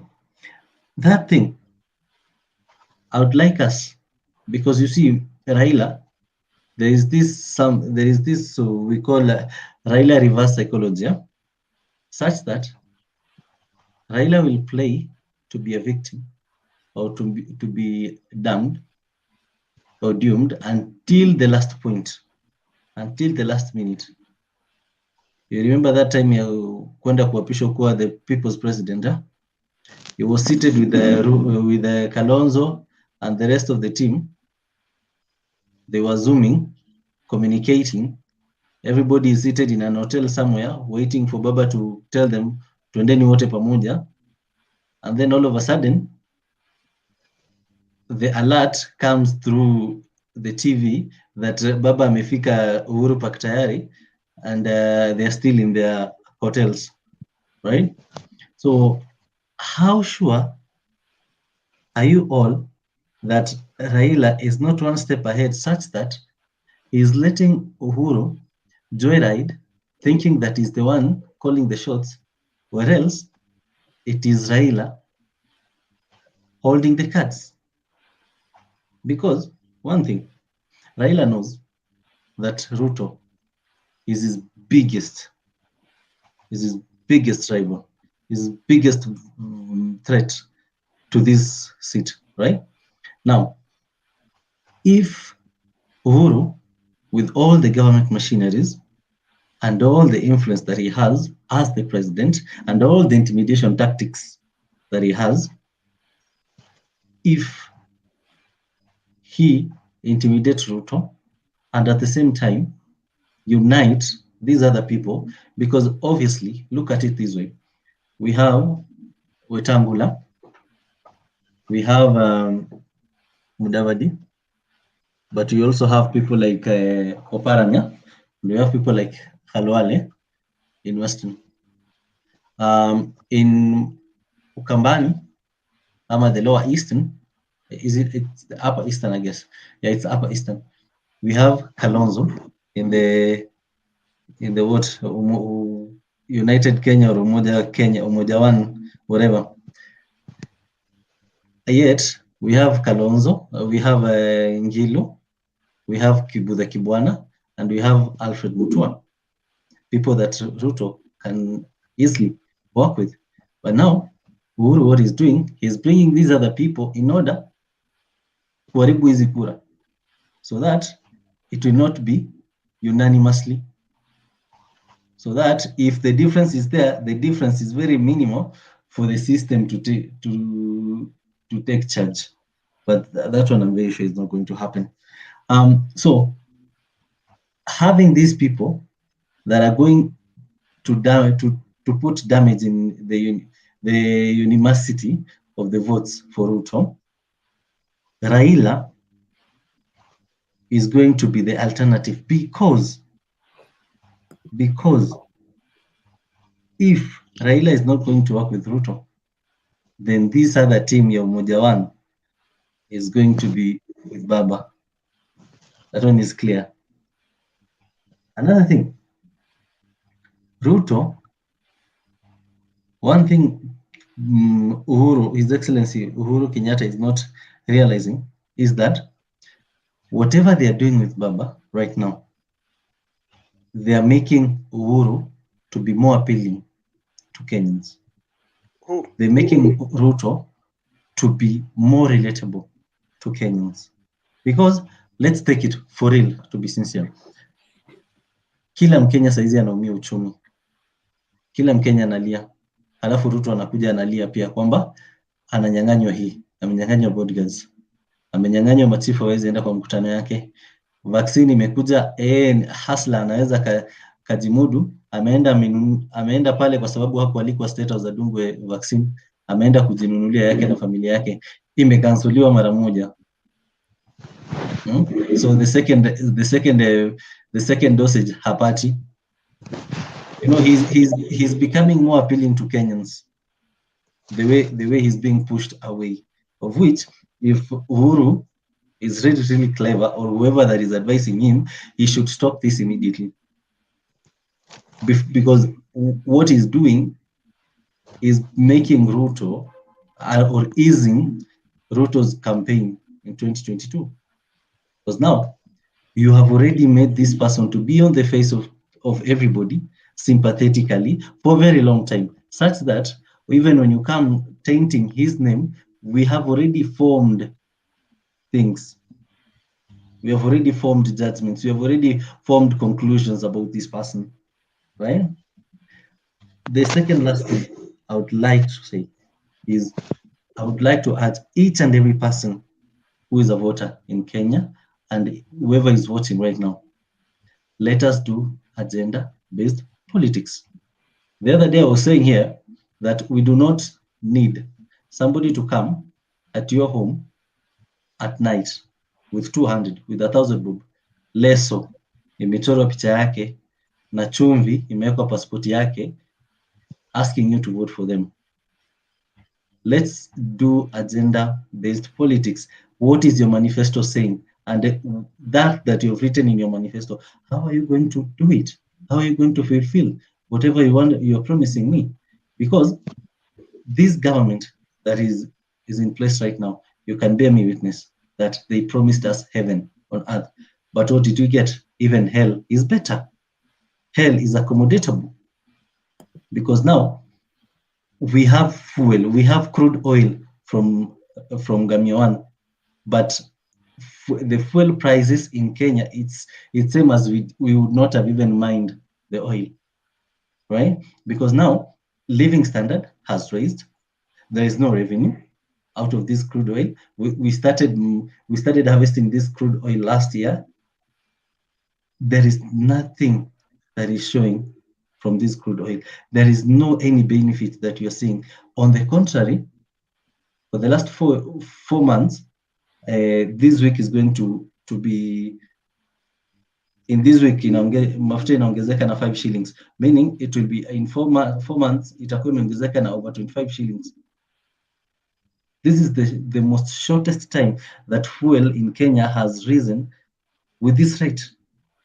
Yet we are mining, we are harvesting oil, yeah.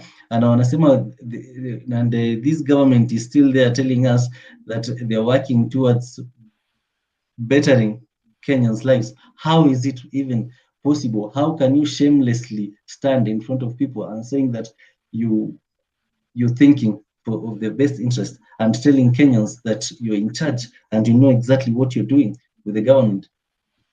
How could you be that naive, Mr. President, wherever you are? The last thing and the last point is this. ODM is the biggest party that we have. ODM is the strongest party that we have in this country. But one mistake from today, one mistake will tarnish ODM. Because ODM is the head boy. Wakianza party primaries, all the other parties follow. If they put a annual general meeting, all the other parties within 4 months after ODM's, they will put theirs, right? ODM is the head boy of all these other parties. But whatever they're going to do with this Raila situation that he did not submit his candidature or his request to run as the party leader for ODM, yeah? This is going to, Ayaga, I know you're laughing because you know where I'm heading with this thing. Because at the end of the day, you cannot turn a whole train, make a U-turn, simply because you have left one cargo on the road. It is the high time that ODM proves to us that this party is bigger than Raila, even though he's the founder. Because this party needs to evolve. Let it evolve from being a one-man show. Let it be a democratic and a party, a Pan-African party that we can relate to in East Africa. Let it be like all these other parties, Chama cha Mapinduzi. Let it be like Chadema. Ningetaja KANU lakini KANU died long time ago. I'm sorry, Ayaga and Abdullahi. But it's okay. Anyway, it's coming up.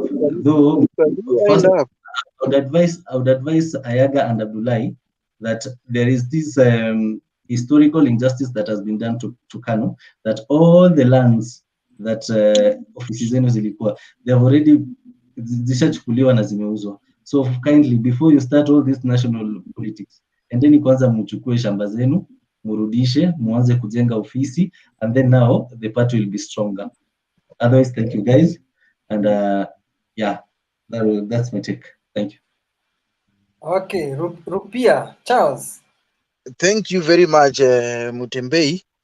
I've really waited. I think the time you are allotting people is a lot, and you should limit it to 2 minutes. Then time should be strictly adhered to. So okay. I have three things. Before I say the three things, I want to tell Sam Mulang that ODM is Raila and Raila is ODM. So if you remove Raila, there's no ODM. So that is it. Number one, Ayaga called for political sobriety. Ayaga, I'm very sober politically. I'm not emotional when doing politics. I only make noise. Then I have one presidential candidate who is Raila Amolo Odinga. My plan B, alternative, is William Ruto.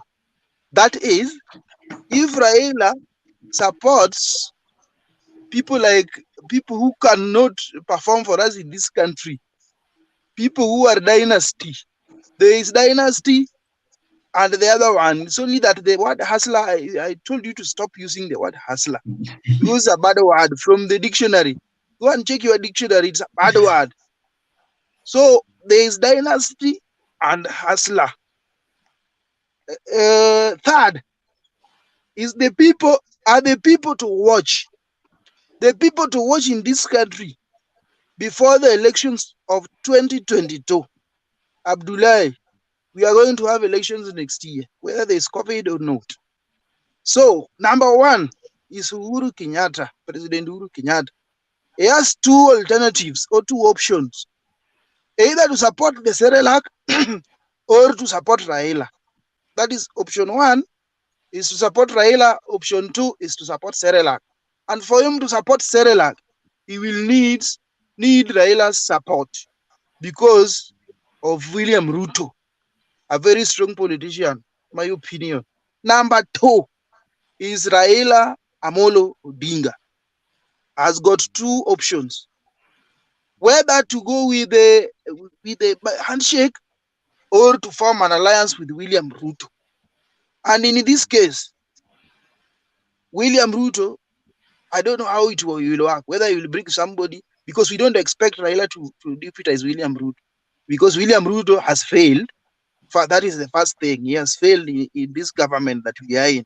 So we don't believe in him. He doesn't believe in Kenyans. They keep on importing even sugar that we can process here in Mumias. So we don't believe in William Ruto's leadership because of such things.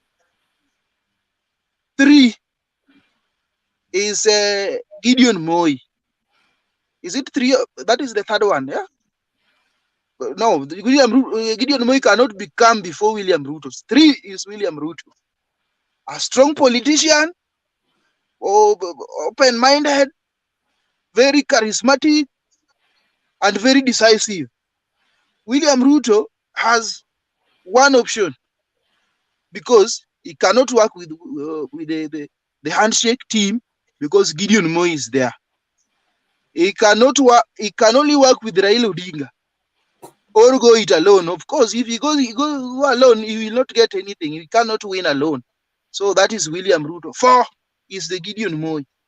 Gideon Moi, for him to survive politically, either to be supported by Uhuru and Raila, if Uhuru convinces Raila, or to support Raila to become president. So that is those are the 4 people to watch. All these other ones you call Kalonzo, Mudavadi, Wetangula, hao ni punda wote. Hao watafuata upepo. That is my second point. My third point is about, third and last point, is about the dynasties and the hustler. It exists, it is there. That is why we can be forced with a president of Gideon Moi. He is a dynasty. But look way back in 2002, Uhuru Moi brought him from nowhere because he had the name Uhuru Kenyatta. He had the name Kenyatta. Moi brought him.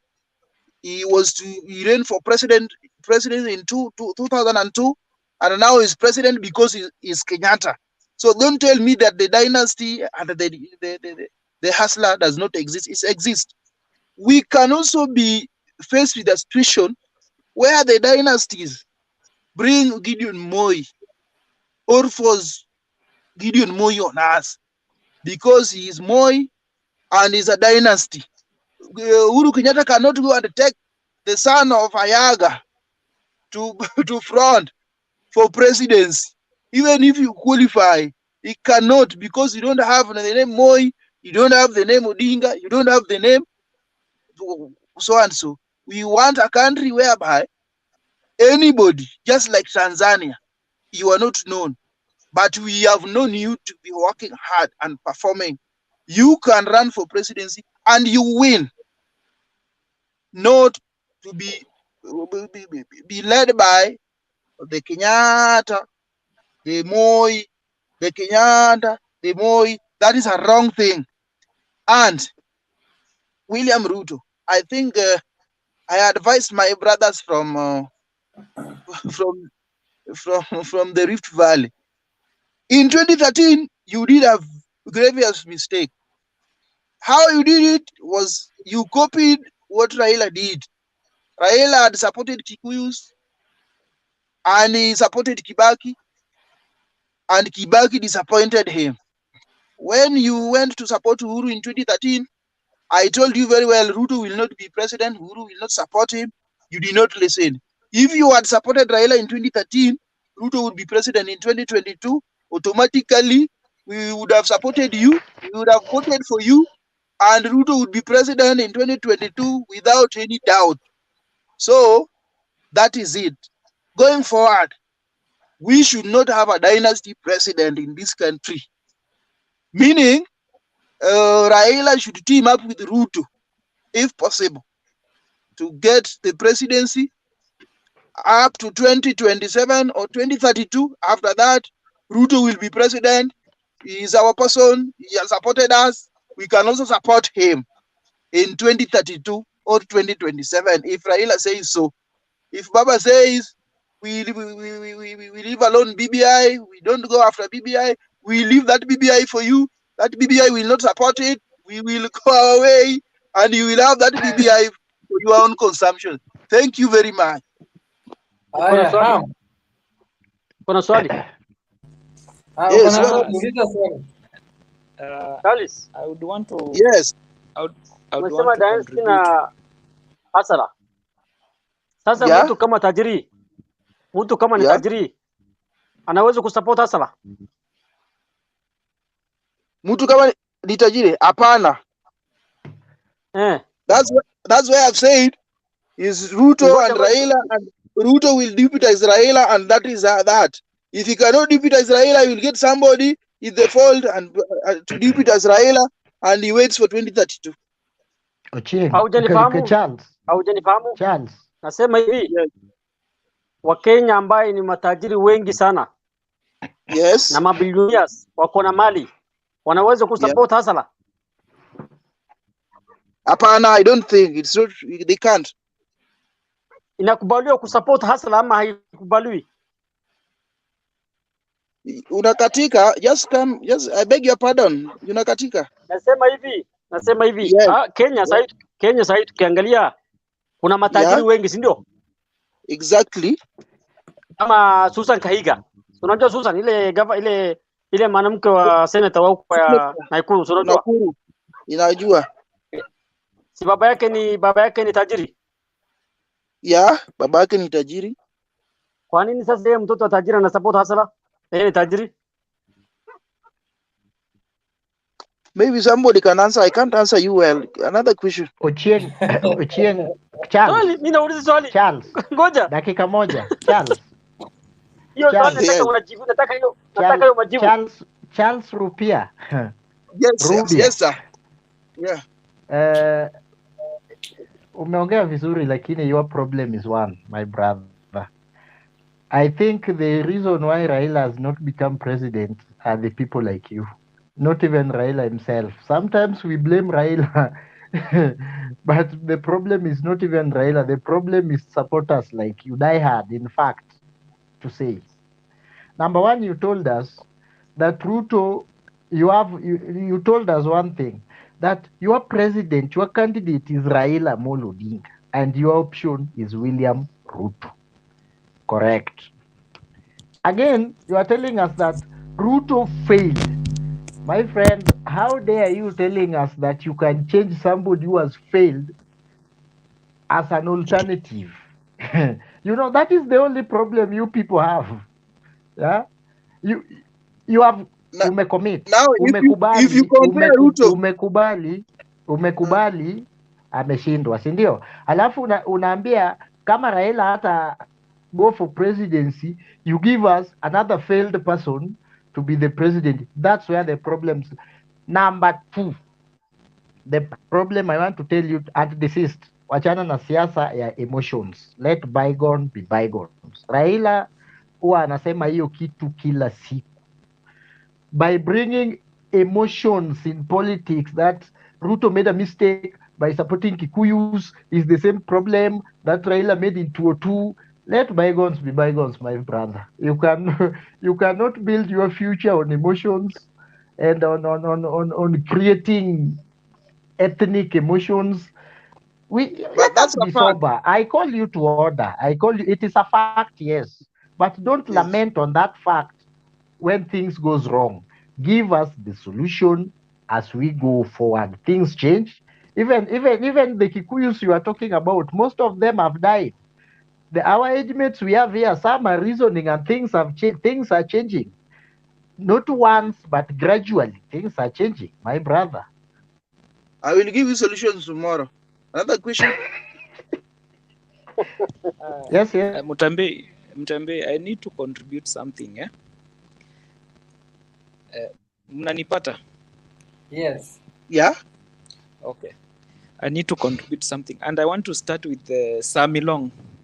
He talked of Kenya having a lot of increment in tax. Yes, we are going to have those things. You know why? Because it is a condition which has been passed by World Bank that for you to fit on certain degrees of loans, you need to do some shortcutting of the budgets. So I think one of the budget which is being proposed by the World Bank is that the petroleum byproducts, they should be incremented so that once you increment them, it means you are shooting everything in Kenya. And that's how they are going to gain some income to supplement what they'll get to pay their loans. Two, Salong said we have the oil. I'm very sorry to tell him that even the oil we have, it cannot supplement a budget of Nairobi alone because it is already gone. There is nothing. Then let me come to Charles Rupia. Charles, when it comes to politics of Kenya, just get this. One, don't be emotional. Two, don't be too much rigid. Yani, don't be on one straight line. You know why? Politics of Kenya, you cannot predict them until we hit the 3 months to the vote. So don't be personal. Don't be so much rigid with one person. Then finally, it's my time. Let me finish my point. I have been in the opposition for a very long time, and I have gone through those difficulties, and I understand them more than you understand. Okay. It's very important. I'm very honest to say, politics of emotional, they're the one causing people to go on the road for acting chaotic. Let's control that. Then there is a point which Milong said, let us have politics with agenda. A politics with agenda that if a certain opposition person or a certain politician comes to you with a bag of 2 kilo of unga or a bag of beans, don't just take and decide to vote for him. Ask yourself, for the 5 years you voted or he was voted, where has he been? He has never come to the ground and get in touch with the people. Let us not sell our freedom to these politicians, because the moment they get that freedom, they forget us completely and they just vanish. Then they'll come back after the 4 years, which is very wrong. Then there is also the issue of being too much into politics, and then we forget the integrity of the leader himself. The leader himself should show the goodness he has done so that he can pass it to other people. You know, you can lead by example. A good example, in the family, if a father says, do not smoke, himself should set that example. You are not smoking, so that your son can see real sense you are not smoking. But you not tell a son, do not smoke, yet you are being collected on the bench because of smoke and drinking. It will never make a sense. That comes as a result of we Kenyans.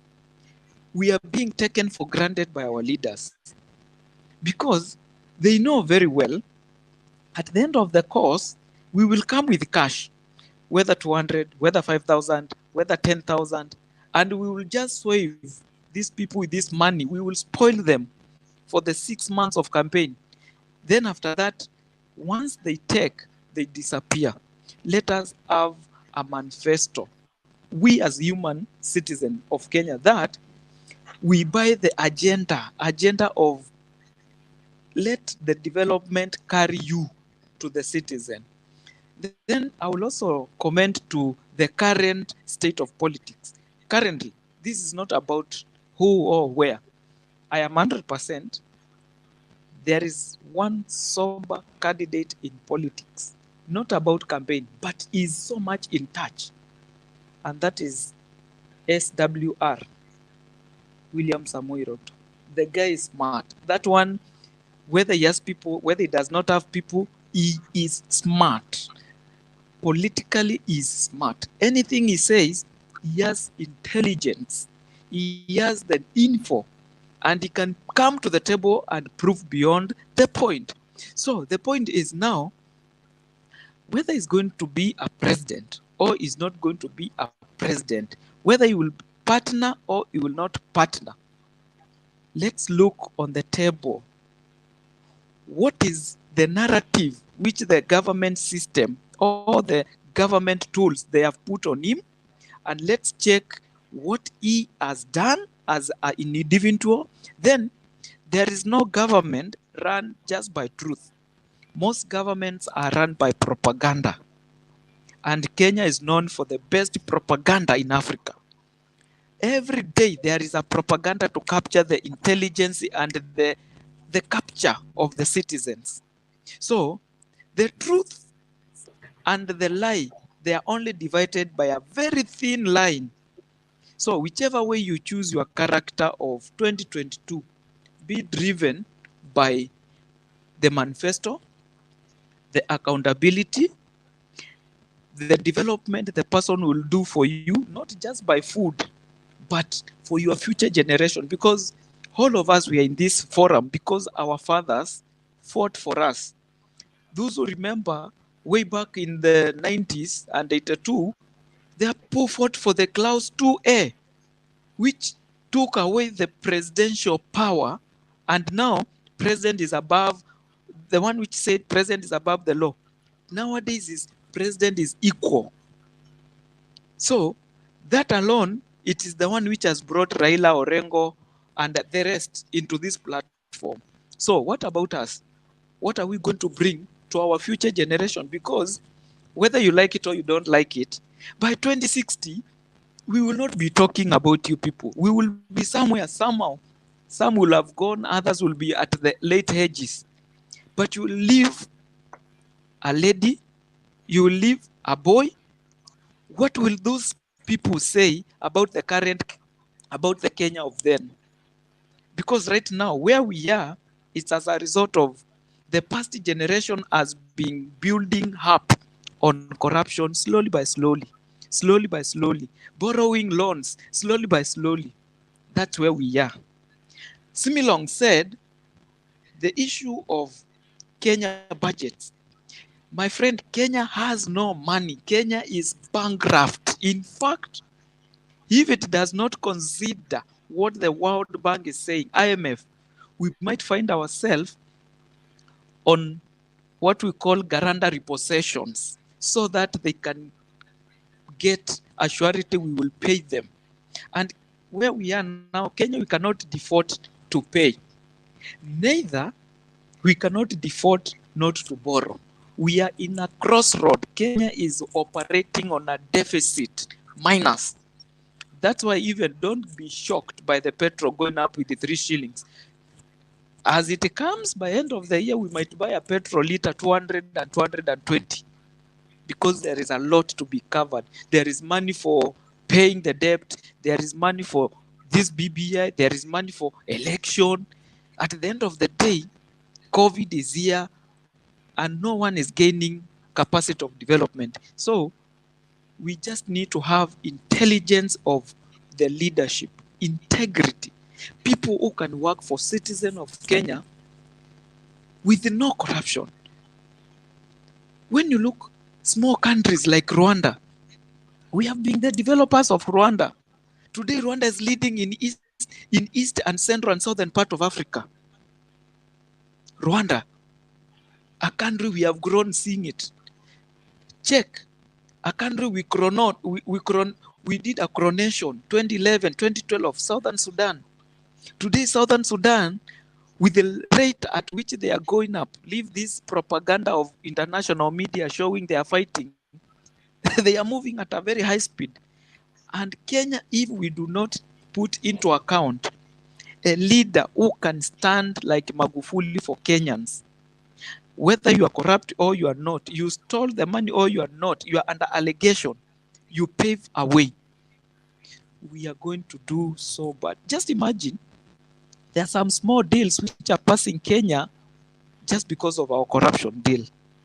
We have the Uganda pipeline, which was to come in just to pass through Kenya, 1,440 kilometers. It has been transversed just Uganda, Tanzania. Imagine if that pipe was coming through Kabale, Malaba, Eldoret, Tiboroa, all the way to Nakuru, all the way to Naivasha, Nairobi, Machakos, Masimba, Sultan, all the way to Samburu, then Mombasa. How much will that earn to Kenya? We will have a lot of money. We will have almost the most Kenyan youths employed. But why are these people running away from Kenya? Because the corruption has taken root. Every day in, day out, we are talking corruption, corruption, corruption. There is nothing we are talking of development. Somebody asked somewhere, the express highway of Nairobi, how is it going to benefit you when you are not having food on the table? Even if you have a kamurenga which you are parking in your compound, how are you going to service that kamurenga if a liter is going to hit 200?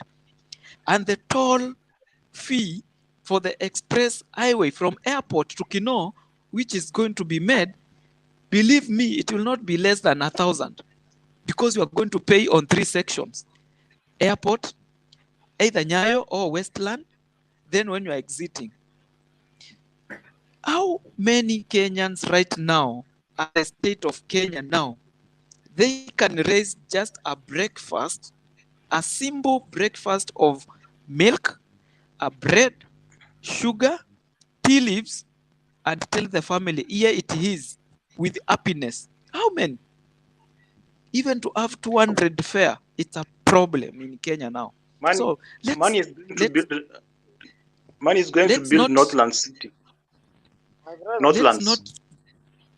Let's not dwell too much on these political guys. Let's consider the leader himself.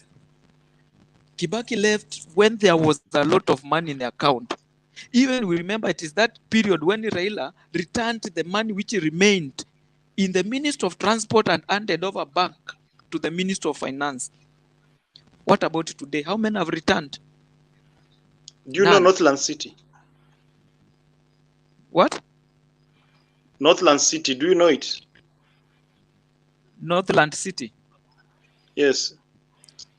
I may not know it, Collins. It is being built in at Ruiru.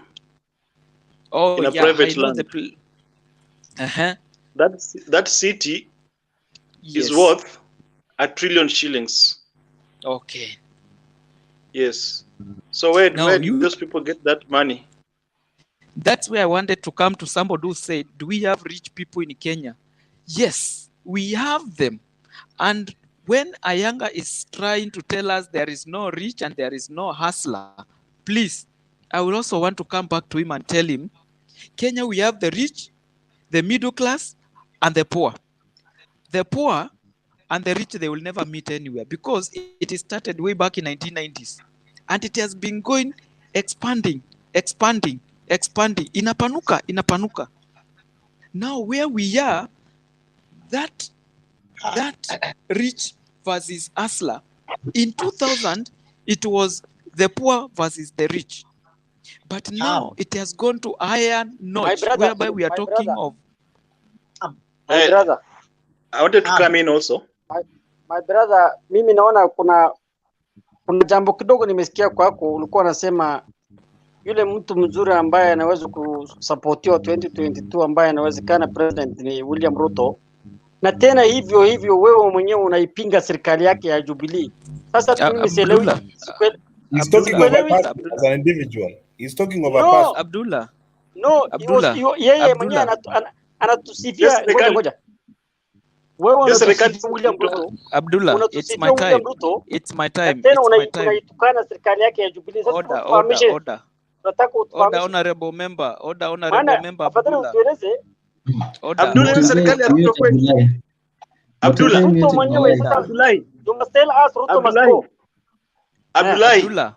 Hiyo serikali ni ya Ruto ama ni ya Uhuru? Ruto is better than Abdullah. Moi. Ruto na So Uhuru. There's umesema no difference. so Abdullahi wewe mwenyewe Ruto is better umetuambia than Gideon Moi. no, Abdullahi Mutembei, protect ametuambia me please. I need to give my Abdullahi point. mwenyewe amesema ati Kenya Ruto amebaki nao ni Karen peke yake. Na akasema next month anatolewa Karen. Mutembei, Sasa I mtu need to amebaki give na my Karen point. peke yake. Mtu amebaki na Karen peke yake. Mutembei, I need to give my point. Protect me from Ona, Abdullah. Ngojea my point. kama amalize. Abdullahi, order. Time ni mbaya. Ngoja amalize. Wacha nimalize We point are yangu. listening to you. If we don't listen to you, we let go. Abdullahi, I need to be very frank and open. I'm not. Be very brief also. Yes, thank you. You're supporting Abdullahi, Ruto. Now you are supporting Abdullahi, I'm not supporting anyone. Neither I'm not in any category. Right now, I'm looking into intelligent and system which is working for Kenyans. Okay? Whether you support Ruto or you don't support Ruto, I've spoke my mind that right now in politics, Ruto is smart. I have not said I'm supporting him, and I'm not saying he's in the government, and I'm not saying he's not. Relax. Let me finish my point. These are the emotional things we are talking about. And there is this point calling us race. The people, rich. Kenya, we have rich people. We have rich people. People are parking, not a chopper, personal jets. And we have a person who's sleeping with no food. Now, the gap of poor versus rich, it has been sung for past years. It has come to a point whereby they are saying it is the hustler versus the dynasty. It is just another name of saying poor versus the rich. And now, if you look at this state of Kenya now, COVID, the gap of middle class who employed the poor, it has already been sunk to the class of poor. Now we are having poor versus the rich. We do not have the category of middle class. That's where Kenya we are standing. And that's where we are saying we need a Magufulification leader to come and tell Kenyans, look, we have a corruption which is sucking your money, sucking your development. How can a person own a jet, not one, not three, not four, more than 10, and is paid for in Wilson Airport? And you are sleeping there. You do not have even a bicycle. We need to think twice.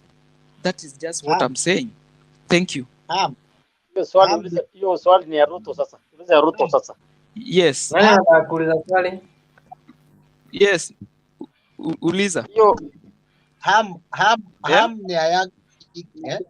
Ni kuna swali.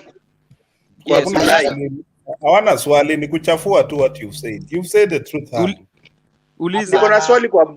Niko na swali kwa Abdullahi. Abdullahi ametuambia hapo mbeleni kidogo ya kwamba Ruto amemalizwa na Uhuru, hana say kwa hii serikali. Alafu sasa tena anatuambia ati serikali ni ya Ruto. Abdullahi bana, wewe unasimamia wapi? Mimi nasema 2017 watu walichagua Uhuru na Ruto. Kama 2017 watu wamechagua Uhuru na Ruto na saa hii serikali ya Jubilee haifanyi kazi, it is not only Uhuru Kenyatta ambaye ako na makosa. Kwa hivyo kama mtu anasema Uhuru Kenyatta aende nyumbani, William Ruto ni mtu ambaye anatakana aende nyumbani mapema sana, kwa sababu wote William ni watu ambao wako kwa serikali. Kwa hivyo hatuwezi kusema hii serikali ni mbaya na huko unasema huyu ndio anafaa. Haiwezekani.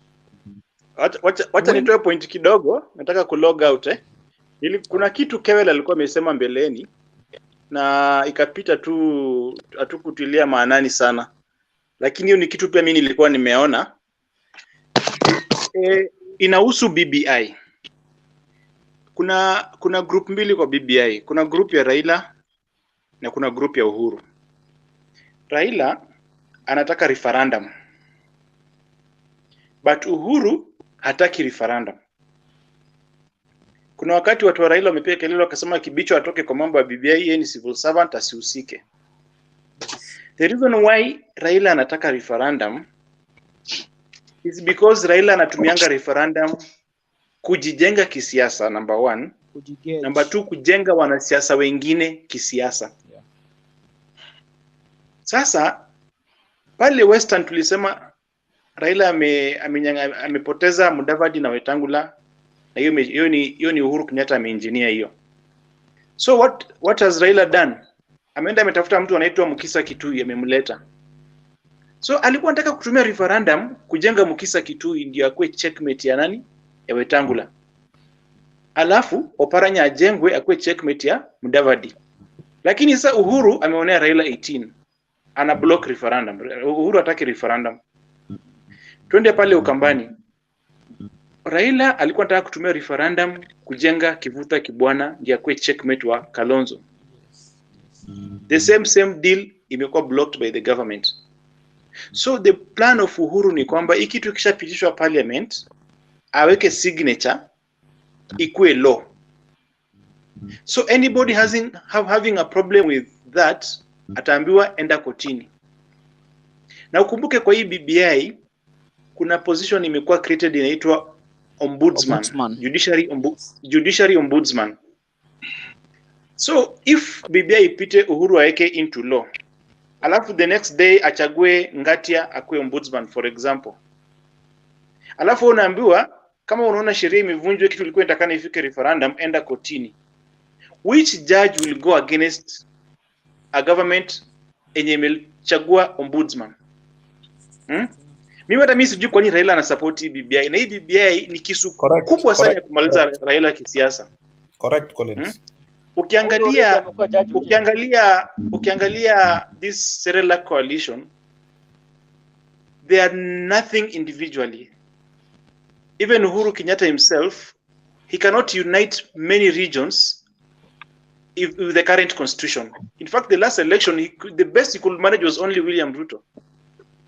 He could not get the other regions. But now BBI is going to give him that weapon.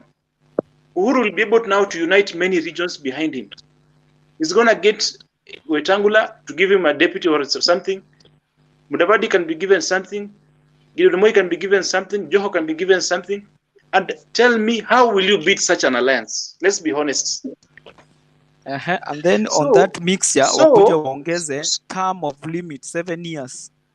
Mtafanya yes. Sasa imagine that group was saying Mudavadi is their candidate. Musalia Mudavadi is their candidate, for example. Waeke Mount Kenya Prime Minister. Kalonzo apatiwe Deputy President. First Prime Minister iende Coast, second Prime Minister iende Rift Valley kwa Gideon. How will you beat that alliance? Tell me.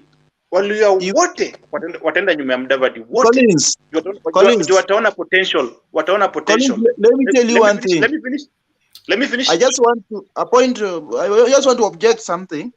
That these ones are not real. They are promises being made, and a promise is as good as it is until it is fulfilled. So don't tell me, if you tell Joe, I will give you Prime Minister, he cannot go again to another alliance, and that alliance will also promise him the position of the Prime Minister. So he will be weighing, if I go this side, Prime Minister, the other side, Prime Minister. And Uhuru is now building a legacy of lying to his fellow politicians because he has lied to Ruto. So who will believe in all these lies that he will say? He will tell Musalia, you will be president. That's why within a very short time, then Musalia ni shetani. Unaona kitu kama hiyo. So these are promises that are not real. So people can still, even the politicians themselves, can still weigh and then go retract and say, let me go the other side. My point was, I'm now speaking after the BBI has gone through and those positions have been created.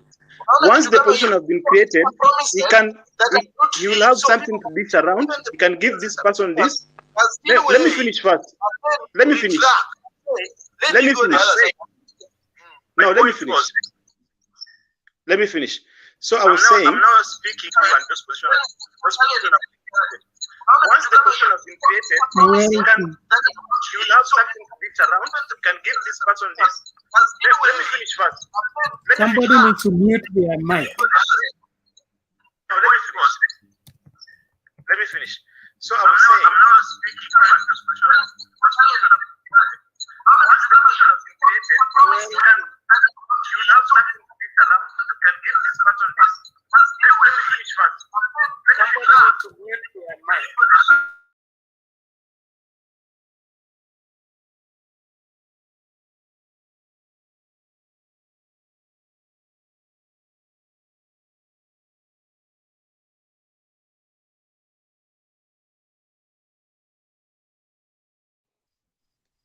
I think that was an echo.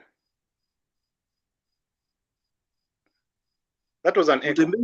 Mutembe, you have muted your mic. We can't hear you. Hiyo echo ilikuwa ya Kewel. Okay.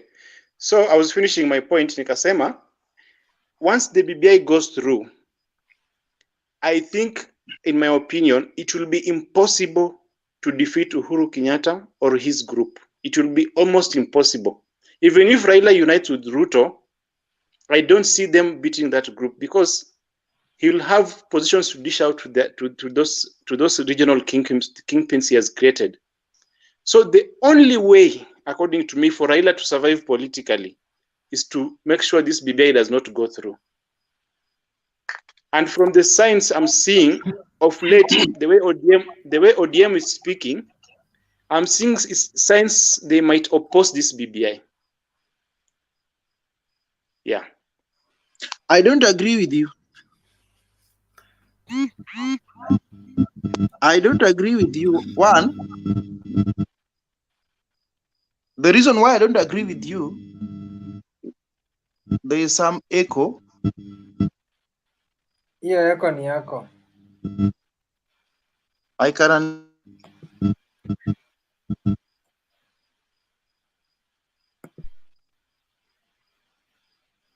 Endelea Rupia. Yeah. So Collins, I'm saying I don't agree with you because all political formations, they are not real as you put them. Because for your case, it would work if Uhuru has the power to fulfill these promises at that time. But at that point that they are making the coalition and the promises, there will be other coalitions who will also be making the arrangements at the same time. And all these leaders you talk about, there are some of them, like Joho, Ali Hassan Joho, who doesn't believe in Uhuru Kenyatta kind of governance and system, because they believe Uhuru Kenyatta is a dynasty who has been given everything by Moi, and his only focus is on returning that favor to Moi. So it doesn't really matter on what he can promise somebody, because by that time they will be a strong alliance, and I can assure you, which Uhuru Kenyatta fears the most. That is the alliance of Ruto and Raila. And what Uhuru fears with the BBI is that the BBI will make it easier for Raila and Ruto to unite. Because now, if Ruto cannot go for the deputy president post, then he can be prime minister. So that one will be a very easy thing for them to do. And if Raila and Ruto comes together, Uhuru Kenyatta is going home, whether he likes it or not. So that is the thing. The other arrangement you are talking about is not an arrangement that can work. It cannot work. For me, it cannot work. I don't think. Okay, sawa. Let's hear. Nani hajaongea hapa?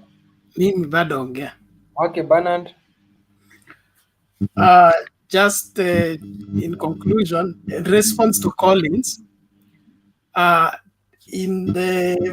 the history of politics we have had in Kenya, there is no guarantee that if you give a seat to somebody from a region, you have gotten that region. Especially, I speak for Western Kenya, where I come from. 2013, Mudavadi was a presidential candidate. He ran against Raila. But Raila still got more votes in Western than Mudavadi. So, from the look of things, trying to project Joho as a regional leader, Kingi and the rest, put them together, whatever seat you give them does not guarantee that the cost will follow them into the same. So it is possible they can make that coalition up here, but it will not translate to votes down there. Secondly, great coalitions that will run into an election and win are usually made out of people who are left without options. That is their last resort. So they must fight to stick together so that they either sink together or rise together. But as long as it is just convenient, I want to identify with this, maybe this is the formula, all this is just testing waters. But really coalitions will come up when now the map has been drawn and there is a clear cut on what is it that is being pursued. So it is not yet, it's early in the day to run into a conclusion of saying that this and this is a better coalition, that one is not a better coalition. Wait until the seat is vacant and the options are weighed, the regions have been balanced. It's when we will see who is grasping what in order to remain afloat. As at now, it is too early to call any shot at the moment. About Ruto winning the sympathy vote because he's identifying with the poor and the rest of Mwananchi, that's neither here or there. Because of his track record. From the time he joined politics in 1992 till now, what is it that stands out for him as one thing he has fought for because of a poor man? Now, if people can they identify with them heart and soul that this is my warrior, I have sent him and he will go and get the honey and bring back. I don't think so, because from the murmurings we receive from the Rift Valley is that we send our son at the top of the tree to bring down the honey, but he has not brought back the honey. He seems to be eating the honey up there alone. And so if we have those dissenting voices, we'll notice that the sympathy vote that because he has been pushed here and manhandled here, I don't think it carries the day. On the other hand, the issue of victimization and crime victim, in my opinion, is the creation of the DP. He's the one who weaponized BBI against himself, weaponized the government against himself, and all this creating an impression, a perception that he's being fought. He has had 3 years of campaigning, and all the 3 years of campaigning have been, they are fighting me, they are ganging against me. If somebody goes to greet another one, they say they are greeting each other because of me. They are going to stop me from being president. From the constitution, there is no guarantee of presidents to anybody. Even Uhuru promising him 10 years. Uhuru does not speak for the constitution of Kenya, and Uhuru has only 1 vote. So you cannot say that because you are promised 10 years, it has to be you. Anybody of sound mind, mature enough, can run for Kenyan president. So it is not a reserve of the DP or any other person. That's why everybody should go to the field and convince Kenyans that he has what it takes to be a Kenya, to lead this nation. And now that we are in a crisis, we must sober up in the choice we make, because this time we don't just need a president, we need somebody to rescue us because we are sinking as a nation. So we cannot play the usual games of saying that our tribe is being victimized or our man is being victimized. This time we need somebody to get us from sinking, and that person has to be soberly decided upon. So we need to go deeper than we are going. But I appreciate all of you and everyone's contribution. Thank you so much. Mtembe, it's my first time to meet you on this platform. I've been here for a while without you. Thank you so much. I think I'll stop there. Okay, Kewel, sasa nataka malizie tulale. Kewel, your last ones. Yeah, my last words are Bernard, No, this is Mutembe mwenye anatuambianga please. sijui Kenyans are happy, sijui 900%. I want the last word. I have just joined in. I also want some last word, please. Dan, tunakuja kwako. Okay. As you said, Bernard, it's still early in the day, and but the early the better. You see, they say make hay while still sunshine. So negotiations are happening behind the cameras, and people are really coming up with strategies and how it's gonna be won. I mean, at the end of the day, it's all about a winning alliance. Mambo ingine ni baadaye. I mean, the post-election agreement or post-election pacts, it will come out later. But at the moment, it's all about bringing in guys, ganging guys who have, a formidable force on the ground, people who have the influence of the ground, and bringing strong players. And it's all about mapping out, Kenya in the west, in the east, in the south, and in the coastal areas. I mean, where are our political strengths? What are we supposed to do? Which players are we supposed to bring on board? So that at the end of the day, when we bring aboard all these players, it's all about winning at the end of the day. So, but the fact of the matter is, and I don't know how it's gonna be, but according to my opinion and the way I observe myself, it's gonna be William and Odinga. Even Uhuru himself knows that it's all about these two guys. It's either the other or not the other. I mean, the rest of Kina Gideon is on a saucer, ingine ni mutura, ingine ni avocado. They are going nowhere. These guys are the ones who are calling for shots. So I'm happy now that the JSC are doing the vettings, and at the end of maybe a month or so, we'll be having another CJ. And just to put across is that CJ who is being brought aboard is going to play a crucial role within the BBI thing, and and the next government. So we are praying and wishing well that a fair person and a good justice should be brought aboard, because it is now within the veins of this country that we need to get a justice who is sober, a person who can lead this country from the front in terms of judicial advisory and stuff like that. Otherwise, I'm happy. Thank you so much. Maybe Dan, you can take over. Thank you. Kewel, si CJ mwenye anakuja ni Friend Ngati ama kuna mwingine? Yeah, kama una connections, you won't know ni nani, but sisi wengine we have connections, we know who the CJ is. Unanichezea Mutembei. So over to you, Dan. Okay, Dan. Now, guys, I appreciate everything that everybody has said here. By the way, I'm sorry for coming in late because of the time difference. I'm not in Kenya, but I'm very much following this forum. Now, one thing that we are behaving like ostrich in Kenya, we are dripping our heads in sand. One aspect that you guys have not addressed is that in Kenya, our votes, they never count. We can say that Raila Ruto coalition is a very strong coalition and it's going to take the day.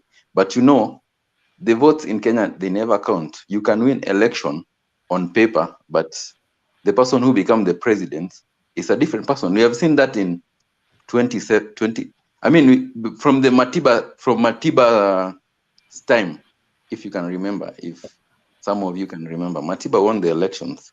Raila in 27 won the elections. In 2013, we don't know who won the elections.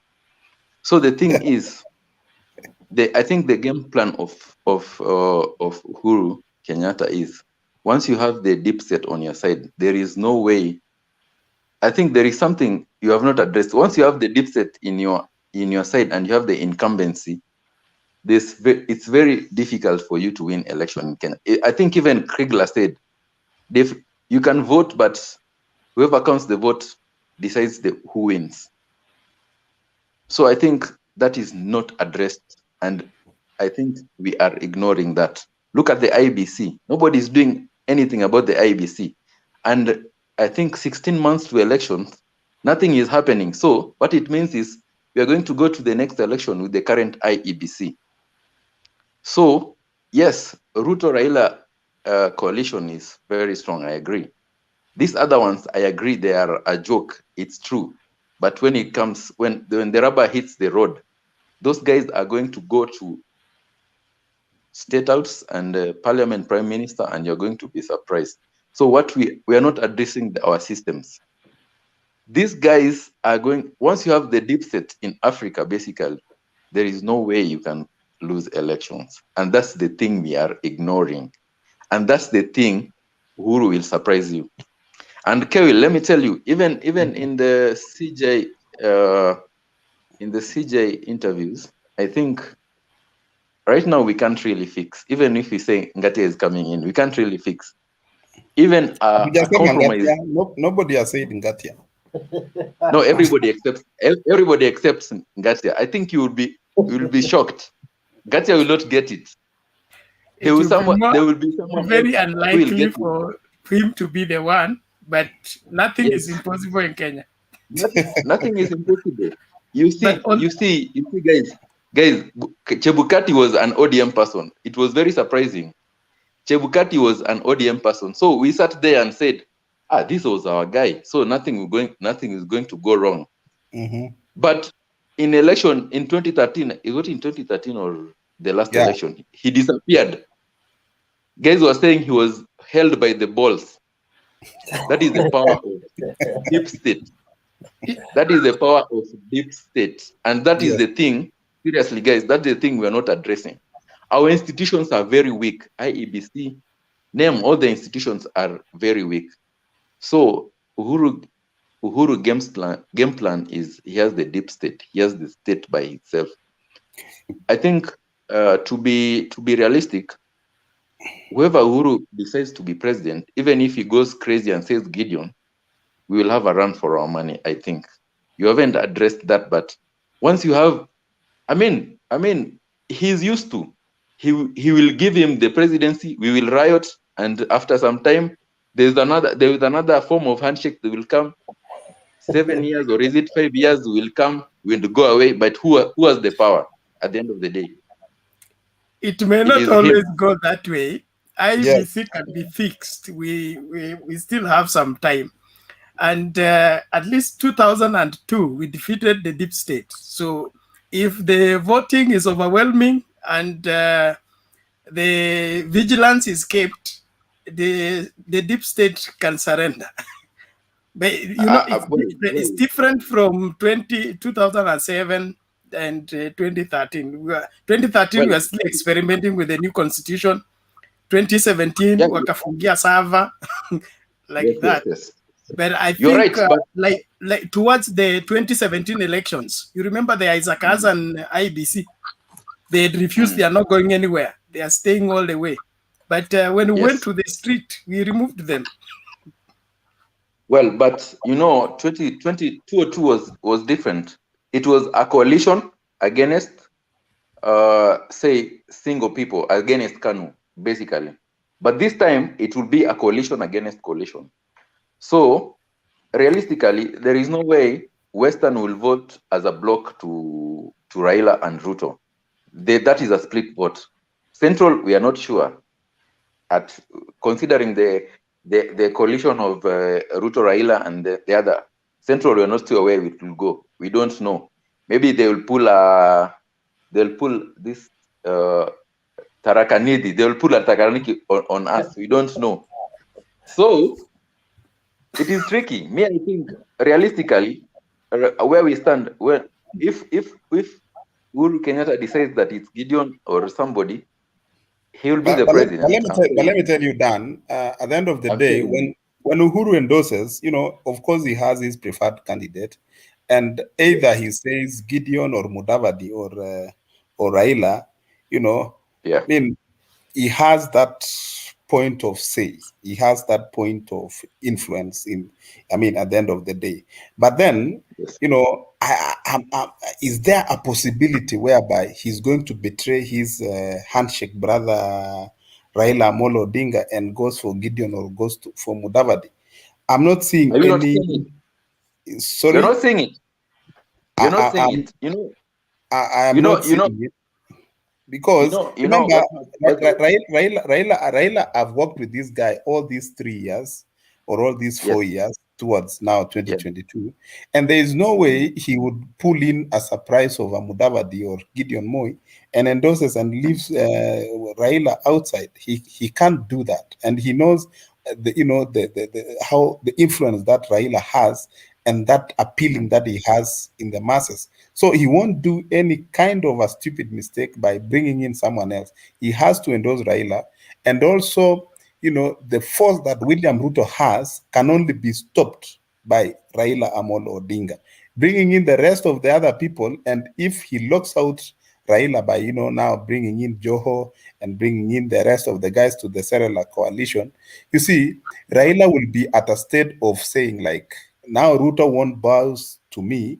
He would say a Ruto Tosha kind of a thing. And at the end of the day, you've heard of Oparanya, doing some nocturnal visits. We understand some people are doing some nocturnal visits. I mean, curfew hours are some good hours for some people to sit somewhere and discuss some matters. So, one, I don't give. I don't think Uhuru will betray Raila Amolo Odinga.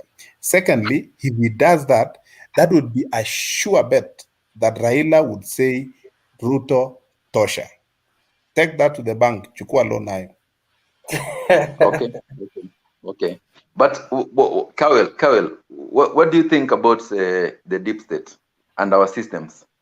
The deep state, the deep state iko mara mbili. Deep state iko mara mbili. Ikikam to elections, when the servers are being locked and all that crazy stuff that happens, what do you think about that? What can we do? Bernard, you're saying about vigilance. Vigilance has never, currently, it depends on how high the stakes are. It depends on how high the stakes are. The handshake was not a convenient thing that was taken. It was an impossibility that Uhuru was experiencing, even having been sworn in. He could not govern. So when the rubber meets the road, hard decisions are taken. And when we talk about vigilance, we are talking of the voting has been overwhelming, and the mistakes we made in 2007, trusting the system and failing to follow up the votes. We cannot sleep. We will do the Kibera thing. Guard the vote, and ensure that the rightful person gets it. Bernard, these people have done a prototype. They have done a prototype with Matungu. They have used the deep state and it has worked. Basic. ODM was going to win with all. If you are there on the ground, ODM was going to win, but they have tried and it has worked. They are going to integrate it now to the whole election. It wasn't a serious thing, but where we are right now as a country, nobody's taking chances. Nobody's taking chances. The stakes are very high. We will not play with the presidency like we did in Msambweni and the rest, leaving everything to be, a walkover.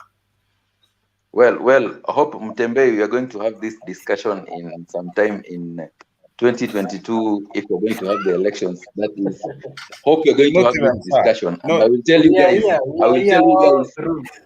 told you. Our vote does not matter. Our vote doesn't matter.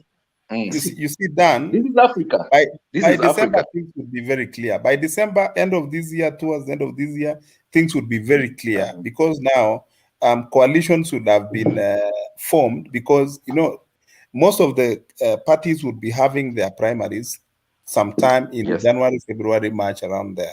And you see now would be between March and August would be close to 3 months.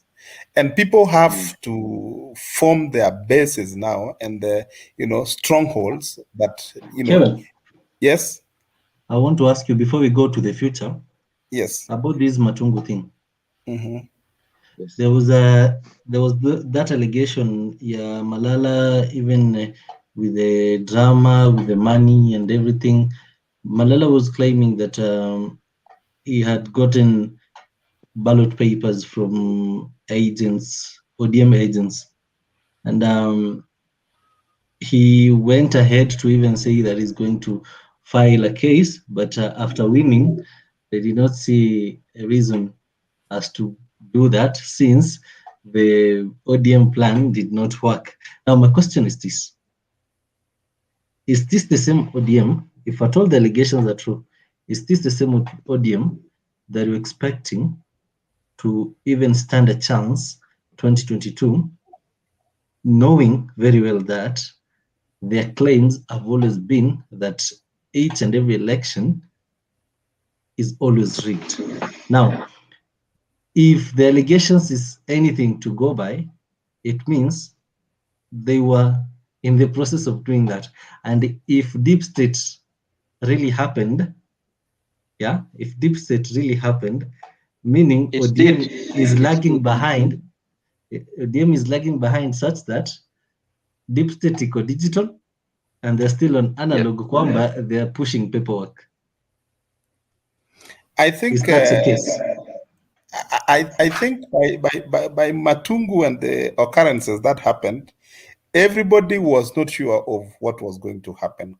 Honestly, the deep state was in panic mode that if this thing goes to ODM, and it is our stronghold, what would be the outlook? What would be, what would people say? What tutambia nini watu?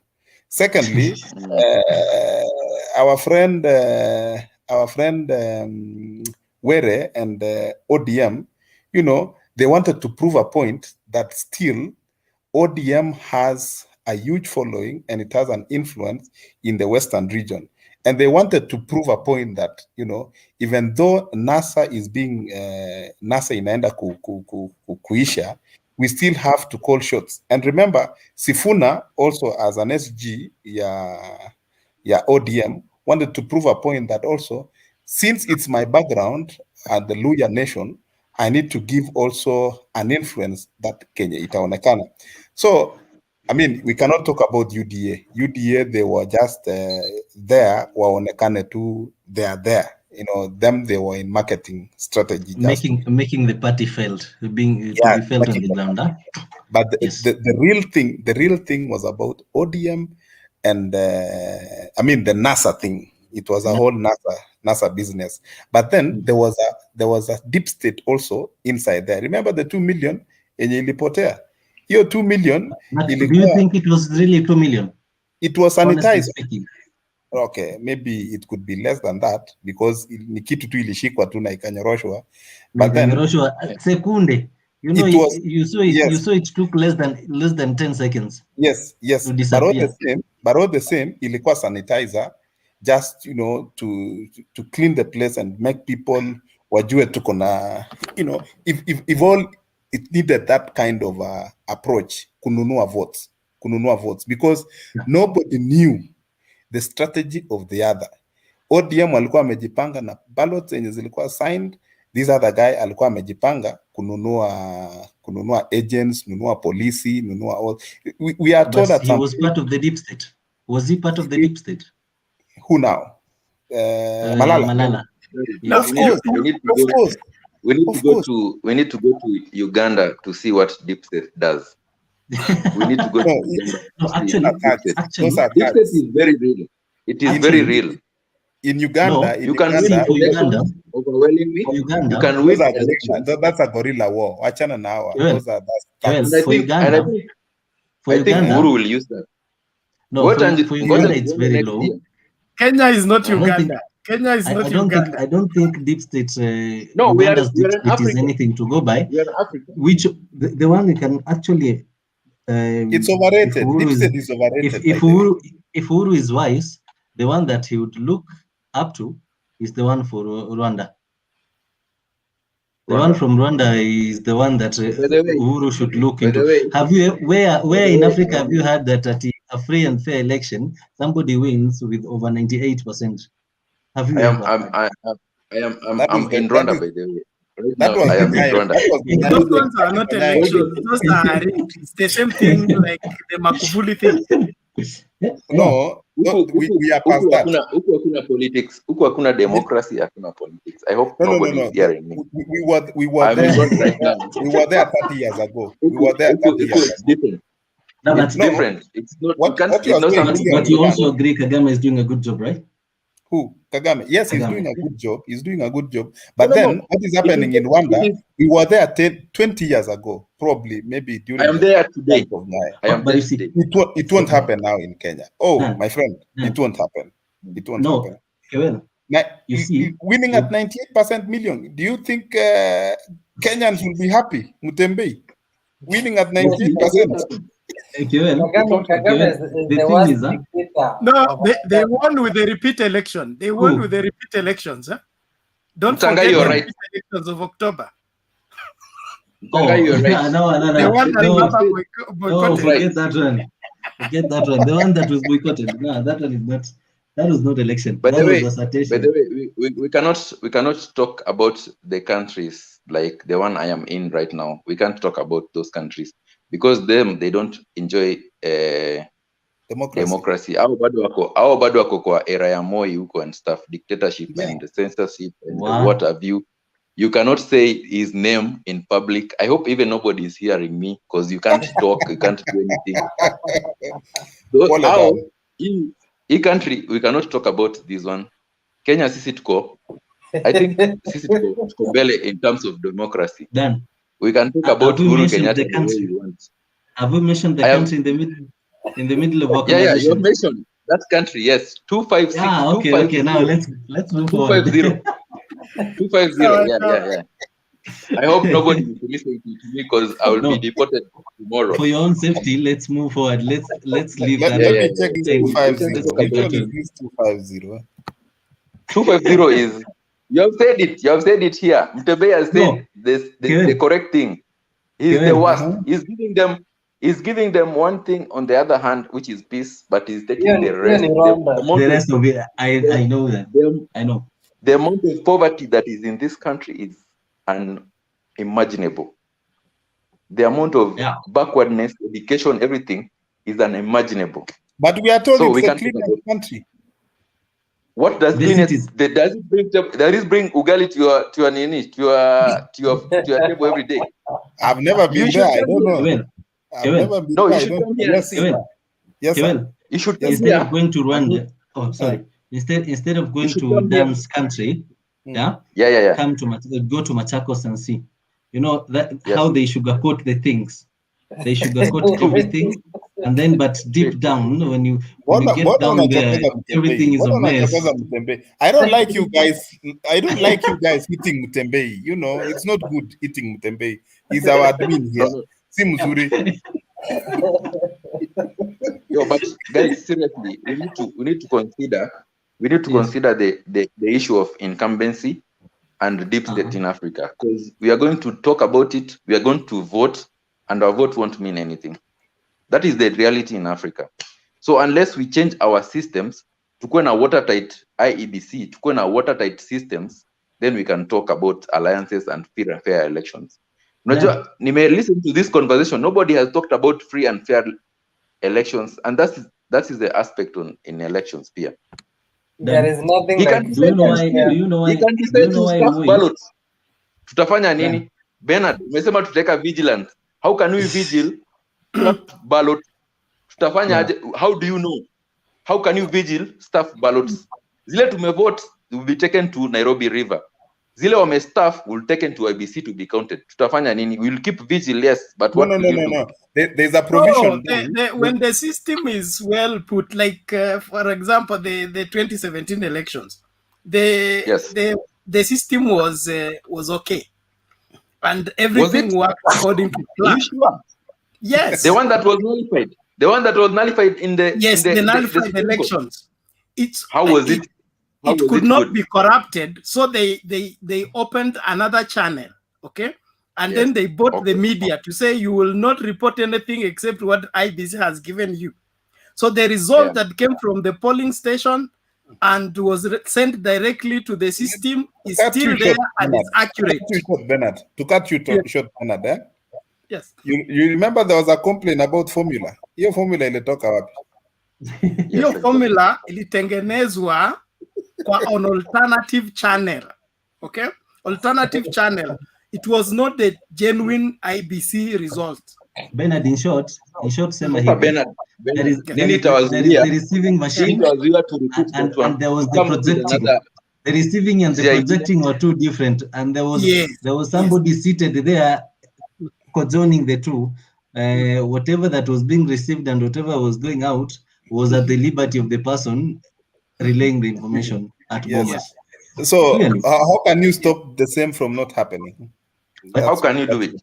Yes. See, first, advocate for what different we way need to do in this country, we need to we have concentrate more. Huduma number, we have ID number. Let me give you an example, guys. Let me give you an example. This is Africa. Did you follow the last election in Congo, in Zaire, Congo? It's called Congo.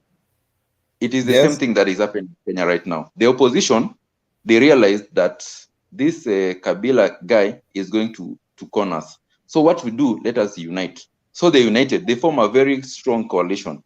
But what happened? The Kabila candidate passed because of the deep state. The votes were rigged like crazy. And currently, Kabila is at home, but he's still ruling that country.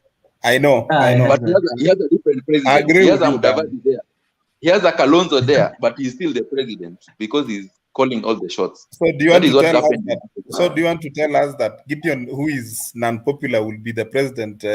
Because this guy from Congo who came number 3, he was non-popular, but he turned out to be the best at the end of the day. So you want to tell us a surprise will be pulled against us by the deep state, bringing in somebody unpopular like Itui. I hope you guys will be here in next year in October. We have this discussion. In fact, and I told you so. I told you so. Acha niwaambie, mnaona vile Dani anasema is very much true. Mpaka saa hii tunaongea about 2022, but hakuna mtu ameongea about elections, the processes, the procedures, IBC. Tumenyamaza tu. Yes. Time is running. Then mnasema what will prevent them from doing whatever they did in 2017? You see what? Let me ask you this. Let me ask you this. If this administration could easily flex on the judiciary, so more than once they've flexed on judiciary. Judiciary has coiled its tail for more than 2 times, till the last punishment was the non-swearing of the, was it 42 judges? Yes. Yeah, 41. They're being punished up to now, right? Now, and the funding was one. And the funding. Yes, and the funding was funding and the judges. That is one, right? 2. Yes. The muscling, the intentional muscling of police as an independent institution by the CS, yeah, and directly ordering the intimidation of opposition or anyone that appears to oppose the administration. Do you really think this administration is in a better position to even initiate any reform in the IBC? It will be just like you're trying to beat a drum in the water or in a pool, because it will not make any sense. We'll just be wasting our resources talking about it, because at the end of the day, this is somebody who is seated here in power with everything, all the machineries. He can do it, but he's choosing not to in order to favor him.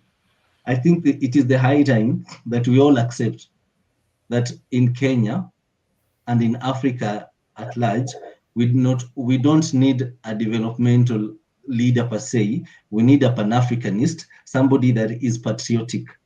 Because once you're patriotic, anything you do will be aligned with for the betterment of this state, for the betterment of the country, for the betterment of the countryman. No. Because at the end of the day, when you look at everything, somebody like President Uhuru cannot really be a person to initiate reforms in IBC now, when he's already leaving. Then, when his first election was nullified, after he was sworn in, that then would have been a better time and the best time for him to initiate the reforms, at least ingekuwa imetoka mahali inakaa iko genuine. But saa hizi, there is no way, because now the other person who would have done that, and the person who is influential to have done that is Raila. But where is he? Busy sleeping with the enemy, right? So that is true. That is true. Not too late. It is too late. But let me ask No. you. But let me ask We you. will fix IBC. Because we are Even so if much. it's 2 months to elections. As much as we are saying that there are issues with IBC, what are needed to be done with IBC so that we say it's now an institution that can be trusted? What are the real issues with it? What the resolution, even the Supreme Court said in their judgment that there need to be a reform in the IEBC going forward. So, Bernard, the reason why we can't do anything, it is enshrined in the Constitution, even the timeline when you are supposed to change the IEBC. Right now, there is nothing we can do. 16 months to elections, there is no radical changes we can do to the IEBC. Like say we disband it, we put other commissioners. We can't do that right now. Dan, do you know almost half of the commissioners resigned? You remember that? Yeah, yes, true. Nobody has addressed. For the last 3 years, nobody has addressed. We don't even have the quorum for That's part commissioners. of what is going to strengthen by ensuring that the people vetted to fill those seats are thoroughly vetted by the parliament, and we get right people in the place. Because I don't think we need a change in the IBC law that can strengthen it any further. We only need people that can do the right thing. We actually need that because, let's say, for example, let's take this as an example. Yeah? If we say IBC commissioner should be our social institutions representative, not political, right? Such that we get somebody from the religion side, right? Somebody from, let's say, like teachers, right? The TSC and everything, yeah? They take one teacher to represent all the affairs of the teachers, because, you know, we look at the high, how am I going to put this? Like the social... Yes, I understand. Kama venye JC imefanya. We have lawyers, we have magistrate, we have judges. Yani wana represent wale watu wengi. Now, exactly. The people that are most in the country, let's say like the teachers, the doctors. Yes. Yeah. The people that, like the way teachers usually, before they go to a strike, when we are nearing elections, they're like, we are going to support this person or somebody who will look after our affairs. No, those are the determining factors, such that once we put somebody like that there, and these are the groups that have already identified their power in our society, I think could stand a better position, because now, first, they will not be wavered just lightly, like hivi tu akishtuliwa we unashtuka, because you know that it is not this person that is on top there, let's say the president, that has placed me here, right? There are people counting on me, millions of them, who are actually the voters that are behind me.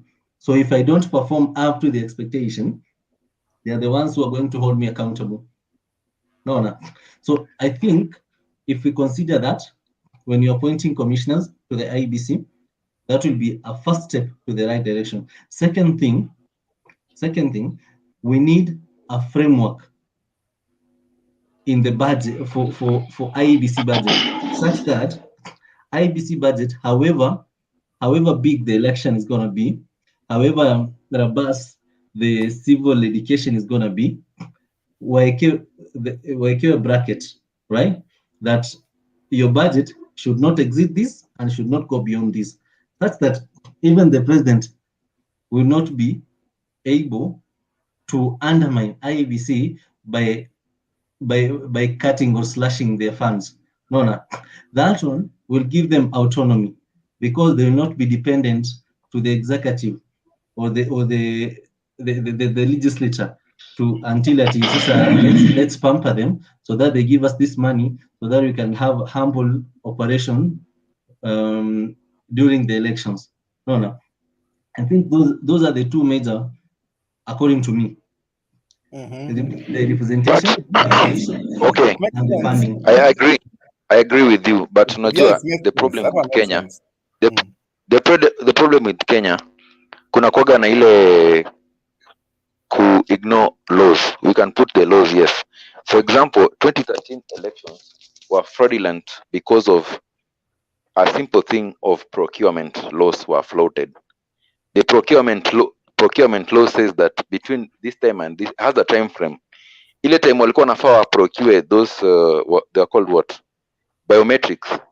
They were procured late, such that training and what have you and testing did not happen with the appropriate time. So a simple thing like procurement ilifanya a whole election kukua fraudulent. That's the problem with Kenya. We put the laws but we don't follow them.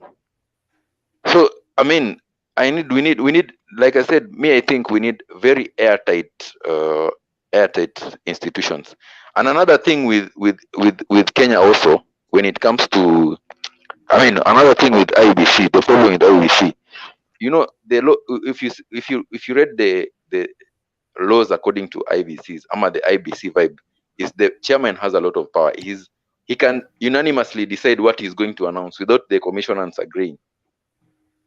That's the problem right there. We need it shared so that he does not wake up and we are waiting only for the chairman to come and announce the guy was locked up sijui wapi, familia yake sijui iliwekwa wapi, and then he comes and announces for us that huyu ndo ameshinda elections. We also need to venye tunataka tu kufanya na executive, we also need to do with the IBC such that the powers of the chairman are castigated to the other commissioners. You see, now the problem is done when you say that laws are not enough. Well, everything that you've just mentioned, all of them point to one direction. We need tighter laws. And now this is the problem with Kenya. Kenyans, we are I think in Africa, we are the best in tiptoeing along the line. You can never cross, you tiptoe along the line, such that when you're bordering, breaking the law, that is where you live. See, most of our politicians and all our legislatures, that's what they're doing. They tiptoe along the borderlining, crossing to being unlawful. And this one, we can't really blame them because we got it from our former president, the late Mzee Moi. Do you know, with everything that Mzee Moi has ever done, all the vices that is on the record, he can never be charged with anything. Why? Because nothing he did was against the law. It's just because the law was not there. So you cannot say it was illegal. The law was not there. And if the law was there, he knew how to bend the law flexibly such that he could not break. And now all these people, they are blind to him. I think, as you say, sir, it's all about what is now lacking with IBC as of now is the independence, and then time is really catching up with them in terms of bringing on board the new commissioners after the other guys who resigned. But then also, you've mentioned a key thing about the facilitation that is now being given, a sufficient budget so that they can run their services independently and easily without, conveniently without any hitch because of lack of funds and stuff like that. So I think really also IBC, they're in quagmire. They don't really know what they want as a commission. They sound so timid that they want to be directed, and so much that things are really catching up with them. And you see now for the case of referendum, they're just waiting for the bunge to be given direction. But then they are saying like, we are just waiting. When you tell us you're ready, bring it aboard. And so it's neither here nor there. It's all about things are not well arranged. And it's not a surprise that maybe when these elections come by next year, things will be haywire. And though you are telling us about BBI, what watafukuzana then because of the same thing, and it will be at 2007. I don't know who won. I don't know. Sorry wase, huku hakuna fiber optics bana. Huku niliambiwa tuko 1980. Ni ma network problems ka kibao. Hakuna fiber optics bado. Tuko 3G, kwani maji. Watu wanataka kwenda 4G, 5G, si bado tuko 3G. Sorry. Tuko 3G hapa. What I wanted to tell you is, you see, the way these commissioners, the ones that have remained, the reason as to why they are acting as if they are not really in the office, it's because they know every election cycle, the IBC officials are thrown out. So they only know it's a matter of time before they become dispensable. It is only a matter of time before somebody says, by the way, enough is enough. We don't want these people again in this office. We need new people. We need fresh blood. No. So for them, even the by-elections, they're just waiting until when they're like, oh, you want us to perform it? Okay, well and good. Let's do it. That's what I say. Now that is the problem, because these people need autonomy. They need, if it's 5 years, it's 5 years clean. If it's 7 years, it's 7 years clean. No. Let me tell you something that is happening, that the government is playing. You see what happened in the 2010 elections. What prevented this fraudulent putting of commissioners? While you create what we call the time limits, something tenure. It's called tenure of something. So what the government is, the ball game of the government is, yes, exactly. So what the government is doing is arguing that if we disband this commission right now, the payoff will be from SRC. The payoff will be a huge amount because they are cutting off their contracts. Like the chairman is protected by tenure of. You said tenure of what? Security of tenure. Yes, security of tenure is protected. So payoff yake ya Chebukati will be so huge. So that is the game plan. So be rest assured, Chebukati is going nowhere. What I change a few people here and there who does not matter, but Chebukati will still be there, and he will be the same story will be there. He will disappear for 2 days. Utakuja kuambiwa Gideon has won as 50 plus 1. Kyle, there's nothing we will do. No, tutaenda kwa street siku tatu. Unfortunately a few people will die, and then there will be some handshake of some sort after tulie. No, this time no handshake, no nothing. Bernard, do not say that. Do not say what you just want to say. I am telling you. No, Bernard. I know where you want to go. Not with this crisis. Not with this kind of Kenya. No. Dan, the other one, yes. I think the only way, Bernard, please don't. I think the only way we can do better for this country, instead of people dying, instead of houses being demolished, instead of businesses being closed, instead of places of worship being flown by fire and everything, I think the best thing is let's be very sensitive about these 2022 elections. Let us actually vote. You know, the problem with Kenyans is that most of us, when the time comes, we don't rise to the occasion, right? Let's make it hard for these people to actually read or do anything. I have a crazy suggestion for these coming elections. You know, contrary to what you're saying, Kenyans, come on, the last election, we really sent ourselves. We really came out and voted. Some of us, most of us. So that makes it easy. That was the tool even Moi was using to steal elections when there were high voter turnout. So let us surprise them and have a low voter turnout. You will see they will not. Nobody will get 50 plus 1. Nobody. No. There will not be stories of there will not be stories of Tarakanyidi where we have this amount of registered numbers, then when I vote 150 when you have voter turnout. You know what happened in 2017? They did not rig for president only. Because the argument against Kibaki was that why is it that he has the presidential vote and he doesn't have the MPs? So in 2017, the rigging was full suit. That is why we got surprise MPs. Thanks, We went and thanks to someone. Thanks to someone that we actually know can believe. Let me tell you, when there is low voter turnout, that is when there is a high risk of rigging, because wale wote wenye wakuvote watavote hiyo siku. In fact, the best way to beat the rigging ni kukuja kwa wingi, at least mkuja 100% everywhere. Then that way you can fight the rigging.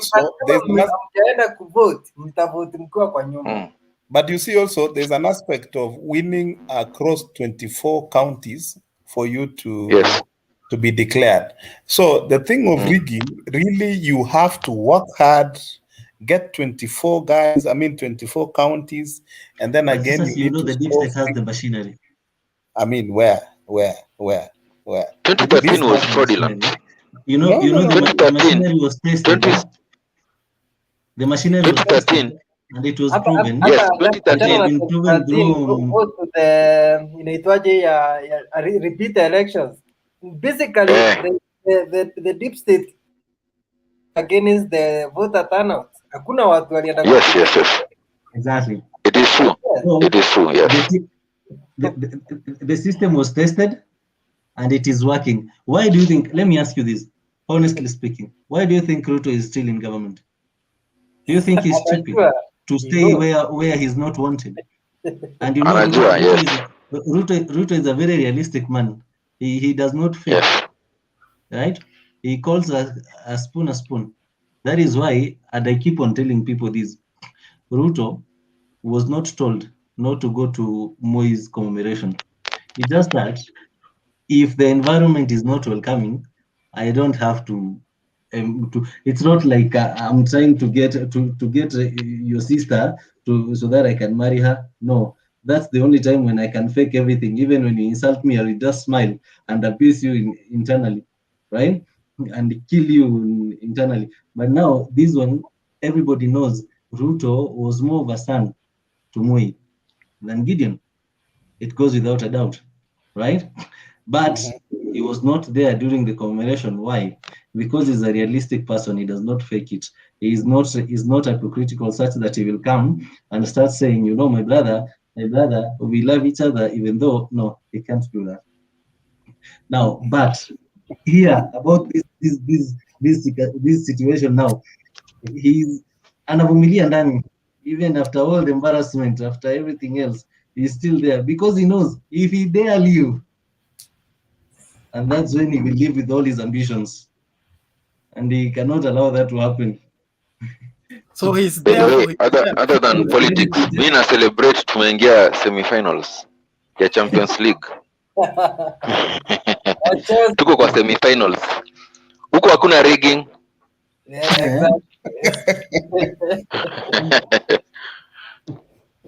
So I think we were saying something. So tuseme it's all about, at the end of the day, it's all about Uhuru Kenyatta calling shots on whoever, you know. If he endorses Raila, if he endorses, I agree 100. If he endorses Mudavadi, it's all about now. Wapige kura. Yes. Yeah. Raia wapige kura. Yes, it's true. Yes. Let me ask you this. Let me ask you this of this idea. I don't know if it's something that can work. Because of the system, right? And because we know we have experts of the system. How about after voting, right? After voting, everybody, if you voted for this individual, afterwards, mark my words kindly, afterwards, not during or when you're going to vote. No, after you've voted, right? You wear, if it's a black t-shirt, you wear. If it's a white t-shirt, you wear. Meaning, for me, I have voted for this. For me, I have voted so that we can judge by ourselves in town when we meet that anyway, when ukisimama hapa unataka juu kurudisha mlolongo mlolongo ya mlolongo KANU. ulikataliwa. Mi nikipatiwa mita moja for free to wear whichever, to wear in the morning black, to wear in the evening red or whatever you're saying, I would do it, my friend. Tunasafa. That's That's the problem. It can't work. It can't work. Kuna voter vibrary. Let me tell you guys, wacha nikuulize. Right now, if someone give you $1 million, na hii loan, it is $1 million shillings. Take it. Utafanya nini? And guys are suffering this corona period. You know, also this corona nini pia is also another angle which will affect the elections also. People are also ignoring. There will be a lot of bribery on the polling day, on the polling station hapo. It also affect. Someone will give you money not to vote because you are a diehard of Raila or Ruto, anakwambia okay, don't vote, just go home, and they will do it. Yes. And that's the power of the deep state. Time of IDs and voters cards. Yes, Hey, and that's they what buy and deep then states they do. bring them in the evening after the election, after voting imefungwa. Yes, so like I said, kama hatutakuwa na airtight system, it's very difficult to predict this thing. It can go either way. But me, I am hoping for change because surely, guys, we are suffering. Our to protect their dynasties, they are really making us to suffer. You see, Dan, apart from the system, what I'm really praying for this, that if it's Abdubadida, if it's this other guy called Peter Kenneth, if it's Matakarua, I only pray that whoever will come is somebody who has already made the calculations na wameona ina work such that they will know where they're getting the funds, because I don't think the next government will be able to borrow. This government is borrowing for everything, for every single thing. By the time watoke, tutakuwa tumefika the limit. I was listening to someone, I think it's earlier, alikuwa anasema now we are almost tuanze kuwa nini repossessed for the loans, the court and everything. So I'm only praying, and you know Magufuli was a good thing to Tanzania. Yes, it was. Simply because the international community did not really want him, because he was not really somebody who prescribed for the international politics type, right? So Right. they did not want him, and they were not very, very vibrant to give him loans. So what Magufuli did, he had to look for the funds in the country. And the only way he could do that, he started again reviving their industries. Because now when you start reviving the industries, people get jobs. If you get jobs, money circulates, right? So that circulation, and the people are paying taxes, the revenues are being paid. These industries are getting loans. The loans have interest and everything. Now even the banks in Tanzania are able to lend the government because there is business, right? So that is why, and that is the only thing that can explain why Magufuli was able to build a standard gauge railway, half the price of Kenya, but twice as long as Kenya. Let me ask you, It Dan. does not make sense in any other way, because now he was not. He did not go to approach the Chinese. The Chinese came to Tanzania to approach him. So the deal was most definitely sweet to Tanzania compared to Kenya. When we went to look for these funds, we went to look for these people to do this project for us. No, we went to look for them. We needed them, but Tanzania, China needed to do business with them. So they went to any mile in order to do that. And that's why unapata their standard gauge railway is really standard. That is the first thing. It is actually standard gauge. See diesel kama yetu. Second thing, it's half the price ya Kenya, twice longer than Kenya. So Yes, ya majambazi. Unaona sasa inaonyesha tu kwamba ya 10%, ya 10%. Yeah, 10% is the problem. We need somebody that international community does not want. If we get somebody that the international community do not want, then we stand in a better position to revive our industries. Mumias stand a better chance. Pan paper stands a better chance. Cut you short, Million. Yes. It's the same thing that is happening to Libya. You know, when Gaddafi was around, we could see him as a guy who wanted, I mean, he was against the Western countries. He was against the Russian pressures and stuff like that. Right now, Libyans are suffering. They are really regretting the mzee, and they are really, you know, they have a lot of issues in terms of taxation, issues to do with security issues. A lot of issues are, you know, are hitting back to Libya. I wanted to ask you, Dan, about the 250. How about their loaning things and stuff like that? How are they managing? Well, the guy has a very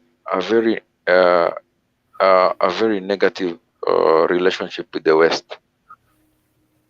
That is what is happening here. But it's more to the Chinese. But Europe, no. Because of what happened here. So but it's still industrialization is no. Let nobody lie that.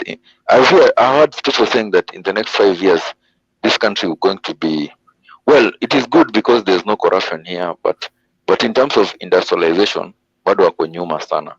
You can imagine I'm here because of power production.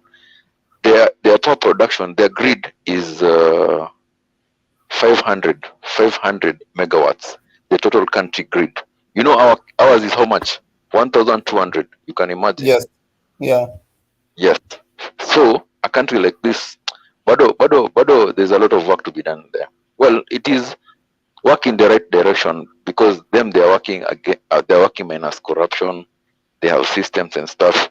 But so still, what about the impression that we are being given that you know, if Nairobi, I mean Kenya, mukicheza, you know, the hub will be taken with the, I mean, itaenda hiyo inchi hiyo. I mean, where is the impression? What hub? You know, that is mere PR. That is mere PR. What hub? Investors who enter. They say the biggest investors. Is a business hub for Africa, for East and Central Africa, majorly. But now, what it can never happen. That's what let me tell you why. This is a country without a railway line. No single rail, nothing. How can it be a hub for anything? But we are told. I have just told you. We are told it's no. I just told you. No. Okay, maybe plan 20, 30 something. But right now it can't be. I am just telling you of a very unstable grid. They have blackouts like every time. What we are doing right now here, we are upgrading their grid from 110 kV to 220, which again is a problematic. And you know, investors majorly they go to where there is infrastructure, where there is power infrastructure, basically.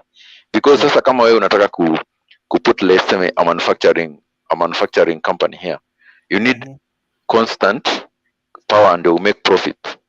Yeah. That is not happen. That cannot happen.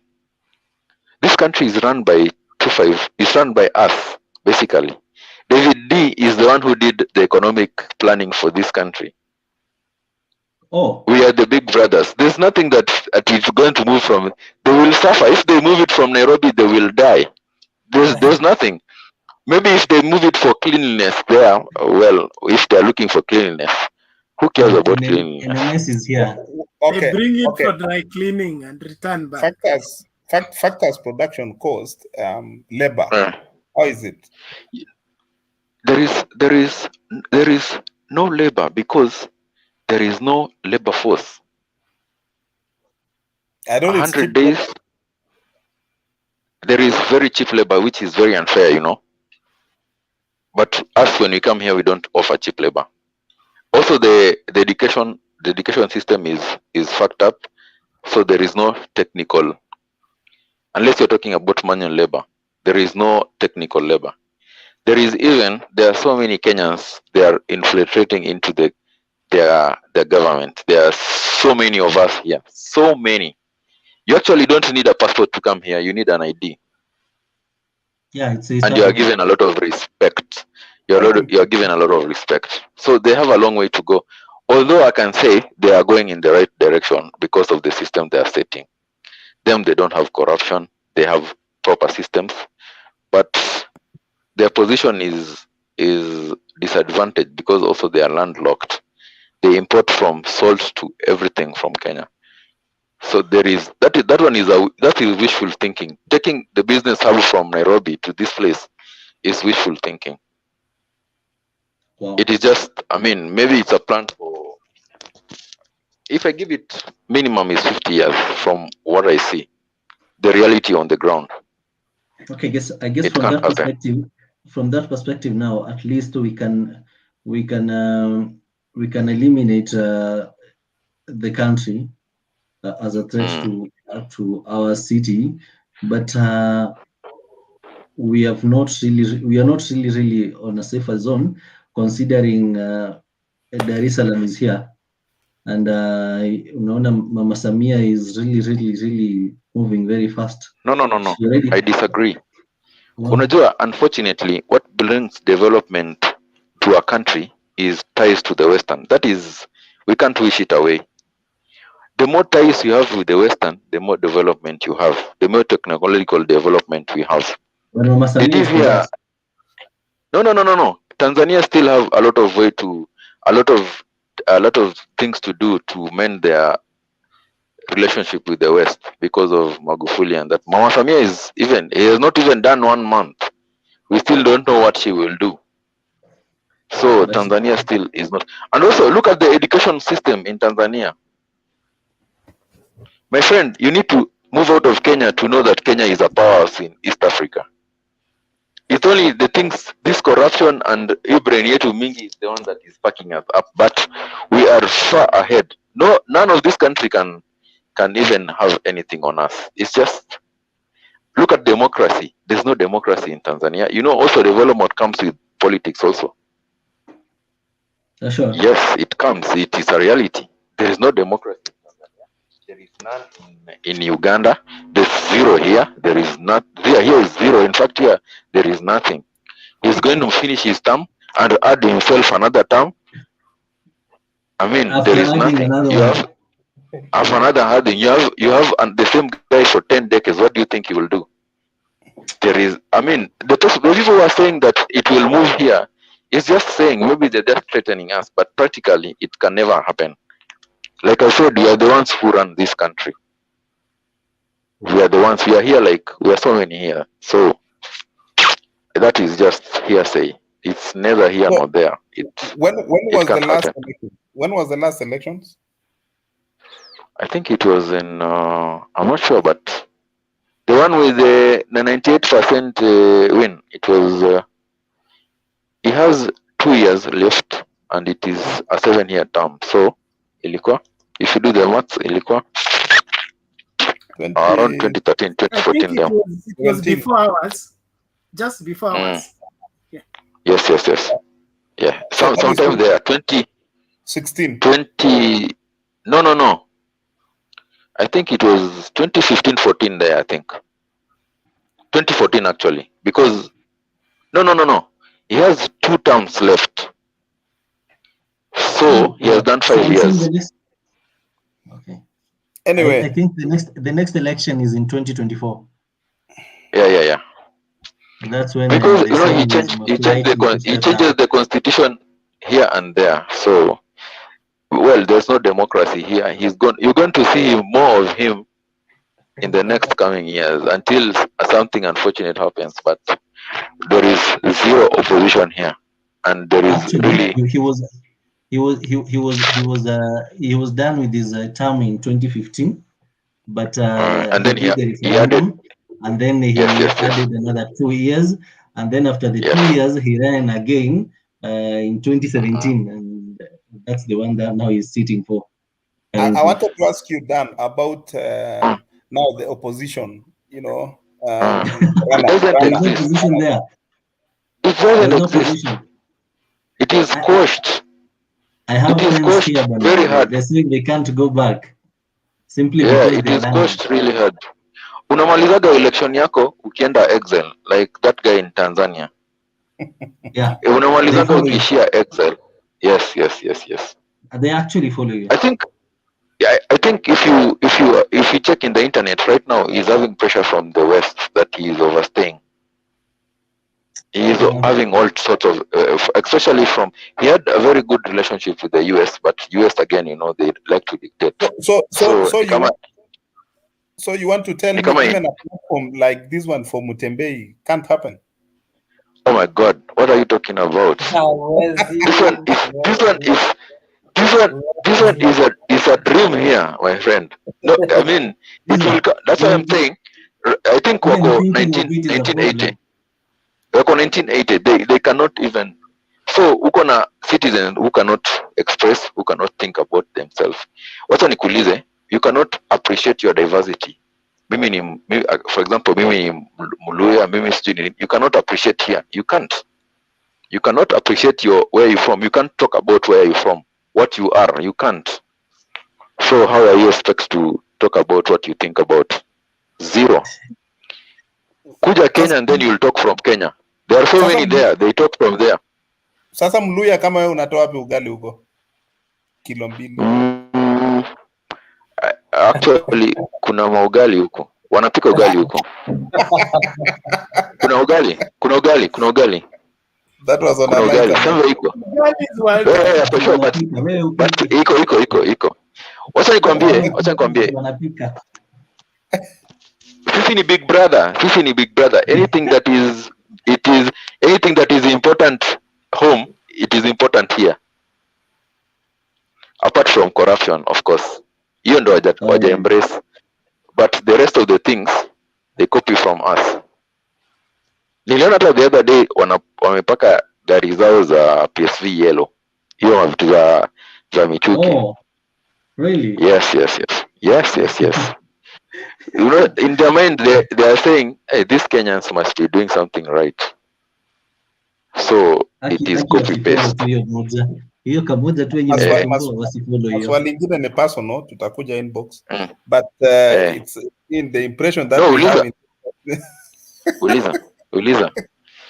And before you ask, it is a lie. I will explain to you, it is a lie. That one you want to ask. Hata mimi nimeshika. But I have gotten it. Ask. Niko explainia venye ni lie. I just explain. Hii country iko na a very good PR. It can market itself out there it can market itself out there very differently. But ukikuja kwa ground, things are very different, my friend. You're discouraging us, bwana. You're discouraging. No, it is true. Don't trust a lawyer, Milong. No. Okay, ask Nico explain. Ask what you wanted to ask. No. It's you've already answered. Umesema tu. Maybe let me guess. Ati kuna mademo supu huku sana or something. You will write your number on that private chat. We have a WhatsApp group. We have a WhatsApp group with Mutembei. Okay. You put your number. Okay. I'll put my number. Which this chat here? No, we have a WhatsApp group. Mutembei has one. We normally talk a lot of things huko ndani. Oh, okay. I will. I don't know where it is, but I will put my number there. It's an interactive session. You see a private chat hapo kando your screen. You put your number there. Mutembei. Oh yeah, sure. Yeah, sure. I'll put my number here. Yeah. Put your number there. Mutembei atakupa kwa WhatsApp group. But it's a beautiful place. It's a beautiful place to be. It is a serene place because hakuna pollution huku. Yeah, it's very beautiful. Yeah, hakuna pollution. The people are genuine. Ukiuliza msee direction anakupeleka. Sika Nairobi ukiuliza msee direction anakupeleka kona ndio uibiwa masimu and stuff. How do they regard Kenyans? How do they regard Kenyans? How do they see Big brothers. Big brothers. People who are learned beyond I don't know what. With respect. Si sasa mambo ukikuja huku uko na madem kama wasaba hivi, they are respecting you and the girls are very respectful. Si kama hao wetu wasumbufu. They are very respectful. They speak French and they speak their language is called Kinyarwanda. And some speak Kiswahili. I said Kenyan is big brother. They are even incorporating Kiswahili in their curriculum. But Kinyarwanda is more of Swahili and Lingala. If you no. Kinyarwanda has. It is not an original language. It has a bit of everything. Yes, French, exactly. Swahili, some English. Yes. Yeah. It's a bit of everything. Allow me to ask this. Moving away from that, I was watching something on the internet in the morning about this governor for Bungoma. He's called who? Wangamati. Wangamati, yes. Wangamati, I was seeing this PR stunt that he's doing. He's going to the needy, and like in his community, the ones that have really hit rock bottom hardly and loudly. And he was really making a change because he was using the resources and the official channels, right? The official channels that are there. Like he'd go to, there was this disabled woman who went to his office, and because of the kid was I think alimaliza class 8 akiwa na 17 years because hakuwa na pesa, so amemaliza, ameperform vizuri, and then the parent went to ask for msaada in any form. So Wangamati told her there is a special funding by the county, that is bursary, of course. He's going to take care of the kid that way, kwamba he'll ensure amekuwa enlisted in that one. And the good thing is that the kid was enlisted, he was in school. Now, the video was not for that. The video was Wangamati paying them a surprise visit to their home. He went to the ground, so where they were living, and then he was distributing some solar panels and lightings kama hizi zinakuanga za D-Light na Safaricom, hizi za kulipa mdogo mdogo. So what really touched me is that, you know, for a governor, they say that they're busy, but in real sense, kwani ni nini wanafanya kubwa wenye watu wengine wafanye na kazi yao ni kukaa kwa ofisi, hakuna signatures wanapiga kila siku. It's just like a Monday thing, and then the other days you're joyriding because the CE says we see them here moving around. There's nothing that they're doing, so you can't tell me your boss is doing something when you're not doing anything. I thought Wangamati was doing a good job because you see, coming back to the society, going down to the low of the lowest, somebody that the community has neglected was a really good move. But my question is it really legal to use government or the county funds to build people houses and to buy them foodstuff? Is it? I've seen what Wangamati has been doing. In fact, there's a lady who had a growth on her face, and then he visited her and tried to spend some time with her and understand the situation and what he did. I think there was an operation today or yesterday, and by God's grace, it went successfully, and the lady regained back her facial structure.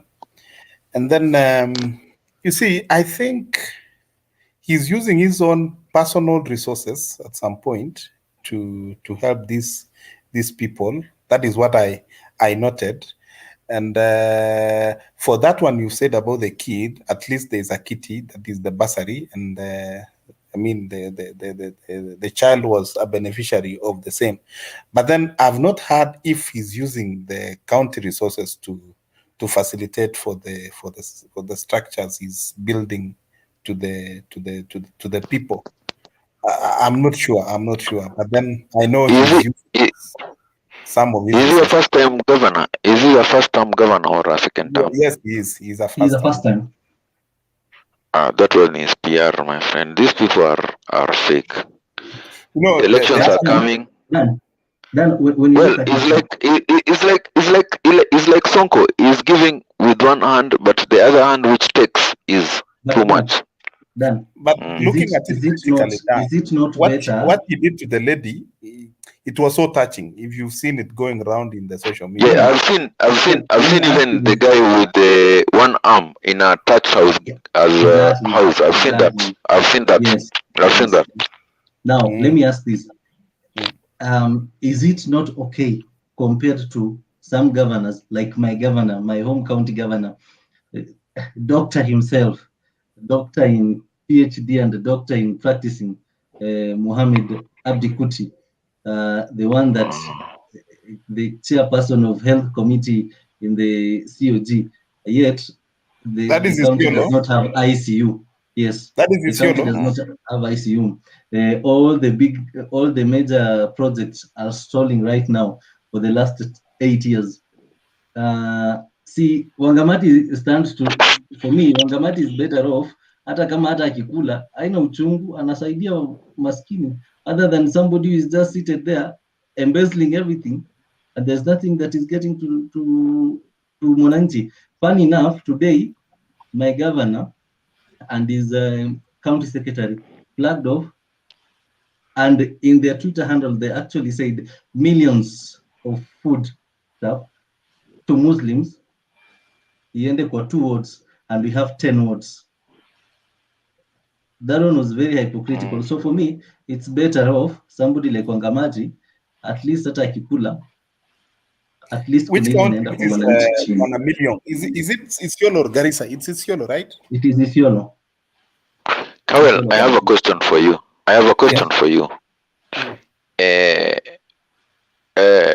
So you are saying that, okay, this thing he did is good.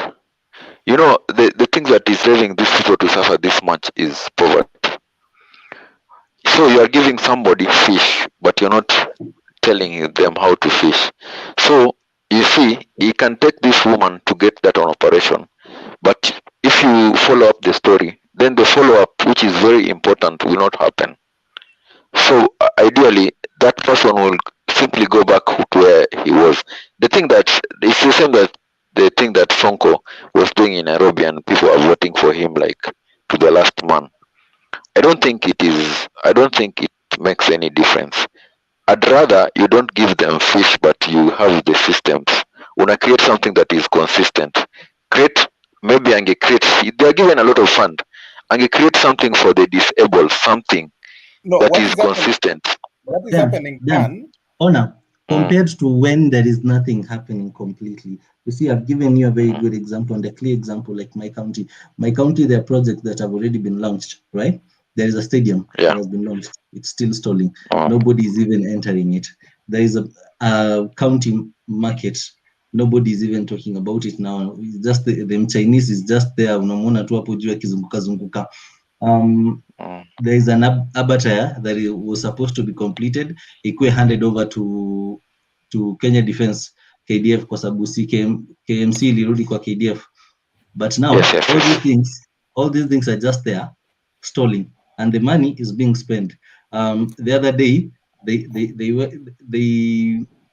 fast-tracked the airstrip. Now it was tearing off. It was wearing off. Now they wanted to do again the airstrip. Yeah. You see all this money. Something. Yes.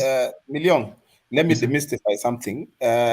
There are two differences between your guy and Wangamati, because I really followed up with Wangamati, especially with the lady who was being done the operation, and after in fact, even before she was taken for the operation, and of course, he took care of the cost, he made sure that the lady has been enlisted to benefit from the NHIF and the pesa za wazee. You remember the kiti ile the monthly, what do you call, stipend from the government.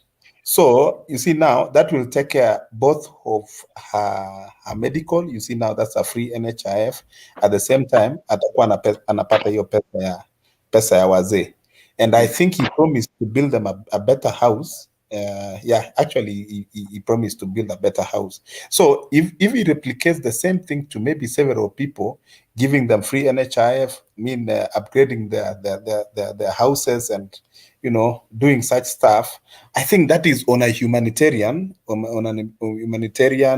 point of it. But then it comes to a point whereby now the performance in office, that is now where Kuti is coming in. It doesn't have priorities. Even if you go to my county today, I mean, somebody set up some pineapple farm somewhere. I mean, pineapple processing plant, and 8 years down the line, he's done nothing. He took some money. He said that he wants to put up some conservancy. I mean, we have some prehistoric point whereby there used to be. County yako ni gani, Kawel? Sorry? County yako ni which one? Kericho County. Oh, Kericho. Mimi as much as I'm blue, anatoka kwa county ya DP, Wasinigishu, Mandago. Okay. So I was trying to say, this guy has put some money for some conservancy somewhere, because that place used to host some monkeys and some fruits. Those monkeys used to feed on them. And you see, 8 years down the line, is put millions of money in that kind of a project, but there's nothing which has happened at the end of the day. If I wonder when audits come to these counties and proper checks and proper audits are done, how do they report back to the national government that this is what you did? And in books, there's nothing. They So always it's the pass same with thing flying that we're colors. talking about Kuti, yeah? Surprisingly, my county has been passing through flying colors, like utter unquestionable. He's not even asked any question to clarify anything. All the papers are black and white and very clear. That's true. So what we are saying is, as much as we are castigating the national government, our county governments are just but a mess.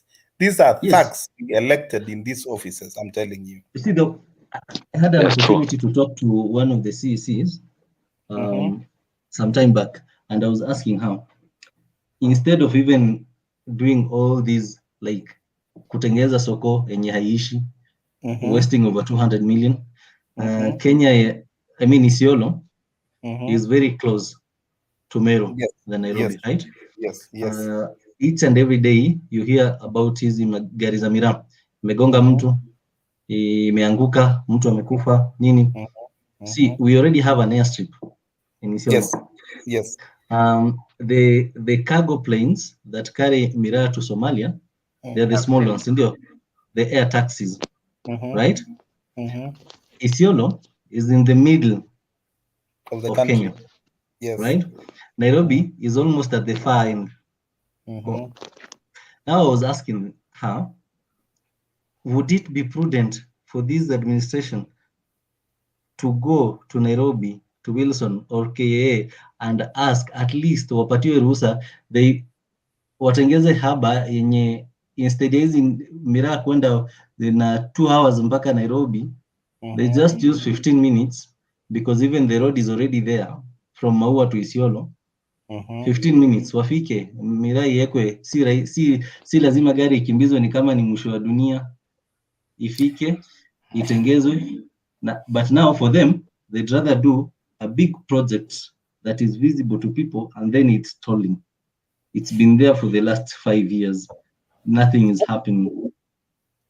Actually, for me, I prefer somebody like... I was in Isiolo at some point, and that is it an airport or an airstrip? It's barely empty. It's supposed to be an airport. It's empty. It's not even supposed to be an airstrip. Is there any It's landing? supposed to be an airport. Yes? Is there any landings? Yeah. Yes.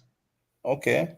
Yeah. That's passenger. They did that back in 2017, but it was wearing off and hata haitumiki. Sasa unashangaa ni uzito gani, ni kama ni malaika wanakuja kupiga zoezi hapo juu ndio. But you see, it's a national government project, which I mean, the county doesn't have much about it. But then, what about the local leadership? With the local leadership, they can, as well push on something and initiate something with the. Yeah. You can broker something with the national government, and it could be something because Miraa, it's a resource for Meru County by and large. I mean, It should be now an inter-county deal that Kuti and this other fellow, what is the name? Muraitu Murongi. Yeah, and then those things takes off from there. They don't have to come to Nairobi in any case.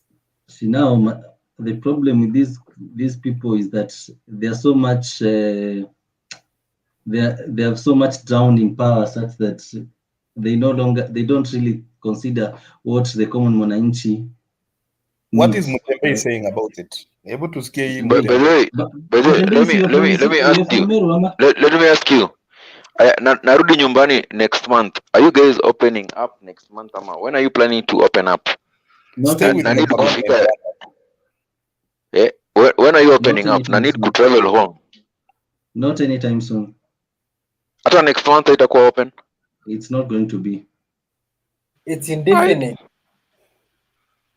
You should not even think of it. No, I have to come home. Familia iko huko bana. I have to come home bana. That is June. From June. Maybe next year. No. Lazima ifike Nairobi then travel to LD. From June. But it is Kenya. You can travel. Hii kafi inakwanga hii lockdown inakwanga tu ya chosen few. Kuchukua bus inakwanga ya chosen few. Kampala to Malaba, you walk in. Yeah. There are actually people have done. Yes. I've ni options, but ni long journey maze. Hiyo ni mrefu sana. It takes 45 minutes flight. 45 minutes niko Kenya. Only 45 minutes. By flight. By flight. See, they cancelled all the international flights. Did they No. cancel flights? No, from Rwanda they are coming. There's somebody coming in on Friday. In Ukuvi, it is flights are coming. Yeah, as Jafungo, you can come. As long as you can come. What they say 96 hours kind of certificate. No. The problem is nilikuwa nauliza because when I reach Nairobi, I need to travel mpaka LD or something. So I don't know how that will happen. If you go with the private, then you're okay. Yeah, if you go with the private. Tumalizieni sasa, nataka tuanze tena kewe la malize. Unajua tulikuwa tumemaliza tena. We got a sober discussion bana. Ile ingine ilikuwa kelele tu.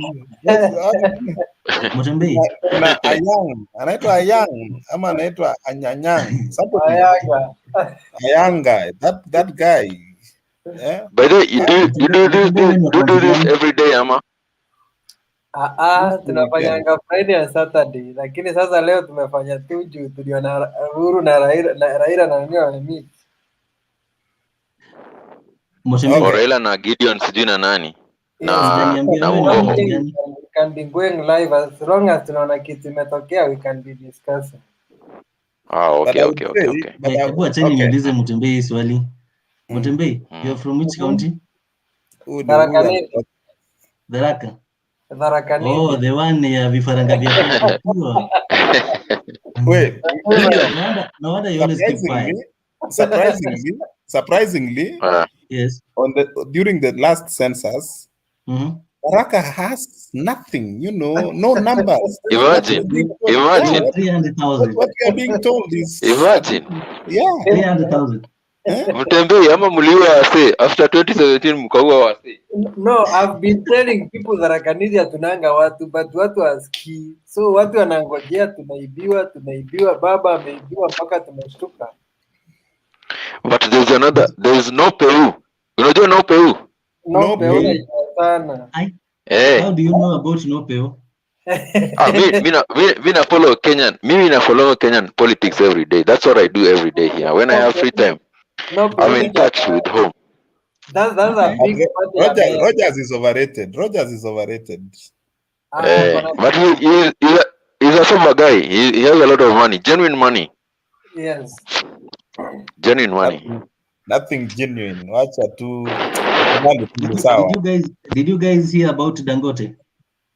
Yeah, I mean, Dangote was to come here sometime in 2014, 2015, around there. Now, yes, 10% ikamtoa akaanza kuambiwa ati sijui 20%. Actually today ndio ali break the silence akasema the top officials the bribe that they were asking for was way too big. He was coming to put a mega cement factory 1.48 billion US dollars. Do 10% and of now that. That one is gone just like that. But do 10% of that. Kuna watu wanataka. But you see, hata yeye hakuwa serious. There is no way we are selling simiti hapa 550 shillings. Wewe unaleta simiti hapa 900. Unaleta simiti no way. Unaleta no way. Then in the long run, was it a viable investment for Kenya? No, it was not good competition. Yes. It was not good competition. It was not good competition. People will what lose jobs. You know, we need to have healthy competition. Yeah, people lose jobs, but others will get job. Hapana, you know, there is kama kuna ukiongea na economist, once una flood market with such things, always reduce price from kila cement factory in a range between 500 to 700 bei ya simiti moja. How can you bring simiti ya 200? You are flooding the market badly. That is unfair competition. Nobody will buy from this is a closed shop. How many do we have? We have like 10. Yes, 10. Kuna ingine hata if you have gone to Nakuru Eldoret, kuna ingine inakama hapo kwa hiyo highway. Kuna ingine hapo inakama hapo. Ilisha boss. Dan imeanza kufanya. Tunakula. Tunajenga. Imejenga na hiyo kitu. Si ndio? Bana niliona. If you realize, honestly speaking, that is what that notion. That notion ya kwamba if you come with something else which is of a cheaper price, you'll flood the market na nini. That is exactly what is killing our industries, because our people. Because let me ask you this: if Dangote comes here, put that industry into function here in Kenya, where is he getting the raw materials from? Locally, yes. If he sources them locally and is able to sell it at 200, meaning these other people are exploiting the markets. Because if you can sell it at 200 and get profit, goja kidogo tu dan. If you can sell it at 200 and get profit, it is the same thing that has killed Mumias, because people come with sugar from Ethiopia and Sudan, sell it at 90 shillings, na nyinyi mnang'ang'ana kutuuzia 120. We'll just buy the 90 bob one, right? And then these industries are Kenya, mnasema buy Kenya, jenga Kenya, it will die because I'm getting something that is affordable to me, and it is not at any of bad quality, it is of good quality, standard quality, same as this one you're selling me at 120. So the thing is, I think the best way to go is to rethink our production processes and our input. No. I think you know what Dangote has is equity. Dangote has a lot of floating cash. He can do anything. He can come here and decide he's going to make profit via sales. He's going to make liquid money via sales. He can sell so much. You're but the right, profit Dan. margin is very small. That is hurting the other players in the market, and that's what happened with EBL and these other players with Kessel and Nini. So that I decide wewe enda uza TZ, mimi I'll uza here, so that we share the market. Otherwise you can't do that for the market. And establish, the problem is we have already an established market here in Kenya where the price washaskizana in a range between 500 to 7, is it 750 or something. You can't come and say that it is 200. There is this institution called Competition Something of Kenya, and then yes. They won't allow that. Remember also, it's like Uber. You know Uber. Well, it's been banned in several countries because it was bringing in a lot of how can I put it? Ile bei ya kurusha wengine nje, exactly in business, and that is what has happened here in Kenya. Yeah. So now let me ask this. If that is the case, sahi hata even if hata tukipata mtu mwenye ako like minded kama sisi saizi for the president, alafu atake kuinua these industries like the pan paper, the cotton industry, the sugar industry, yet the pricing is the factor. Huyu mtu afanye aje? The reality is easy factories hazikuanguka because of pricing. Hata Mumias, by the way, I was working in Mumias. Mumias haikuanguka because of pricing or this.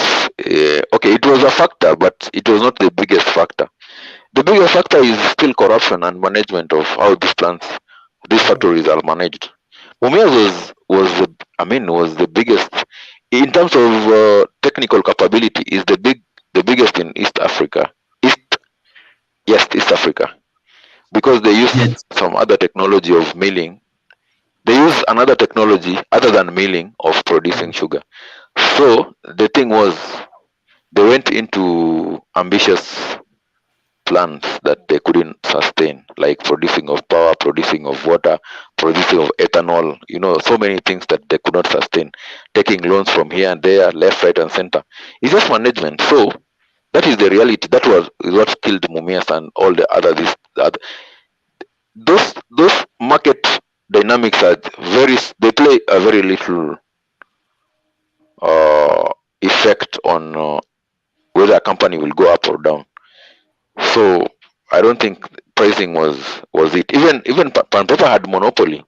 There's no company in East Africa was producing paper, but it was taken down by Indians management. So it is not pricing. It is not pricing.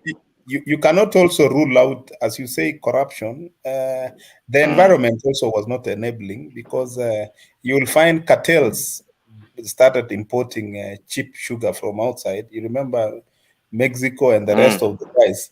I mean, some sugars were coming in from South Sudan, in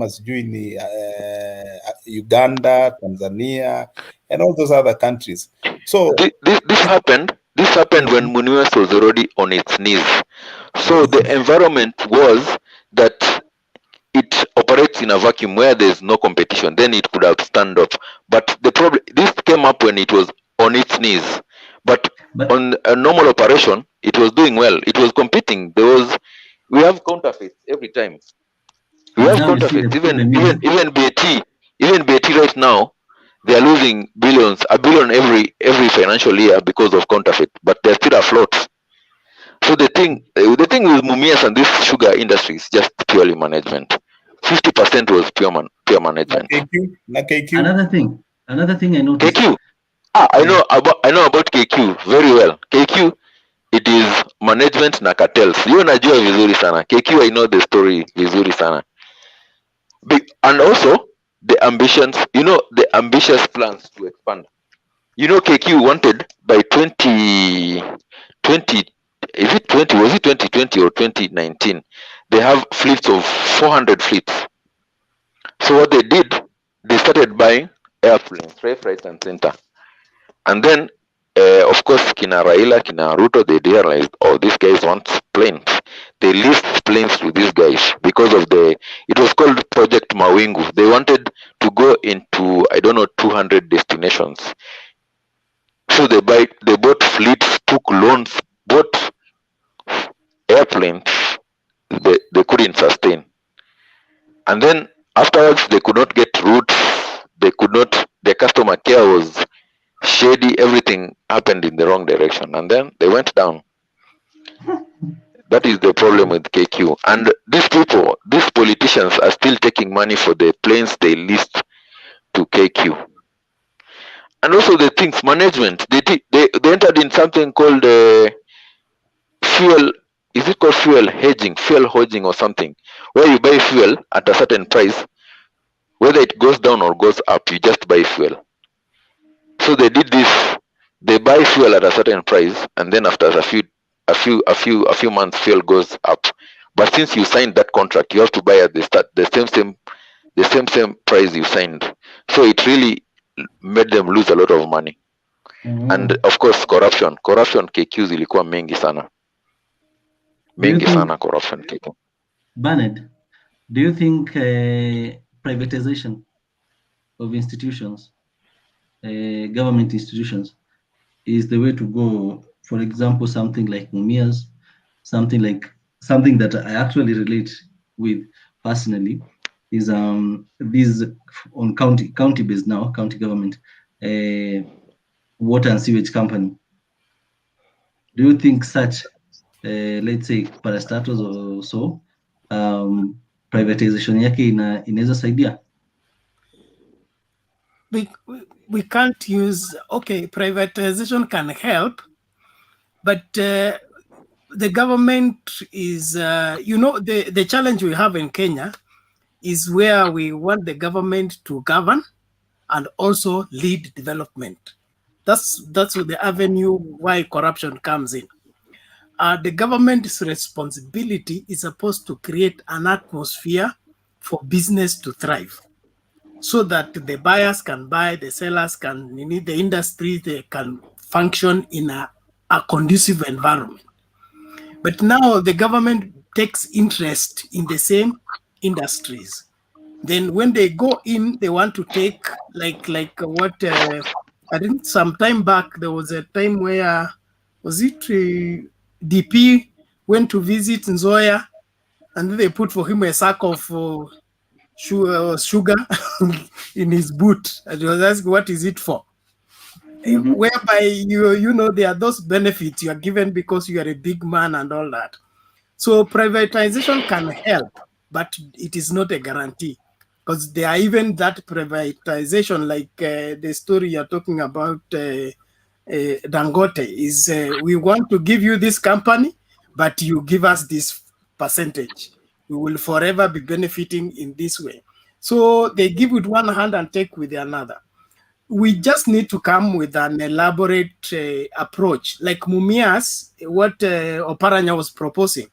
Let it be handed over to the county government, and let the county government come up with the modalities of reviving it. But the shares za serikali zipeanwe kwa county government, so that they can have a homegrown solution to their county problem. So I'm not for it 100% with the understanding of how Kenya works. There are things privatizing can help, like your water company offering services like that. But the industries, sioni. Okay. Anyway, fine. Privatization. Privatization is actually good. Unajua, you privatize because you want a pool of resources. You're opening up your company to investors. Shares, kila mtu anaweza invest. The problem is corruption. When you have corrupt people, unapata a pool of money and then people are corrupt. That is where the problem is. Yes. But privatization is good. Alafu unajua pia, when government is controlling things, government wakwangi genuine. So like when KQ was private, that is when it started making profit. So other than this side shows, KQ would have been, like it said, the pride of Africa, ingekuwa mbali sana. Lakini sasa since corruption and all, in developed countries, like for example US, company zote, Walmart, I don't know what, hizi zote zinakuanga private. Even airlines, they make a lot of profit because they are private, because they are opening up their pool of getting resources and money from shareholders. Lakini in our state of corruption really hurts the companies. So we go back to the government.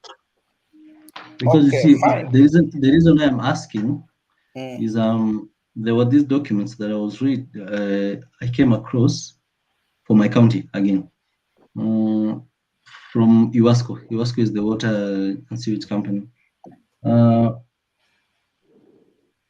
They make zero profit on the budget. They show no profit made, and then there's so much waste. And then I was asking myself, how is this a viable business for the county if at all is not making any money? Yet, in the budget allocation for the county government, there is recurrent expenditure that you need to include a company that is supposed to be running on its own, that is Iwasco, the recurrent expenditure that is wage bill, bills, the electricity, nini, and then there is a whole scheme maji yenye imetoka Meru, you need to repair the entire system, saa zingine, like all this, yet it is not making any money. And trust me, Isiolo people are paying water bills without delaying, kwa sababu ukatiwa maji huko kwetu bana, si kurahisi. Now you can imagine, and people are really paying, and then it's making zero. So unashindwa, is it that their calculation is wrong with the units? Ama is it that the money inaingia lakini inaingia kwa a clone account that I is think owned by individuals? it's all about prudence. It's all about prudence and accountability, and also costing by and large, because a normal unit in an urban setup, it might cost you up to maybe 100 bob by and large. 100 bob, that's a unit. And when you cost, when you do your proper costing for the connection, and you see also there's that maintenance fee. That's why in Kenya Power we have the variable costs and we have the constant cost, or fixed cost. That is what they call it. So if you say 100 bob, and then maybe 80 bob is a variant, and then 20 bob is the fixed cost. So at the end of the day, every customer has to pay 100 shillings, at March. That is the business. 80 shillings can go up to maybe 120, depending on your consumption. But then I think our county governments, they are still on teething problems, whereby they've not really taken time to do the cost-effective calculations, so that when they are billing people, it is not a CSR, it is not a gift, it is not it's not a privilege to be connected with water. So at the end of the day, when you do your costings, you need to be putting in money for maintenance, money for wages, money of all those things, so that the entire section would be dependent on itself. When you see salaries for people and stuff like that, you see, these things, they are being taken for granted, because at the end of the day, the staff are paid through an what do you call? They are paid from the county. I don't know how can I put it. Inalipwa na county, yani ni jamaa kwa mshahara ya county. Yeah, but then if you had told him, this is where you're going to get your money, this is how you're going to get your salaries, and there are some commissions you're going to earn, and you run it as a private entity, that is the time when you'll get people serious, and you'll get people doing things correctly, and also the customer service would be taken care of. Lakini kama unalipa mtu from somewhere else, people don't take care of it. Wanafanya tu vile wanataka kufanya. And I think that's where the problem is. And that is why you're asking a very important question. Is it viable for that thing to be privatized. I think it is good to be privatized, and it should be an independent entity. And checks and balances should be done every other day, audits done, and then now proper costings should be done. Basically that. Because you see, there are things that don't add up when such county that for obvious reasons it is a county that sits on a semi-arid yes, geographical area, to invest in piping or that scheme ya kutoa maji kutoka Meru ije mpaka Isiolo, and yet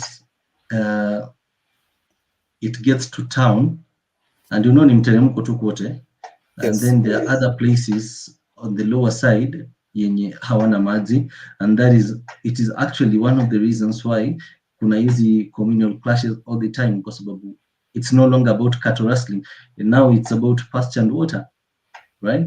People have already they're already moving away from killing each other simply because I want to take your cattle, and now it's like, okay, you have yours, I have mine. We all need water, we all need pasture. No. And it's something that for me, I think it's something that it is actually manageable. It's something that I've seen somewhere. It's still around Isiolo, along Isiolo Meru border. There is a place they've set a GSU camp, and then they have categorically explained that if it is the Turkanas, it's on Monday. If it is the Samburus, it's on Wednesday. If it's these other tribe, the Merus, they come on Friday with their kettles to drink water in that place. No.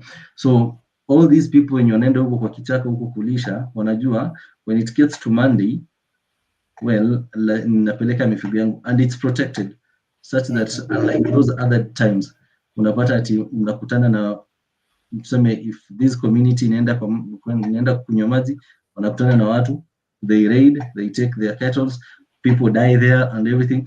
So I think it's really something that has been bothering me, because it's something that can be managed, and to see that it's being taken for granted, it's not good.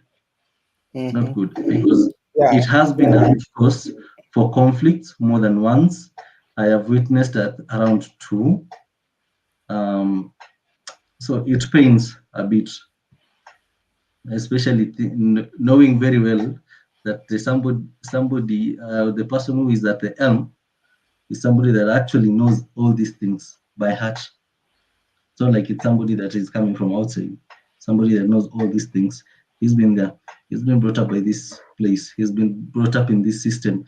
He went to school and came back to this system. He practiced his medicine in this system. What I will tell you, it's all about commitment. It's all about commitment, which is lacking. People don't want to commit themselves to serving wananchi. You know, there are these issues, there are these problems wananchi are facing, but you don't want to commit yourself in doing it.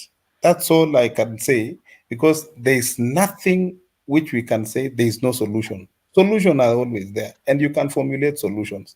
The way you're just saying, on Mondays, these people bring it's their time to consume water. On Tuesday, on Wednesday, it's part of solution. But then you need to have a long-term solution. It's not only one water point that should be given to those people. If those communities you are talking about are given their water points, why subject people to places whereby conflicts can be created so easily? It's the same thing as with Kapedo and those places of Baragoi and the likes in Samburu. You see, some of these things, they are solutions, but then people don't want to take charge and they don't want to commit themselves in giving this. But then, because some people see it as if some people deserve or they don't deserve what, they don't care. They don't care. And people end up fighting themselves and killing one another. But let's just tell our people that next time we are voting, we need to vote sober people.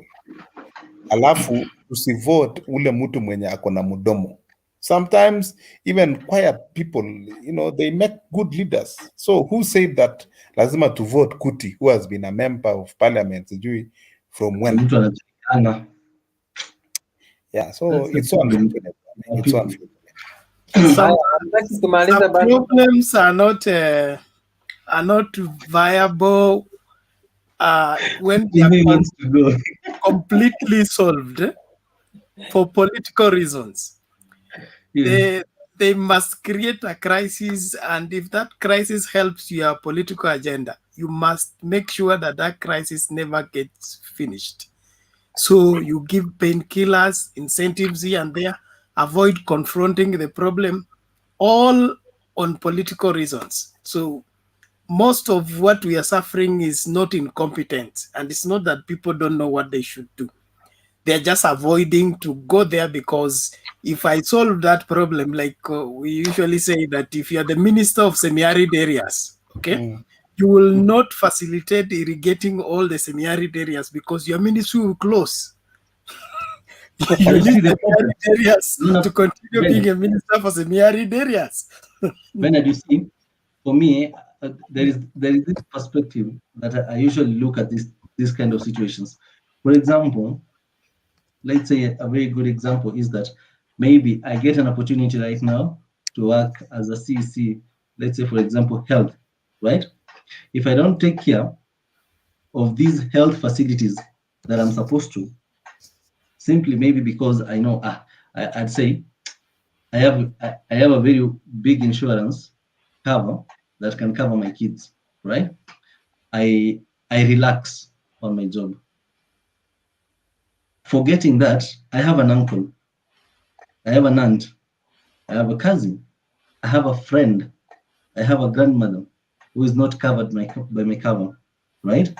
It would have taken me to sit in my office to think, only just to think and formulate a way forward to improve. But now, because I did not do that, it's costing me more because I'll have to contribute burial contributions. I'll go an extra mile of hosting people in my place tukifanya maombolezi. Like kuna what we call trickle down effects of neglecting. I think these leaders just need to understand one thing, that if you neglect, trickle down effect will come and bite you. No, because let's say, for example, right now in Isiolo, if somebody mwenye amekaa kwa water department, right, afanye hiyo irrigation ama hiyo piping system, hiyo scheme ya maji ifike huko chini, kwamba kukuwe na peace, right?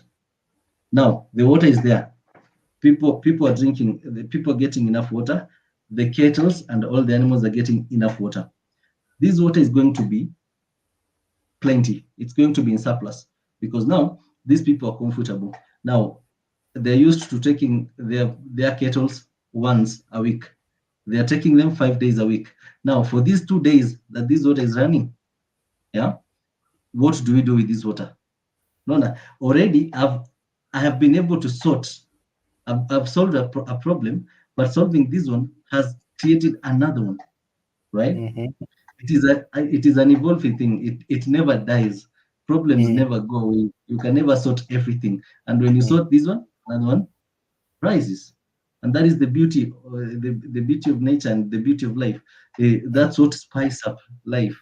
So this myopic mindset kwamba if I build road for these people, kesho sitapata kitu ya kucampaign nayo. If you build road, then we'll need lighting kesho kwa hiyo barabara, right? After that the drainage system itakuwa imeharibika, tunahitaji ifanywe repair. What I tell you, Samilion, these guys are thugs. Now I will tell you that one. They are thugs. They are stealing us left, right, and center. If we start talking about them, hatutamaliza. Wacha tulale, kesho tu hustle, tuonane sijui Friday ama tuonane lini. Felix, si Mutembea anasema kesho tuko hapa tena. Yeah. Bado mumute Mutembea. Nasema kama kutakuwa na kitu leo, tutakuwa hapa tena jioni. Kitu gani? Si inaendelea majesi wanaendelea na ku I have a request, Mutembei. Yes. Can we try a little bit to move away from these more politics and tujaribu kuingia kwa more policies. I think hivyo ndio tuna shine a light on things that benefits more. Si uko kwa WhatsApp group? Uko kwa WhatsApp group yetu? Ya niko. Alafu mbona uleti hizo ideas zinasema? Sasa unajua mimi ni mdogo bana. Naona watu ni wakubwa. Hapana, everybody has a voice. Voice yako itasikika. Sema ile kitu watakupiga. Sema ile kitu tunataka discuss, then kesho tunaiweka. Kuna mtu anaitwa Dandrai. Huyu ni mtu ya baba akurushia na mawe, ni MCA. Lazima baba aongelewe ndio asikie mzuri. Unataka we discuss about, just say it and then tunaiweka jioni. But also Mutembei, you need to be fair with your topics bana. Sometimes unatugonga sana. It's unacceptable. Is topic kwa na wauliza before ni surprisingly. The Ruto Uhuru finishes Ruto completely. How? You know. Now you have reminded me. Hawezi pata ya Ruto finishes Uhuru. Funny, are you being paid? Si utuambie tu kweli. Hakuna mtu anaweza nilipa. When will you write Ruto finishes Uhuru completely dismantles Uhuru? Unaanza kuongea in a certain way in a manner likely to suggest. Mwe mnaleta mpaka topic yenye tunaandika. No, when you are sharing those videos of yours, wachana na hii life. Oh, hizo vitu za kawaida. Hizo mabulletin nini inakuwa inclined in one direction. It depends who has finished who or who has been finished. So we cannot say the other way around if they are the other way around. No. This man has another issues. I've never seen Ruto dismantling Uhuru completely.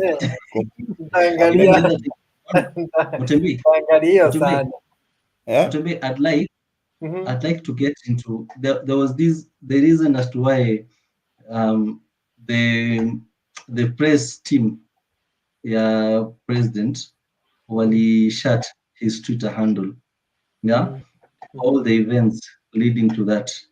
That would be a very good story because it's something that happened with the Kina Itumbi and their boldness and you remember the president had to come from Mombasa to come and sit to just walk around. Itumbi aliniambia ningoje kidogo mpaka wapange timu yake vizuri, then from there atakuja atuelezee. Oh, that one about the Twitter handle. Yes. Yeah, that's something. Tutauliza hizo maswali zote. Otherwise, good night, gentlemen. God bless you. You have a good night. Mbarikiwe sana. And then tukalala. Good night. Thank you. Bye.